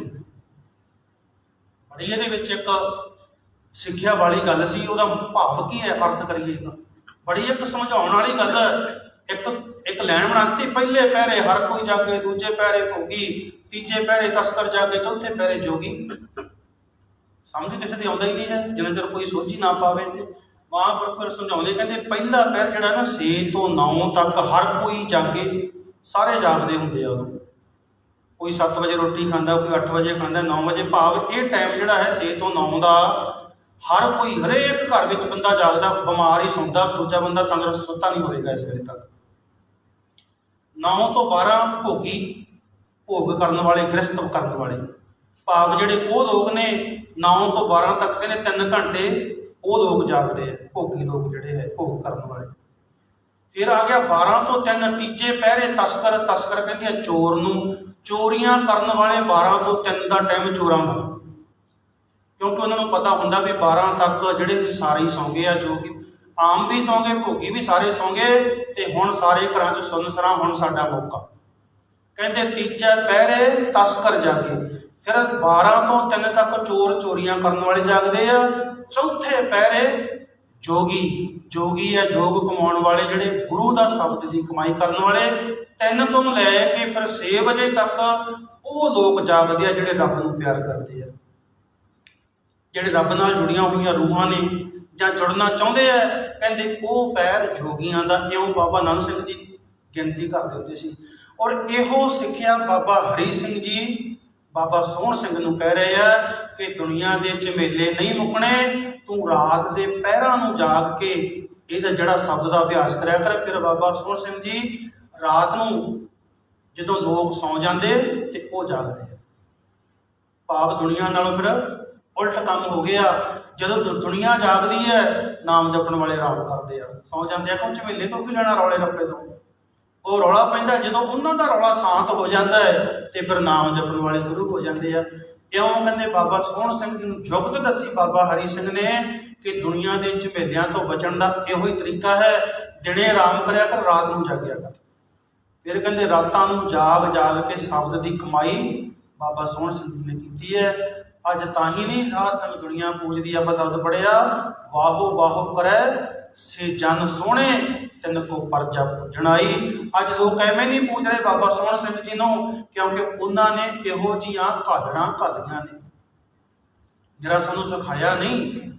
ਜਿਵੇਂ ਸਾਡੇ ਵਰਗੇ ਵੀ ਪੜ੍ਹ ਪੜ੍ਹ ਕੇ ਸੋਨੂੰ ਹੀ ਦੱਸ ਰਹੇ ਆ, ਆਪ ਕੁਛ ਨਹੀਂ ਕਰਨਾ, ਤੁਸੀਂ ਆਮ ਕਰੋ, ਤੁਸੀਂ ਐਂ ਕਰੋ, ਅਸੀਂ ਕੁਛ ਨਹੀਂ ਕਰਨਾ। ਉਹ ਪਹਿਲਾਂ ਆਪ ਕਰਦੇ ਆ, ਆਪ ਕਰਕੇ ਉਹਦਾ ਰਿਜ਼ਲਟ ਕੀ ਨਿਕਲਦਾ ਫਿਰ ਦੱਸਦੇ ਆ। ਇਸੇ ਕਰਕੇ ਪੂਰਨ ਮਹਾਂਪੁਰਖ ਦਾ ਕਿਹਾ ਹੋਇਆ ਵਚਨ ਸਾਡੇ ਤੇ ਅਸਰ ਕਰ ਜਾਂਦਾ। ਉਹ ਇੰਨਾ ਹੀ ਕਹਿ ਦੇਣਾ, ਕੋਈ ਨਹੀਂ ਗੁਰੂ ਭਲੀ ਕਰੇਗਾ, ਉਹਨੇ ਨਾਲ ਹੀ ਤੇਰਾ ਭਲਾ ਹੋ ਜਾਵੇਗਾ। ਕਿਉਂਕਿ ਉਹਨਾਂ ਦੇ ਰਸਨਾ ਬਾਣੀ ਵਿੱਚ ਆਉਂਦਾ ਕਿ ਪ੍ਰਭ ਜੀ ਵਸੇ ਸਾਧ ਕੀ ਰਸਨਾ। ਨਾਮ ਜਪਣ ਵਾਲਿਆਂ ਦੀ ਰਸਨਾ ਦੇ ਉੱਪਰ ਗੁਰੂ ਦਾ ਵਾਸਾ ਹੋ ਜਾਂਦਾ ਹੈ। ਉਹ ਜ਼ੁਬਾਨ ਵਿੱਚੋਂ, ਮੁਖ ਦੇ ਵਿੱਚੋਂ ਜੋ ਵਚਨ ਕਰਦੇ ਨੇ ਤੇ ਵਚਨ ਸਾਡੇ ਜ਼ਿੰਦਗੀ 'ਚ ਸੱਤ ਹੋ ਜਾਂਦਾ ਹੈ। ਇਸ ਕਰਕੇ ਸਾਧ ਸੰਗਤ ਜੀ ਇਹ ਜੇ ਮਹਾਂਪੁਰਖਾਂ ਦੀ ਸੰਗਤ ਕਰਦੇ ਤੇ ਉਹਦਾ ਫਲ ਚੰਗਾ ਹੀ ਮਿਲਦਾ ਹੈ, ਉਹਦਾ ਫਲ ਭਲਾ ਹੀ ਮਿਲਦਾ ਹੈ। ਬਾਬਾ ਨਾਨਕ ਸਿੰਘ ਜੀ ਦਾ ਵਚਨ ਹੁੰਦਾ ਸੀ, ਇਹ ਸੁਣਾ ਕੇ ਤੁਹਾਡਾ ਟਾਈਮ ਹੋ ਚੁੱਕਿਆ ਹੈ। ਉਹਨਾਂ ਦਾ ਵਚਨ ਹੁੰਦਾ ਸੀ, ਕਹਿੰਦੇ ਸਾਨੂੰ ਜ਼ਿੰਦਗੀ ਵਿੱਚ ਪਹਿਲੀ ਗੱਲ ਤੇ ਕੋਈ ਸਹੀ ਅਸਲੀ ਸਾਧੂ ਮਿਲਦਾ ਨਹੀਂ, ਕਿਉਂਕਿ ਉਹਨਾਂ ਦੀ ਗਿਣਤੀ ਮਹਾਰਾਜ ਬਾਣੀ ਵਿੱਚ ਕਹਿੰਦੇ ਨੇ ਵੀ ਕੋਟਣ ਮੈਂ ਕੋ, ਉਹ ਕਰੋੜਾਂ 'ਚ ਕੋਈ ਹੁੰਦੇ ਆ ਜਿਹੜੇ ਰੱਬ ਨਾਲ ਇੱਕ ਮਿੱਕ ਹੋਇਆ। ਹਰ ਹਰ ਜਨ ਦੋਏ ਏਕ ਹੈ, ਜਿਹੜੇ ਇੱਕ ਹੋ ਚੁੱਕੇ ਆ। ਕਹਿੰਦੇ ਪਹਿਲੀ ਗੱਲ ਤੇ ਸਾਨੂੰ ਮਿਲਦਾ ਨਹੀਂ, ਜੇ ਮਿਲ ਵੀ ਜਾਵੇ ਤੇ ਸਾਤੋਂ ਪਹਿਚਾਨਿਆ ਨਹੀਂ ਜਾਂਦਾ, ਅਸੀਂ ਨਹੀਂ ਪਹਿਚਾਣਦੇ। ਬਾਬਾ ਜੀ ਦੇ ਵੀ ਜੀਵਨ ਵਿੱਚ ਆਮ ਲੋਕਾਂ ਸੁਣਿਆ ਵੀ ਉਦੋਂ ਵੀ ਬੜੇ ਸੀ ਜਿਨ੍ਹਾਂ ਨੇ ਵਿਰੋਧ ਵੀ ਕੀਤਾ। ਕਿਉਂਕਿ ਉਹਨਾਂ ਦੀ ਅੱਖ ਨੇ ਪਹਿਚਾਣਿਆ ਨਹੀਂ ਵੀ ਕੌਣ ਆ, ਤੇ ਅੱਜ ਵਰਸੀਆਂ ਮਨਾ ਰਹੇ ਆ। ਕਿਉਂਕਿ ਉਹਨਾਂ ਦੇ ਜਾਣ ਤੋਂ ਬਾਅਦ ਚੰਗਿਆਈਆਂ ਸਾਹਮਣੇ ਆਈਆਂ, ਜਿਉਂਦਿਆਂ ਦੀ ਕਦਰ ਨਾ ਜਿਨ੍ਹਾਂ ਨੇ ਪਾਈ, ਹੁਣ ਵਰਸੀਆਂ ਮਨਾ ਰਹੇ। ਪਰ ਉਹ ਅੱਖਾਂ ਜਿਨ੍ਹਾਂ ਨੇ ਪਹਿਚਾਣ ਲਿਆ, ਉਹਨਾਂ ਨੇ ਉਦੋਂ ਵੀ ਲਾਹਾ ਕੱਟਿਆ ਤੇ ਅੱਜ ਵੀ ਲਾਹਾ ਕੱਟਿਆ। ਤਾਂ ਕਹਿੰਦੇ ਪਹਿਲੀ ਗੱਲ ਤੇ ਸਾਨੂੰ ਪੂਰਨ ਸਾਧੂ ਮਿਲਦਾ ਨਹੀਂ, ਮਿਲ ਜਾਵੇ ਤੇ ਸਾਡੀਆਂ ਅੱਖਾਂ ਪਹਿਚਾਣਦੀਆਂ ਨਹੀਂ ਉਹਨੂੰ। ਜੇ ਪਹਿਚਾਣ ਵੀ ਲੈਣ, ਜੋ ਕੁਝ ਸਾਧੂ ਸਾਨੂੰ ਦੇਣਾ ਚਾਹੁੰਦਾ ਸਾਡੇ ਤੋਂ ਲਿਆ ਨਹੀਂ ਜਾਂਦਾ। ਅਸੀਂ ਕਿੱਥੇ ਖੜ ਜਾਂਦੇ ਆ ਵੀ ਬਾਬਾ ਸੋਹਣ ਸਿੰਘ ਜੀ ਵਰਗਾ ਮਹਾਂਪੁਰਖ ਘਰੇ ਆਇਆ ਹੋਵੇ, ਕੀ ਮੰਗਦੇ ਆ? ਮੁੰਡੇ ਦਾ ਰਿਸ਼ਤਾ ਹੋ ਜਾਏ, ਕੁੜੀ ਦਾ ਰਿਸ਼ਤਾ ਹੋ ਜਾਏ, ਇਹਦੀ ਨੌਕਰੀ ਚੰਗੀ ਮਿਲ ਜੇ, ਇੱਥੇ ਤੱਕ ਰਹਿ ਜਾਂਦੇ ਆ ਵੀ ਜਿਹੜੀ ਬਖਸ਼ਿਸ਼ ਉਹਨੇ ਦੇਣੀ ਹੁੰਦੀ ਆ ਉਹ ਸਾਡੇ ਤੋਂ ਲਈ ਨਹੀਂ ਜਾਂਦੀ। ਉਹਨੇ ਪਤਾ ਨਹੀਂ ਮਹਾਤਮਾ ਨੇ ਕੀ ਕੀ ਭੰਡਾਰੇ ਭਰ ਦੇਣੇ ਹੁੰਦੇ ਆ, ਅਸੀਂ ਨਿੱਕੀ ਜੀ ਜਗ੍ਹਾ ਤੇ ਰਹਿ ਜਾਂਦੇ ਆ। ਕੰਮਕਾਰ 'ਚ ਤਰੱਕੀ ਹੋ ਜਾਏ, ਆ ਮੁੰਡਾ ਐਂ ਹੋ ਜਾਏ, ਕੁੜੀਆਂ ਬਹੁਤ ਇਹੋ ਜਿਹੀਆਂ ਨਿੱਕੀਆਂ ਨਿੱਕੀਆਂ ਮੰਗਾਂ ਦੇ ਵਿੱਚ ਉਲਝ ਜਾਂਦੇ ਆ। ਤਾਂ ਉਹ ਕਹਿੰਦੇ ਵੀ ਜੋ ਕੁਝ ਮਹਾਤਮਾ ਸਾਨੂੰ ਦੇਣਾ ਸਨ ਸਾਡੇ ਤੋਂ ਲਿਆ ਨਹੀਂ ਜਾਂਦਾ। ਸੋ ਇਹੋ ਜਿਹੇ ਮਹਾਂਪੁਰਖ ਜਿਨ੍ਹਾਂ ਦੀ ਆਪਾਂ ਯਾਦ ਵਿੱਚ ਪਿਛਲੇ ਕਈ ਦਿਨਾਂ ਤੋਂ ਜੁੜਦੇ ਆ ਰਹੇ ਹਾਂ, ਧੰਨਤਾ ਦੇ ਯੋਗ ਹੋ ਸਾਰੇ, ਧੰਨਤਾ ਦੇ ਯੋਗ ਹੈ ਸਾਰੇ ਪ੍ਰਬੰਧਕ ਜਿਨ੍ਹਾਂ ਨੇ ਪ੍ਰਬੰਧ ਕੀਤਾ ਹੈ। ਇਹ ਇੱਕ ਜਰੀਆ ਬਣ ਗਿਆ। ਆਪਾਂ ਪਹਿਲਾਂ ਗੱਲ ਕੀਤੀ ਹੈ ਵੀ ਮਹਾਂਪੁਰਖਾਂ ਨੂੰ ਨਹੀਂ ਕਿਸੇ ਕੋਈ ਦਾ ਫਰਕ ਪੈਣਾ, ਤੁਸੀਂ ਆ ਜਾਓ ਨਾ ਆ ਜਾਓ, ਬਾਬਾ ਸੋਹਣ ਸਿੰਘ ਨੂੰ ਕੋਈ ਫਰਕ ਨਹੀਂ ਪੈਣਾ। ਉਹ ਤੇ ਰੱਬ ਦੇ ਬੰਦੇ ਸੀ, ਰੱਬ ਦੇ ਪਿਆਰੇ ਸੀ, ਤੇ ਉਹਨਾਂ ਵਿੱਚ ਤੇ ਰੱਬ ਦੇ ਫਰਕ ਹੀ ਕੋਈ ਨਹੀਂ ਸੀ। ਉਹਨਾਂ ਨੂੰ ਫਰਕ ਨਹੀਂ ਪੈਣਾ, ਨਾ ਉਹ ਬਾਅਦ ਘਾਟ ਕੋਈ ਹੈ ਨਹੀਂ ਹੈ, ਪਰ ਸਾਡੇ ਪੁੰਨ ਜ਼ਰੂਰ ਬਣ ਜਾਣਗੇ, ਸਾਡਾ ਭਲਾ ਜ਼ਰੂਰ ਹੋਵੇਗਾ। ਅਸੀਂ ਜਿੰਨੇ ਆਵਾਂਗੇ, ਅਸੀਂ ਕੋਈ ਨਾ ਕੋਈ ਸੇਵਾ ਕਰਾਂਗੇ, ਸੁਣਾਂਗੇ, ਸਾਡਾ ਭਲਾ ਜ਼ਰੂਰ ਹੋਵੇਗਾ।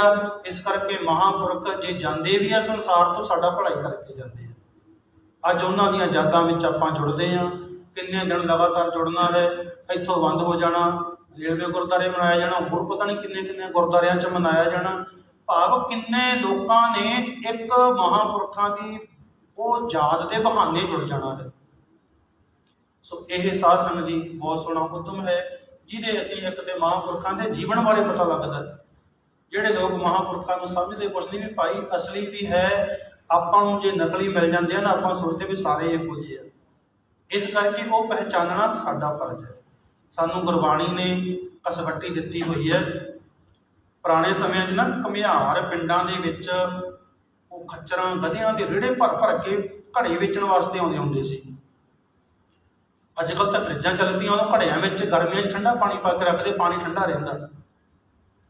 ਤੇ ਬਾਬਾ ਨੰਦ ਸਿੰਘ ਜੀ ਨੇ ਕਹਿਣਾ ਵੀ ਭਾਈ ਪਹਿਲੀ ਗੱਲ ਜਦੋਂ ਕਿਸੇ ਨੂੰ ਆਪਾਂ ਆਪਣਾ ਕੋਈ ਇਸ਼ਟ ਮੰਨਣਾ, ਆਪਣਾ ਮੰਨਣਾ ਹੈ ਕੁਛ ਵੀ ਦਾ ਸ਼ਾਂਤੀ ਮੰਨਣਾ, ਕਹਿੰਦੇ ਉਹਨੂੰ ਚੰਗੀ ਤਰ੍ਹਾਂ ਪਰਖ ਕੇ ਦੇਖ ਲਓ, ਆਪਣੀ ਪਰਖ ਲਾਵੋ, ਗੁਰਬਾਣੀ ਅਨੁਸਾਰ ਕਸਵੱਟੀ ਲਾਓ। ਜੇ ਪਰਖ ਵਿੱਚ ਪੂਰਾ ਉਤਰ ਗਿਆ ਤੇ ਦੁਬਾਰਾ ਉਹਦੀ ਨਿੰਦਾ ਨਾ ਕਰਿਓ। ਉਹ ਸਮਝਾਉਂਦੇ ਕਹਿੰਦੇ 2 ਆਨੇ ਦਾ ਕਿਸੇ ਮਾਈ ਨੇ ਘੜਾ ਲੈਣਾ ਹੁੰਦਾ ਨਾ, ਪਤਾ ਤੇ ਉਹ ਘੜਾ ਚੱਕ ਕੇ ਘੱਟਣਾ ਐ ਹੱਥ ਮਾਰਦੀਆਂ ਟਕ ਟਕ ਉਹ ਹੁੰਦੀ ਸੀ ਵੀ ਇਹਦੇ ਚ ਕਿਤੇ ਕੱਚਾ ਤਾਂ ਨਹੀਂ ਹੈ, ਇਹ ਪੱਕਾ। ਕਹਿੰਦੇ 2 ਪੈਸੇ ਦਾ ਖਰੀਦਣਾ ਹੁੰਦਾ ਘੜਾ, ਮਾਤਾ ਚੈੱਕ ਕਰਦੀ ਹੈ ਵੀ ਕੱਚਾ ਨਾ ਕਿਤੇ ਹੋਵੇ, ਕਿਉਂਕਿ ਕੱਚਿਆਂ ਦੇ ਲੜ ਲੱਗ ਕੇ ਡੁੱਬਦੀ ਹੈ। ਭਾਵੇਂ ਇਤਿਹਾਸ ਤਾਂ ਸਾਡਾ ਨਹੀਂ ਹੈ, 10ਵੇਂ ਗ੍ਰੰਥ ਵਿੱਚ ਵੀ ਹੁੰਦਾ ਵੀ ਸੋਹਣੀ ਨੂੰ ਇੱਕ ਦਿਨ ਕੱਚਾ ਮਿਲਿਆ ਸੀਗਾ ਉਹਦੀ ਜ਼ਿੰਦਗੀ ਵਿੱਚ। ਉਹ ਪੱਕੇ ਤੇ ਆਪਣੇ ਮਹਿਬੂਬ ਨੂੰ ਮਿਲਣ ਵਾਸਤੇ ਜਾਂਦੀ ਸੀ, ਚੜ੍ਹਾਉ ਨੂੰ ਪਾਰ ਕਰਕੇ ਇੱਕ ਦਿਨ ਜ਼ਿੰਦਗੀ 'ਚ ਕੱਚਾ ਮਿਲ ਗਿਆ ਘੜਾ ਤੇ ਉੱਧਰ ਡੁੱਬ ਗਈ। ਉਹ ਸਾਨੂੰ ਸਮਝਾਉਣ ਵਾਸਤੇ ਇੱਕ ਦਿੱਤੀ ਹੋਈ ਆ ਕਹਾਣੀ ਵੀ ਇਹ ਬੰਦਿਆ ਪੱਕੇ ਦੇ ਲੜ ਲੱਗ ਜਾ, ਜਿੱਦੇ ਕੱਚੇ ਨਾਲ ਲੜ ਗਿਆ ਕੱਚਾ ਵੀ ਡੁੱਬੂਗਾ ਤੈਨੂੰ ਵੀ ਡੁਬੋਏਗਾ। ਉਹ ਸੋਹਣੀ ਦਾ ਸਾਡੀ ਜ਼ਿੰਦਗੀ 'ਚ ਕੋਈ ਨਹੀਂ, ਉਹਦਾ ਜਿਹੜਾ 10ਵੇਂ ਪਾਤਸ਼ਾਹ ਨੇ ਦਿੱਤੇ ਆ ਚਰਿਤਰਾਂ ਦੇ ਵਿੱਚ ਇਹ ਸਮਝਾਇਆ ਵੀ ਦੇਖ ਜਿਵੇਂ ਸੋਹਣੀ ਨੂੰ ਸਾਰੀ ਜ਼ਿੰਦਗੀ ਪੱਕੇ ਨਾਲ ਲੱਗੀ ਰਹੀ ਤੇ ਤਰਦੀ ਰਹੀ ਹੈ, ਜਿੱਦੇ ਕੱਚੇ ਨਾਲ ਚੁੜ ਗਈ ਉਹਦੇ ਡੁੱਬ ਗਈ, ਉਹ ਵੀ ਡੁੱਬ ਗਿਆ ਤੈਨੂੰ ਵੀ ਡੁਬੋਤਾ। ਇਸੇ ਤਰ੍ਹਾਂ ਪੱਕੇ ਗੁਰੂ ਨਾਲ ਲੱਗ ਜਾ, ਪੱਕਾ ਆਪ ਵੀ ਤਰੇਗਾ ਤੈਨੂੰ ਵੀ ਤਰੇਗਾ। ਜਿੱਦੇ ਕੱਚੇ ਨਾਲ ਲੱਗ ਗਿਆ ਕੱਚਾ ਤਾਂ ਡੁੱਬਣਾ ਹੀ ਆ ਤੇ ਤੈਨੂੰ ਵੀ ਡੁੱਬ ਦੇਵੇਗਾ। ਇਸ ਕਰਕੇ ਆਓ ਸਾਧ ਸੰਗਤ ਜੀ, ਸਮਾਂ ਹੋ ਚੁੱਕਿਆ ਹੈ। ਆਪ ਸੰਗਤਾਂ ਦਾ, ਪ੍ਰਬੰਧਕਾਂ ਦਾ, ਸਾਰਿਆਂ ਦਾ ਬਹੁਤ ਬਹੁਤ ਧੰਨਵਾਦ ਹੈ। ਵੀਰ ਰਜਿੰਦਰ ਸਿੰਘ ਜਿਨ੍ਹਾਂ ਨੇ ਆਪ ਸੰਗਤਾਂ ਦੇ ਦਰਸ਼ਨ ਕਰਵਾ ਦਿੱਤੇ ਔਰ ਮਹਾਂਪੁਰਖਾਂ ਦੀ ਇਸ ਯਾਦ ਦੇ ਵਿੱਚ ਕੁਝ ਕੁ ਸਾਧ ਸੰਗਤ ਜੀ ਦਾਸ ਨੂੰ ਵੀ ਉਹਨਾਂ ਦੇ ਜੀਵਨ ਵਿੱਚੋਂ ਉਹਨਾਂ ਦਾ ਅੰਤ ਤੇ ਨਹੀਂ ਆਪਾਂ ਕੋਈ ਪਾ ਸਕਦੇ, ਥੋੜਾ ਜਿਹਾ ਕਿਣਤਾ ਮਾਤਰ ਤੁਹਾਡੇ ਨਾਲ ਸਾਂਝ ਪਾਈ ਹੈ। ਮਹਾਂਪੁਰਖਾਂ ਦਾ ਜੀਵਨ ਤਾਂ ਸਾਧ ਸੰਗਤ ਜੀ ਆਪਾਂ ਨਹੀਂ ਕਹਿ ਸਕਦੇ, ਬਾਣੀ ਉਹਦਾ ਜਵਾਬ ਦਿੰਦੀ ਹੈ।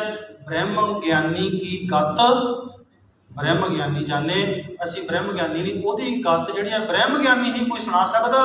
ਅਸੀਂ ਤਾਂ ਸਿਰਫ ਉਹਦੀ ਵਡਿਆਈ ਕਰ ਸਕਦੇ ਹਾਂ, ਕਿਣਤਾ ਕੁ ਮਾਤਰ ਆਪਾਂ ਵਡਿਆਈ ਕੀਤੀ ਹੈ ਉਹਨਾਂ ਦੀ, ਪਰ ਉਹਨਾਂ ਦਾ ਕੁਛ ਆਪਾਂ ਸੁਣਾ ਨਹੀਂ ਸਕਦੇ। ਆਪਾਂ ਬਾਹਰਲੀਆਂ ਗੱਲਾਂ ਕੀਤੀਆਂ, ਅੰਦਰ ਅਵਸਥਾ ਉਹਨਾਂ ਦੀ ਕੀ ਸੀ ਉਹਦੇ ਬਾਰੇ ਕੁਛ ਨਹੀਂ ਪਤਾ। ਕਿੰਨਾ ਕੁ ਰੱਬ ਨਾਲ ਪਿਆਰ ਕਰਦੇ ਸੀ, ਕਿੰਨਾ ਸਿਮਰਨ ਕਰਦੇ ਸੀ। ਇਸ ਕਰਕੇ ਉਹਨਾਂ ਦੀ ਗੱਤ ਤੇ ਉਹਨਾਂ ਵਰਗਾ ਹੀ ਹੋ ਕੇ ਕੋਈ ਸਮਝ ਸਕਦਾ ਹੈ। ਸੋ ਆਓ ਬੋਲਦਿਆਂ ਤੋਂ, ਵਿਚਾਰਾਂ ਕਰਦਿਆਂ ਤੋਂ ਬੇਅੰਤ ਵੱਧ ਘੱਟ ਬੋਲਿਆ ਜਾਂਦਾ, ਲਗਾ ਮਾਤਰਾ ਕੋਈ ਵੱਧ ਘੱਟ ਬੋਲੀਆਂ ਜਾਂਦੀਆਂ। ਗੁਰੂ ਗ੍ਰੰਥ ਸਾਹਿਬ ਮਹਾਰਾਜ ਸੰਗਤ ਬਖਸ਼ਣਯੋਗ ਹੈ। ਆਓ ਸਾਰੇ ਮਿਲ ਕੇ ਆਨੰਦ ਸਾਹਿਬ ਦੀਆਂ 6 ਪੌੜੀਆਂ ਦਾ ਜਾਪ, ਉਸ ਤੋਂ ਬਾਅਦ ਗੁਰੂ ਚਰਨਾਂ ਵਿੱਚ ਅਰਦਾਸ ਬੇਨਤੀ ਵਿੱਚ ਜੁੜਨਾ। ਰਾਮ ਕਲੀ ਮਹੱਲਾ ਤੀਜਾ। ਆਨੰਦ ਇੱਕ ਓੰਕਾਰ ਸਤਿਗੁਰ ਪ੍ਰਸਾਦ। ਆਨੰਦ ਪਾਇਆ ਮੇਰੀ ਮਾਏ, ਸਤਿਗੁਰੂ ਮੈਂ ਪਾਇਆ, ਸਤਿਗੁਰ ਤਾਂ ਪਾਇਆ।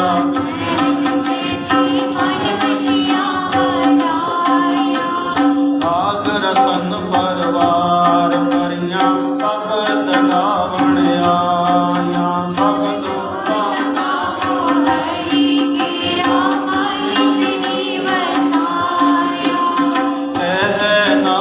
ਆਨੰਦ ਹੋਆ ਸਤਿਗੁਰੂ ਮੈਂ ਪਾਇਆ।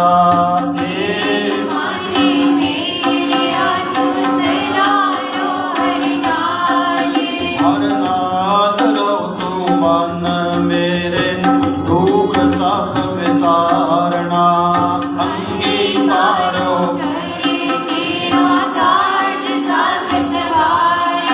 ਸਪਨਾ ਗਲਾਂ ਸਮਰੱਥ ਸੁਆਮੀ, ਸੋ ਕਿਉ ਮਨੋ ਵਿਸਾਰੇ।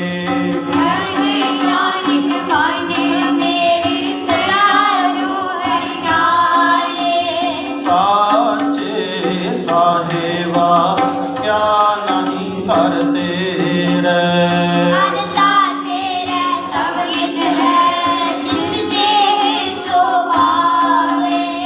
ਸਦਾ ਸਿਫਤ ਸਦਾ ਤੇਰੀ, ਨਾਮ ਮਨ ਵਸਾਵੇ। ਨਾਮ ਜਿਤ ਹੈ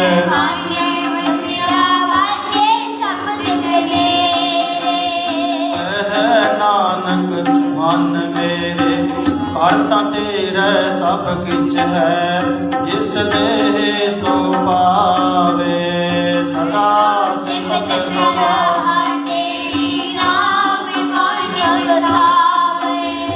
ਨਾਮ ਜਿਨ ਕੈ ਮਨ ਵਸਿਆ, ਵਾਚੀ ਸ਼ਬਦ ਕਨੇਰੇ।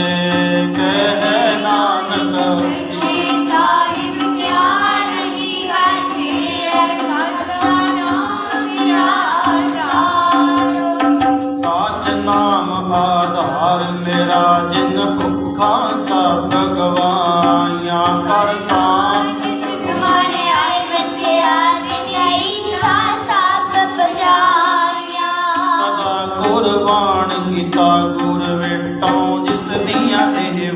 ਆਈਆਂ ਕਹਿ ਨਾਨਕ ਸੁਣੋ ਸੰਤੋ ਸ਼ਬਦ ਸਿਓ ਪਿਆਰੋ ਸਾਚਾ ਨਾਮ ਮੇਰਾ ਆਧਾਰੋ ਵਾਜੇ ਪੰਜ ਸ਼ਬਦ ਨਿਤ ਘਰ ਸਪਾਕੇ ਘਰ ਸਪਾਕੇ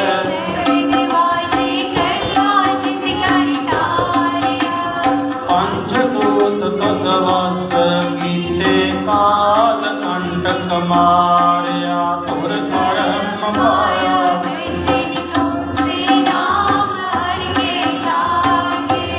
ਕਹਿ ਨਾਨਕ ਤੈ ਸੁਖ ਹੋਆ ਨਿਤ ਘਰ ਅਨਹਦ ਵਾਜੇ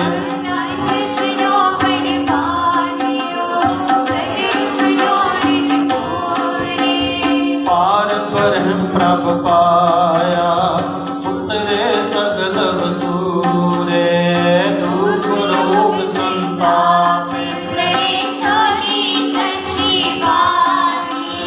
ਸੰਤ ਸਾਜਨ ਭਲੇ ਸਰਸੇ ਪੂਰੇ ਗੁਰ ਤੇ ਜਾਣੀ ਸੁਣਤੇ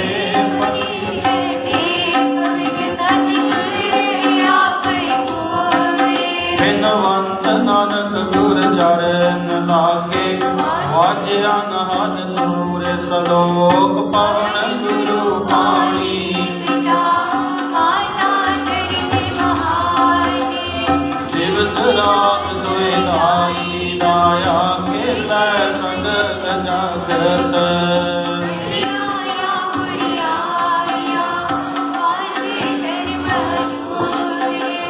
ਕਰਮੀ ਆਪੋ ਆਪਣੀ ਕੇ ਨੇੜੇ ਕੇ ਦੂਰ ਜਿਨੀ